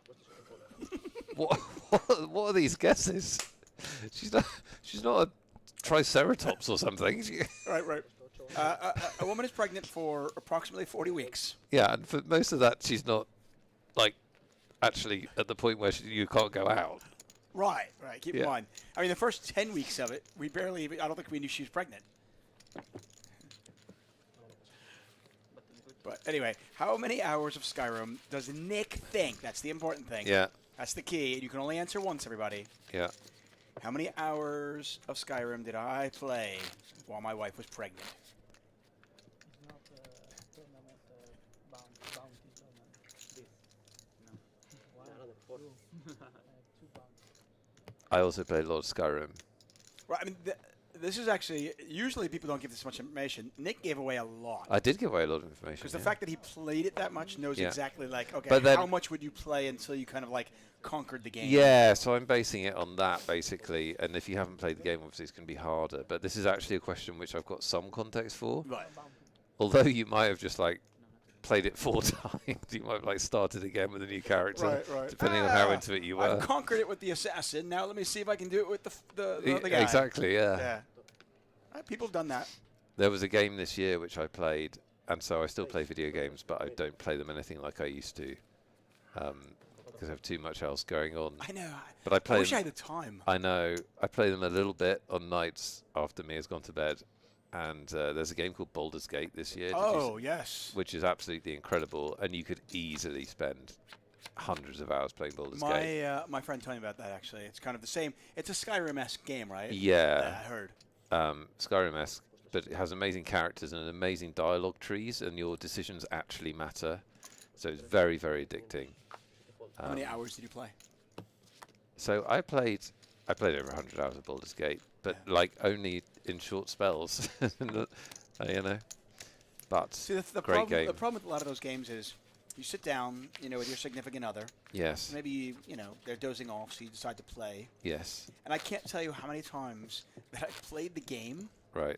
And Nick's answer's already in, by the way, so this won't affect it. But how many times I played the game, and then my wife fell asleep next to me, but then woke up at like 5 in the morning, 4:30 in the morning, and I saw her waking up, and I would put the controller down and pretend to be sleeping because I was so embarrassed that I was still awake playing. Yeah, that's excellent. Like I was so embarrassed. Oh my goodness. Yeah, and it's like she'd look at me like, "Who are you bullshitting?" Yeah. Like, you definitely have just been playing this right, game. then she looks at me. She goes, "It's 5:12 in the morning. What are you doing?" I don't know. I couldn't stop. I'm in the grip of this game. Yeah. Great games are just so addictive. And it just sucks hours.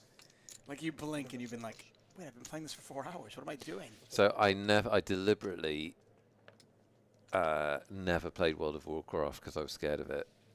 I was so scared of being. I knew people that were so addicted to that game. I deliberately never logged onto it once because I have the ability to get addicted to games. Another interesting 3-bet. This time from really Albore. is. We've had a really high quality feature table post dinner. No, this has been fantastic. Albore, by the way, interesting. So he folded Queen 10 out of the big blind earlier on to a simple raise on the button, but has decided to 3-bet Queen 10, and here 3-bet 9-8. Obviously, Albore's got some more chips to play with. And it looks like pawns. 4 bets. I was wondering. Oh my god, yeah, I've seen this before. the reads on pawns. He's like, Oh, he's so good. I've seen a lot of players do this where they go, once that player gets more chips, a lot of times they want to put him to work, and Pawns was just, look at him. You can see that he just knows. he makes good reads.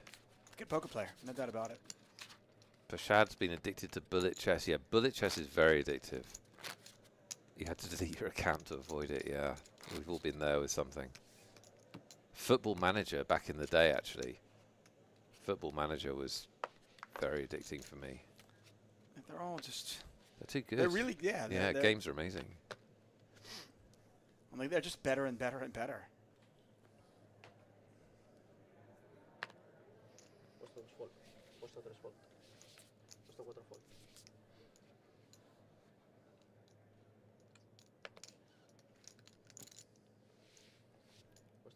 From a cost efficiency standpoint, though, I always kind of laughed at people who were like, let's say you buy a game like Skyrim, and they people would be like, oh, you're going to spend $60 on a game? But like, you realize this is going to work out to like it's unbelievable. 30 cents an hour. So it's really of enjoyment. It's really interesting. The video games Or less. video games industry is actually now not in a good place because the games cost so much to develop now. They cost so much, hundreds of millions of dollars, and yet they haven't been able to put the price up.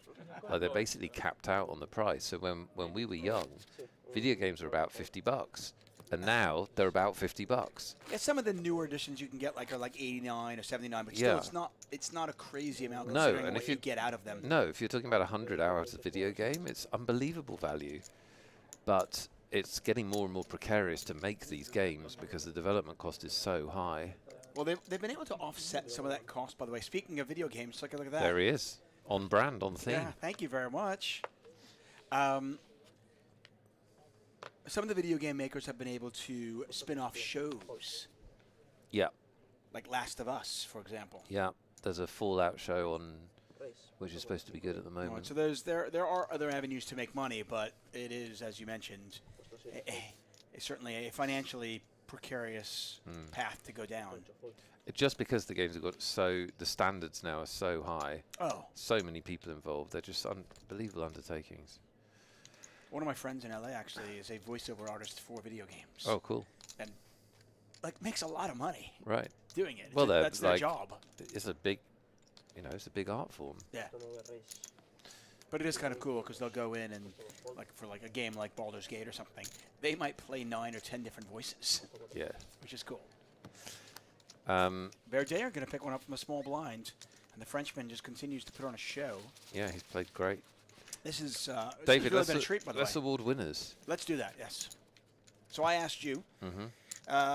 During my wife's pregnancy, I got somewhat addicted to the game Skyrim. Played a lot of that. How many hours of Skyrim did I play during my wife's pregnancy?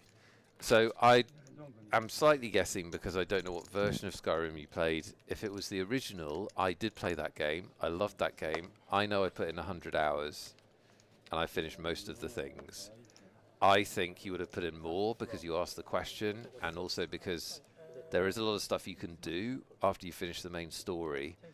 So I went 165 hours. How did I do? This probably sounds about right. But you know what, though? When you say it like that, it makes me feel a lot better because now I'm just like, oh, that's just like a week of my life. Yeah, yeah. It's just a week of I life only doing gave away something, a week of my life doing for something that. fun. Yeah. Yeah, that's okay. Did we get winners? We got winners. Who is it? Who well, won? Magio_10 said 145. Nice. And Moreskvim said 179. Well done, winners. Well done, Moreskvim and Magio. Congratulations. You each won a $33 satellite ticket. Hopefully you turn that satellite ticket into a chance into the $1 million XL main event. We would love to see you in it. 2 tickets left. We're on air for another half an hour or so. A bit less maybe, I'm not sure. But we've got 2 tickets left. So if you haven't won yet, you've still got a chance. Blind on blind here. Albore hits his king on the turn, but that is an unfortunate king. Did he, David? He didn't want to hit that king. Well, he doesn't know it yet, though. A bet, a call. Small pot, though. And I don't imagine Albore going crazy. This should just be bet, call on the river. And now with a 9, maybe it even goes bet fold. I mean, how good does your little pair of kings look right now?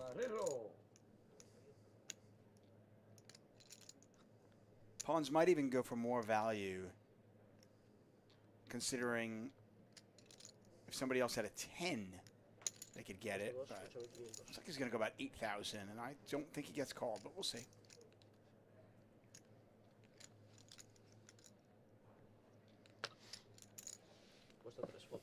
Nice fold there from Albore. Yeah, your lone king is not doing amazing on that board. Yeah, I mean, there's a lot there.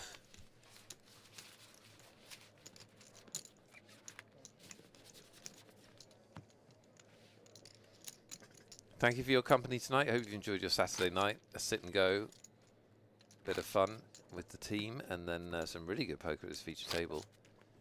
We're coming back tomorrow, aren't we, David? We are coming back tomorrow and your Monday. Sunday entertainment and your Monday entertainment. Good Lord. You know, tomorrow's going to be day 2 action, which I've said many times. Probably my favorite day to cover. It's called Moving Day, and you see a lot of big stacks. You see some small stacks, players positioning themselves. You get the money bubble burst. Day 2 is a lot of fun. You can join us tomorrow here at 3:15 p.m. GMT time. That's when all the action starts. We'll have another free roll for you. We'll have more giveaways, more antics. More random stories. Fun. More fun. Yes. Somebody asked me how you and I come up with our, like, the random topics. Okay. You know, like, whether it's cows or whether it's video games or whatever it might be. And I said, it's not like we never discuss it prior. It just comes up and then we're off. That'd be really funny if you proposed like a. Okay, let's talk Let's about plan. this today. Let's Right. plan our topics. What tangents are we going to go on today? Opening the straight draw here for Eldar. Albore with the best hand with a pair of 9s and a gut shot. Eldar going to take a shot at it. Albore makes the call. 39,500 in there. Eldar looking for some help. Does not get there. Can he try to rep though? And he does. He goes all in. What a play. Look at this play.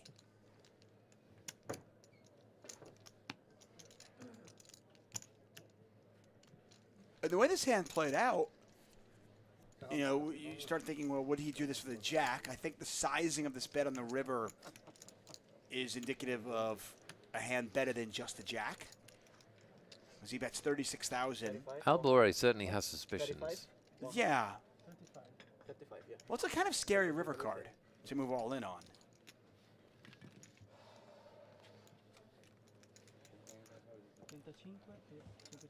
Oh, it looks like he's going to call. 35, 100, yeah. No, he's just like getting into a psychological place where he can decide. Yeah, I think Eldar just had a little bit of a hiccup. He's like, oh dear. Oh, there's the call. Oh, good call. That is a really good call. Wow. That is a top-notch call from Albore. It's a nice bluff. It's hard to make those bluffs for your tournament life. Well played, both players. Yeah, no, I mean, you've got to give Eldar credit. I mean, I love the shove. You know, you're targeting your opponent. You're trying to get him off a 9. It's a good play. It just didn't work. And that happens sometimes. Sometimes it can be a good bluff and a better call.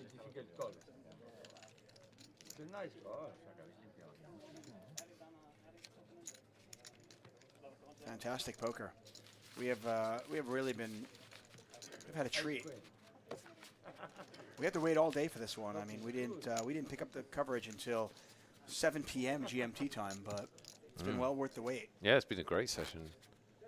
Late day one is early day one can be a little dry. I think we know that. Yeah. But late day one is fun. A lot of chips in play. Yeah, a lot of chips in play, and you know, maybe for some players, they know if they bust, they can still re-enter, so maybe they play a little faster. Some of them, obviously, some of them don't have another bullet. But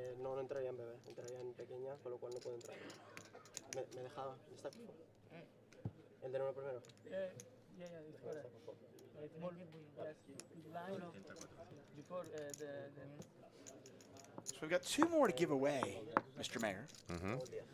What are we thinking? Yeah, we're going to do a keyword. Keyword, okay, fantastic. So the night is coming to a close. They actually do a lottery, where not really a lottery. They, with I think 10 minutes left in the day, they'll randomly it could be anywhere from 3 hands to like 6 or something like that, or 8. Why do they do that? They do it so people don't stall for the end of the day. Ah, I see. Makes sense. So sometimes, you know, there's 10 minutes left. They don't want somebody to be like, okay, I want the end day to end. I'm not going to play much. So this way you just know at the end of the day, you're like, nope, you're playing 5 hands. That's it. People can peace out if they see fit. I'm wondering if are we waiting for another player? Well, we just bust a player, so I'm not quite sure exactly what this hold-up is. Albore, by the way, just under 200,000 chips. Him and Fenu are our chip leaders at our featured table. Yeah, they've had a very nice session. So has Pons. He's also chipped up. Yep. Well, while we're waiting for the last of the action,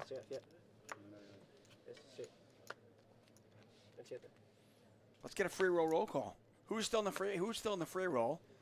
How many players? How many left? Let's see it. Is anybody still in it? Baltazar, gonna bump it up from under the gun. Who is still in the free roll? Oop. There's 40 left. Half of the field will get a ticket, everybody. Sorry, my friend. Zild Remo still in there. Go get it, Zild. I could before. Anybody still in there? Anybody else in there? Your size and the top.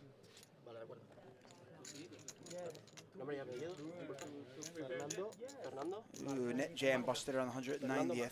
Unlucky. Fenfop is in there, 24th. Nice, go Fenfop. Dower Donny still in this. Go Dower Donny. We could have multiple winners.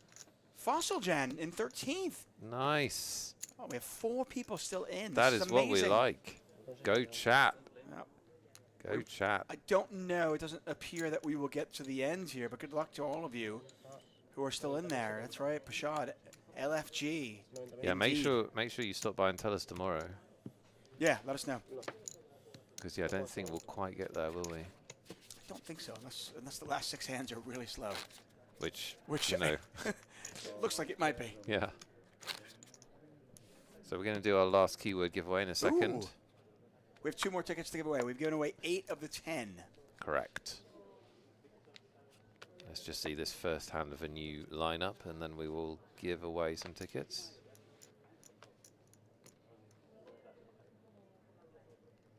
Do you remember the music in Skyrim? It was awesome. Just So like that ambient Oh, it gets you music. just going, yeah. And then the dun, dun, dun, dun, dun, dun, dun.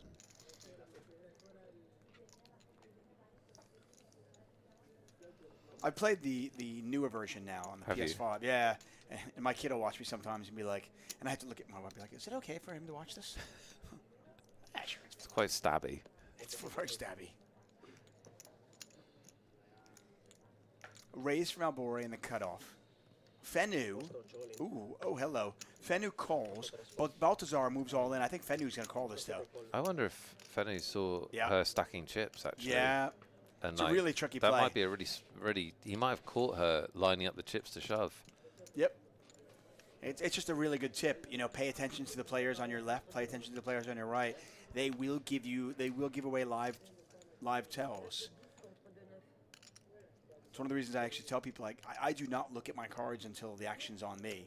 I just don't want to, just even unconsciously or subconsciously, not unconsciously, subconsciously give anything away. Yeah, you got to be careful. Always look at the blinds. David's right. Let's 10-9 see if Balthazar can get out of this. Yeah, 10-9 suited. Absolutely nothing so far for Baltazar. Her equity down to 14%. Like a pro, though, she's standing up.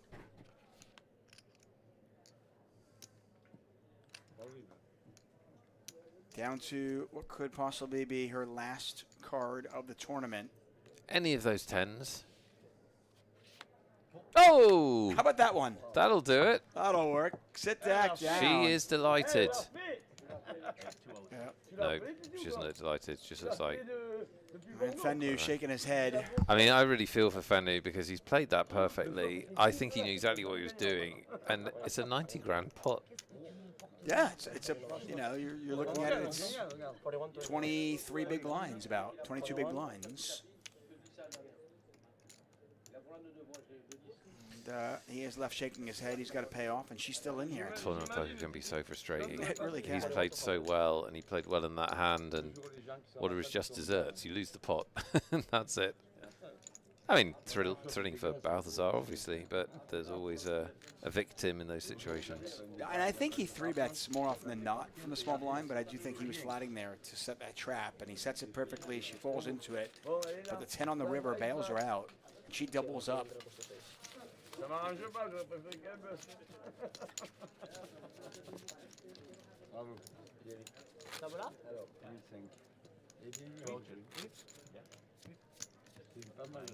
Stand up equity. So, should we do the keyword? Let's do it. Okay. 2 more tickets to give away.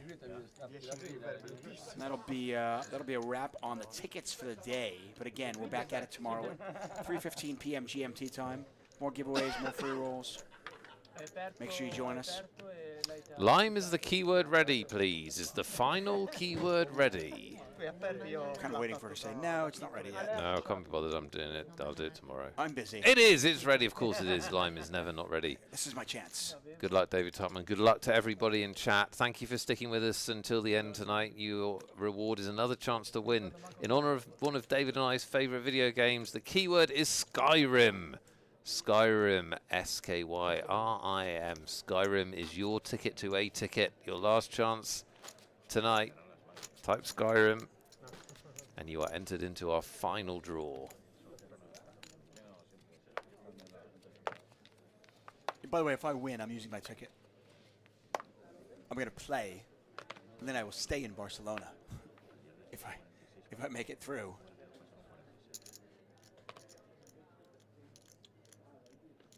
I want a chance at that $100,000 bounty. $100,000 bounty. I'm blown away by that.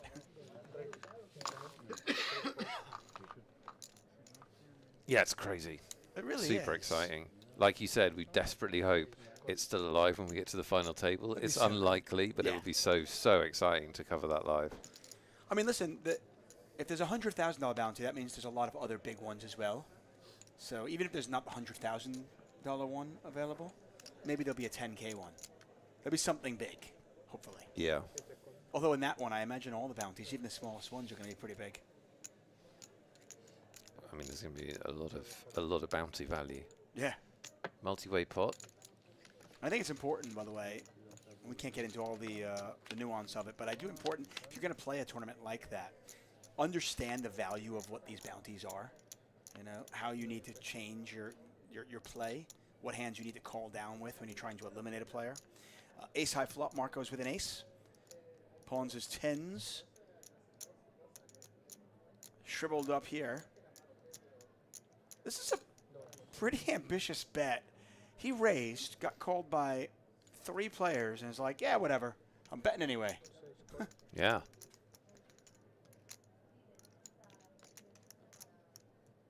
There are no aces out there.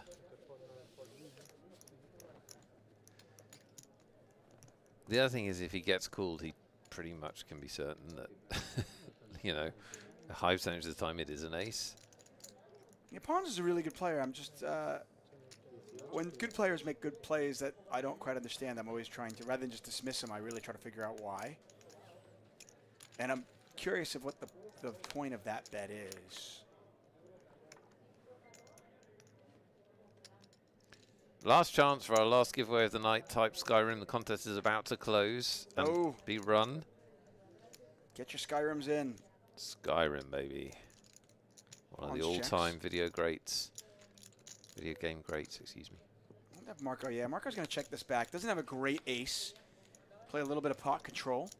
Now, if Pawns checks the river, you can bet for value. Stop talking, David Tuckman. Here we go. Our last 2 winners of the night. Who are they going to be? Is it you? It is you. Like to Fish. I love to fish. Like to Fish is our last winner. Our penultimate winner of today. And our second winner is that Greek. Yep. That Greek, come on down. I love fishing, and I love that Greek. There you go. Yep. Another day, another no win for Tuck-on Sports. It's okay. I know it's rigged. Specifically against me. It probably is rigged specifically against you. So Pawns bets. Did Marco just called? I thought Marco raised. Yeah, he just bet. Congratulations, winners. If you didn't win today, as David said, we'll be back tomorrow with 10 more tickets and another free roll. Yeah. And of course, some of our chat are still in the free roll trying to win a seat, which is awesome. Go get him, go get him, go get him. Let us know. How many are left? Yeah, how many are left in the free roll? They're dropping like flies. We must be close. We have to be. Fenfop's still in there. He's in 30th. Ozildremo's in 20th. And how many players left? It's Congrats to under all the 40, winners, by the right? way. Yeah, absolutely. Again, if you didn't win today. Fossil Janet's in 4th. Awesome. Fanfop's in 20th. Zildremo's in 26th. Fossil Jam's in 4th. Dow Donny's in 5th. This is amazing. How many runners were in this thing? Listen, Our chat dominates, man. That's just the chat. Our chat is crushes. This is karma. Crushes, yeah. You get chat karma. This is an elite chat. And how many players are left, guys? How many players are left between you and the seats? Guys and girls. Left. Take a look at this leaderboard here. Albore. What a last hour for him. Alessio up to 190,000 chips. Verdier still on 133. Pons, Fenu, all healthy. Marco healthy as well now. In fact, even our short stack here, Raul Diaz, on just under 30 big blinds. So everybody's got to be pretty excited about making day 2. 33 left in the free roll, David. 33 left. Is that it? Very close. No. Okay. 13 between our chatters and victory. Confused what's going on here. Yeah, I don't understand. Maybe they went hand for hand at the end of the day. I don't know. Doesn't make any sense. Why would you do hand for hand at the end of the day?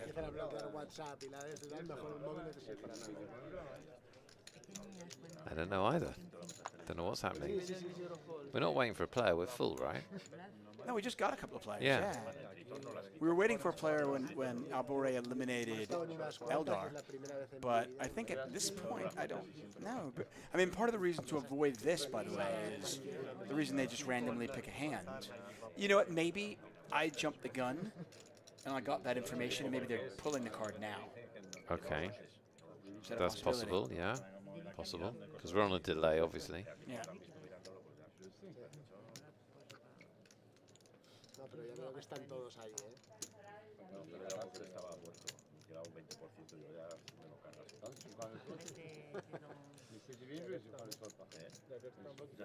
Hungry, thanks so much. Hungry says, fun stream, guys, especially the sit and go early.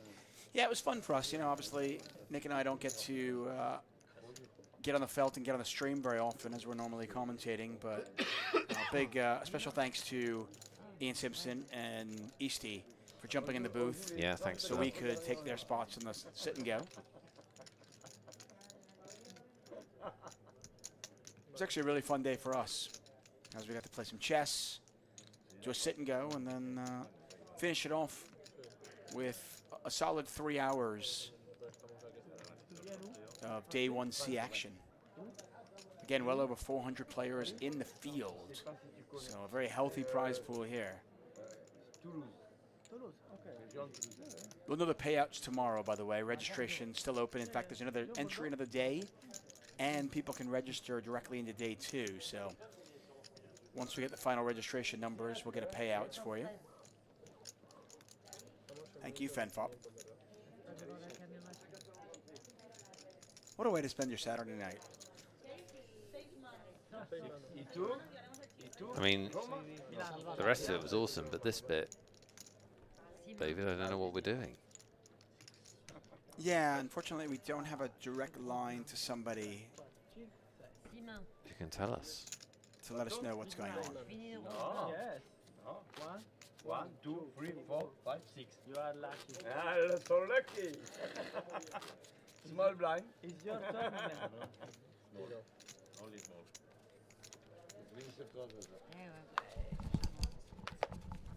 Il avait dit que c'est bien.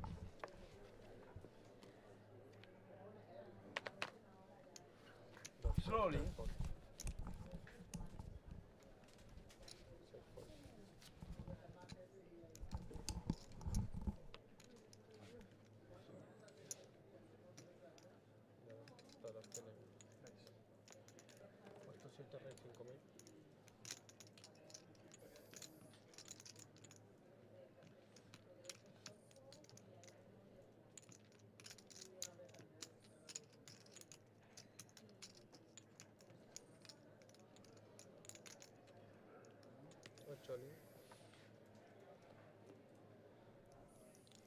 All on here from Baltazar. Wow. This is, it's going to work, but that is quite a shove.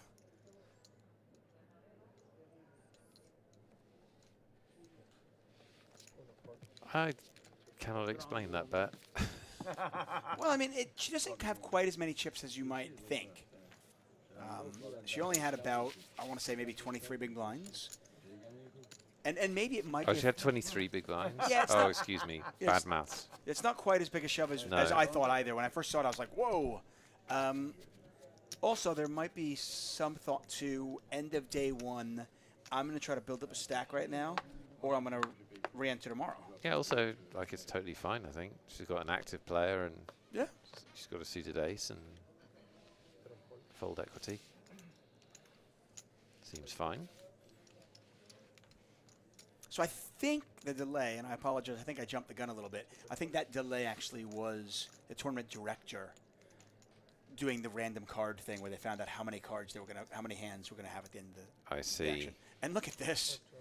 So she wins. She hits a miracle 10 with the 10-9, then moves all in with ace deuce. Now picks up aces. Oh, and Diaz has got queens. Oh wow. She's one card away from being eliminated. No limit hold'em, man. Things change fast. Right? It is a fast game. That is insane. And Diaz, unfortunately, with just like 5 hands left in the night, finds himself 5 cards away from being eliminated. 4 out of 5 times. This will be his last hand of the night. Ouch. Yeah. Ouch indeed. Not much to be said or done about this one. Swap the hands around, the money's going in all the same. I love poker, but it's so dumb sometimes. Like, you're like, Balthazar was 1 card away from being out. It's crazy. And now she's going to be on like 170,000 chips. It's bonkers, right? Diaz has 1 live suit, by the way. And 2 live queens. Yep. Running clubs is the thing.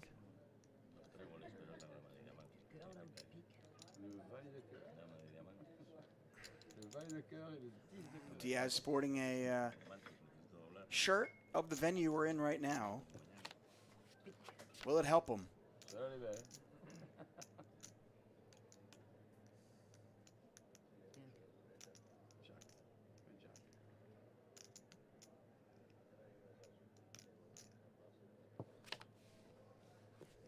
River card. 4 spades, and Diaz eliminated. Balthazar up to 174,000 chips. Amazing turn of events. Yeah, really. For her. Really. Make sure you hit the follow button. Turn your notifications on so you get notified every single time we are on stream. We're back at it tomorrow and on Monday.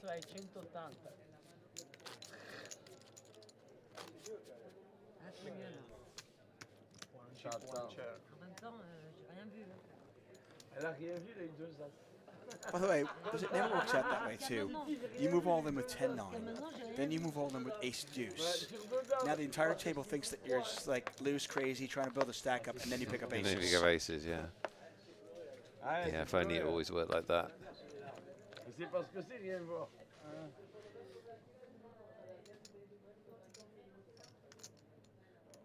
And Marco picks up a big hand under the gun with ace-queen suited. Blinds, as you can see in the top right corner of your screen, 1,000, 2,500. The 2,500 big blind ante. So in fact, in that hand, when she had 92,000, she had less than 20 big blinds. So the shove was perfectly fine. Yeah, it was perfectly fine.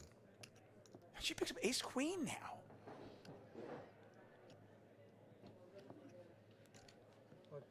She's going to 3-bet. I don't know, if you're in Marco's chair, what do you think? I don't know what you think. Is she just like... You don't think she's getting out of line, I don't think. I mean, it's an under the gun open. She just, like, doubled up. It's definitely a little bit weird, though, isn't it? Because she's on such a tear. But ace-queen suited is just such a big hand. Yeah, not folding. I was just thinking, you know, what is her range for doing this? You've opened under the gun.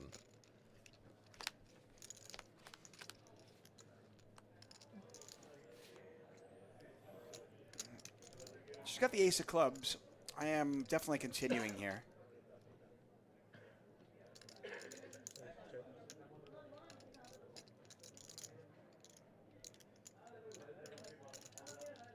I mean, you're not in love with it, but at the same time, you put one bet out there, you give your opponent a chance to fold. If they don't fold, well, then you can continue on, obviously, on an ace, a queen, or a club. But I like the idea of giving my opponent a chance to fold.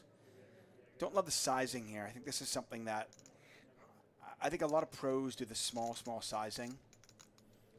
And I think sometimes recreationals kind of take that and they do it at the wrong time. I prefer a little bit larger bet on with this texture.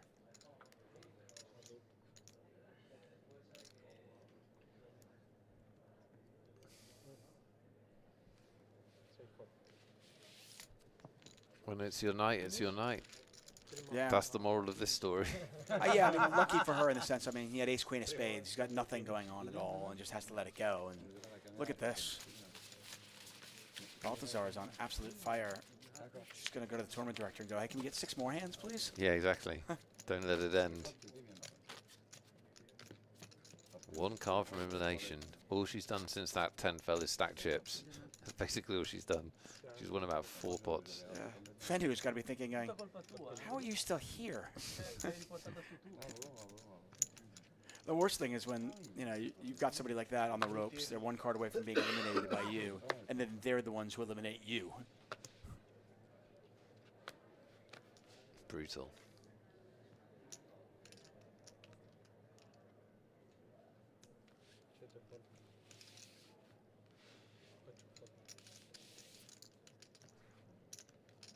Shout out to one of our production crew, Justin. It's his birthday, officially now, as it is past midnight. So happy birthday to Justin.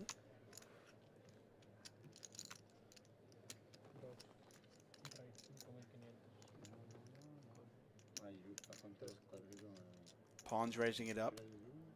Albore just calling. Marco going to call as well. We'll see this one 3 ways. Action has been fantastic. Yeah, it's been really good.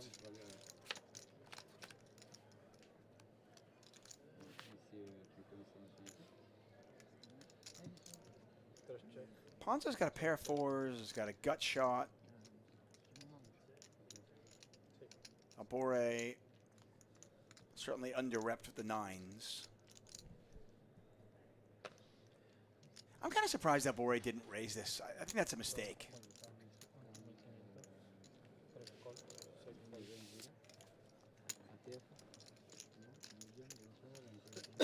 And Pawn started the hand with, what, 23 big blinds? Mm-hmm.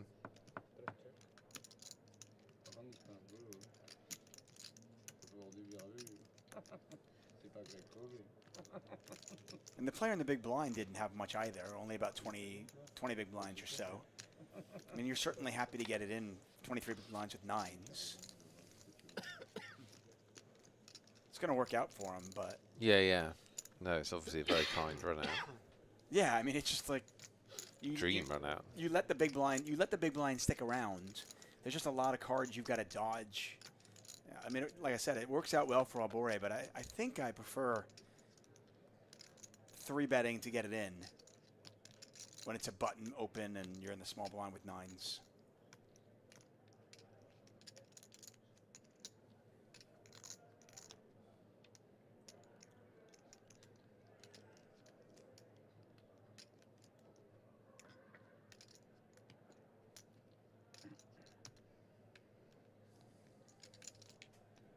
Pawn's actually in a tough spot.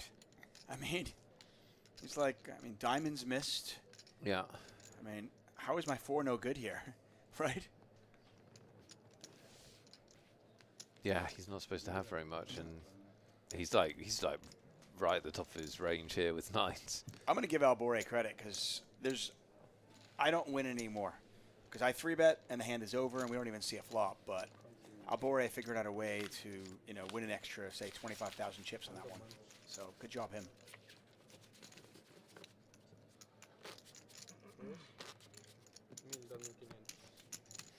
We are grinding to the end of the evening. Indeed. Players will bag for day 2 very shortly, provided they survive the last couple of hands.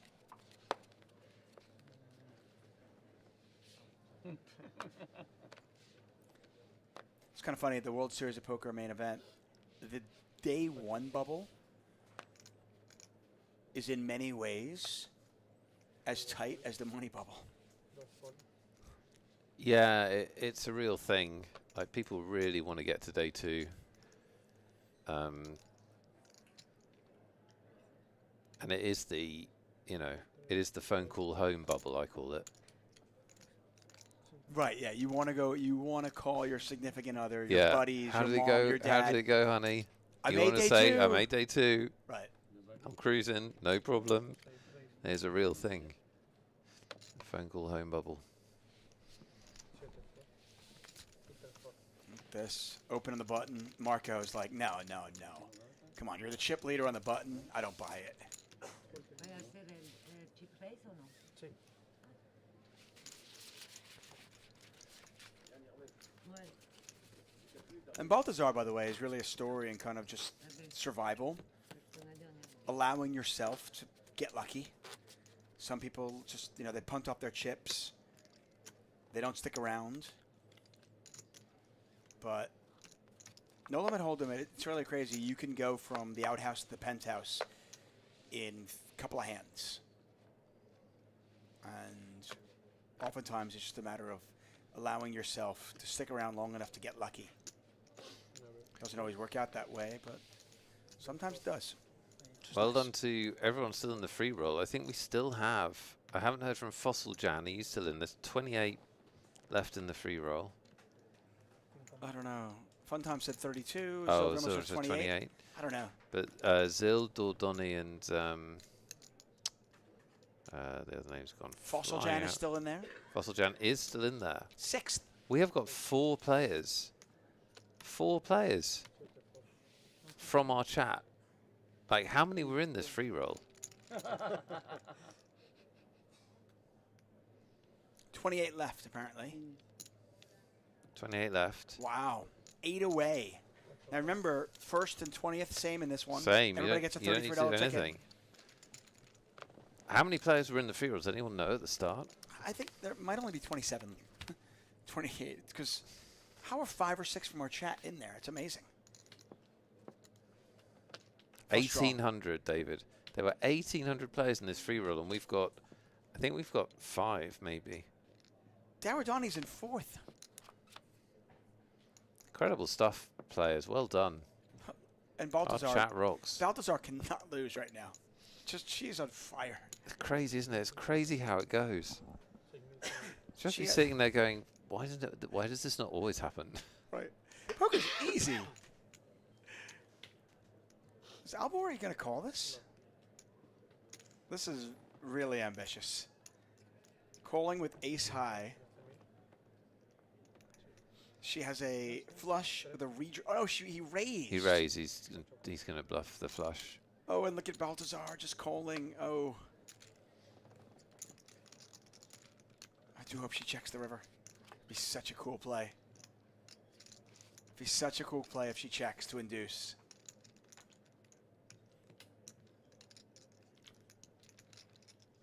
I think she will. Because weirdly, if you bet and get raised, it's not so clever a spot. I mean, probably you're absolutely fine, but it's still not. Yeah, we'll check on the flop though. It went check on the flop. That's true. No, now she's gonna lead out. Ah. I mean, if she leads out really small, she does. Look at this. She made it look like a blocker bet. Now I don't know if she's actually considering it a blocker bet or not. But does Albore take the bait? This is two of the chip leaders.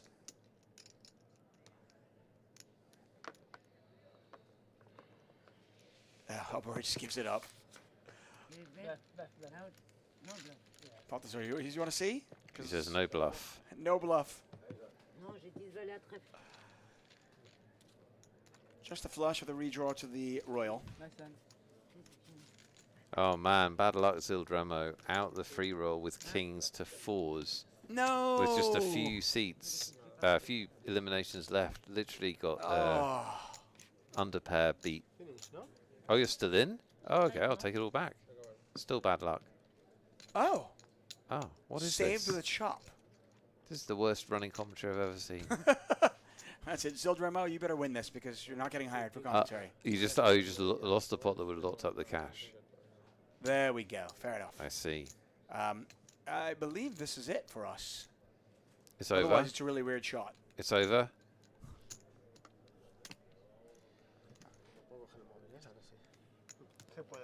I'm going to go with this. Is just we've just gone all artistic at the end here. Okay, that'll do it. That'll do it. I Bring it home, David. Okay, well, that's it then. Hey, I want to thank all of you for joining us. And for those of you still in the free roll, good luck to you. You just got to survive a few more spots. Good luck. Let us know tomorrow if you do lock up that seat. Again, we are back at it tomorrow, 3:15 p.m. GMT time. More giveaways, another free roll. Of course, it should be a lot of fun. I want to thank all of you for joining us here. For everybody at 888 Poker, for Nick Welthall, for Lime Ricky, I am David Tuckman. Good night. See you tomorrow.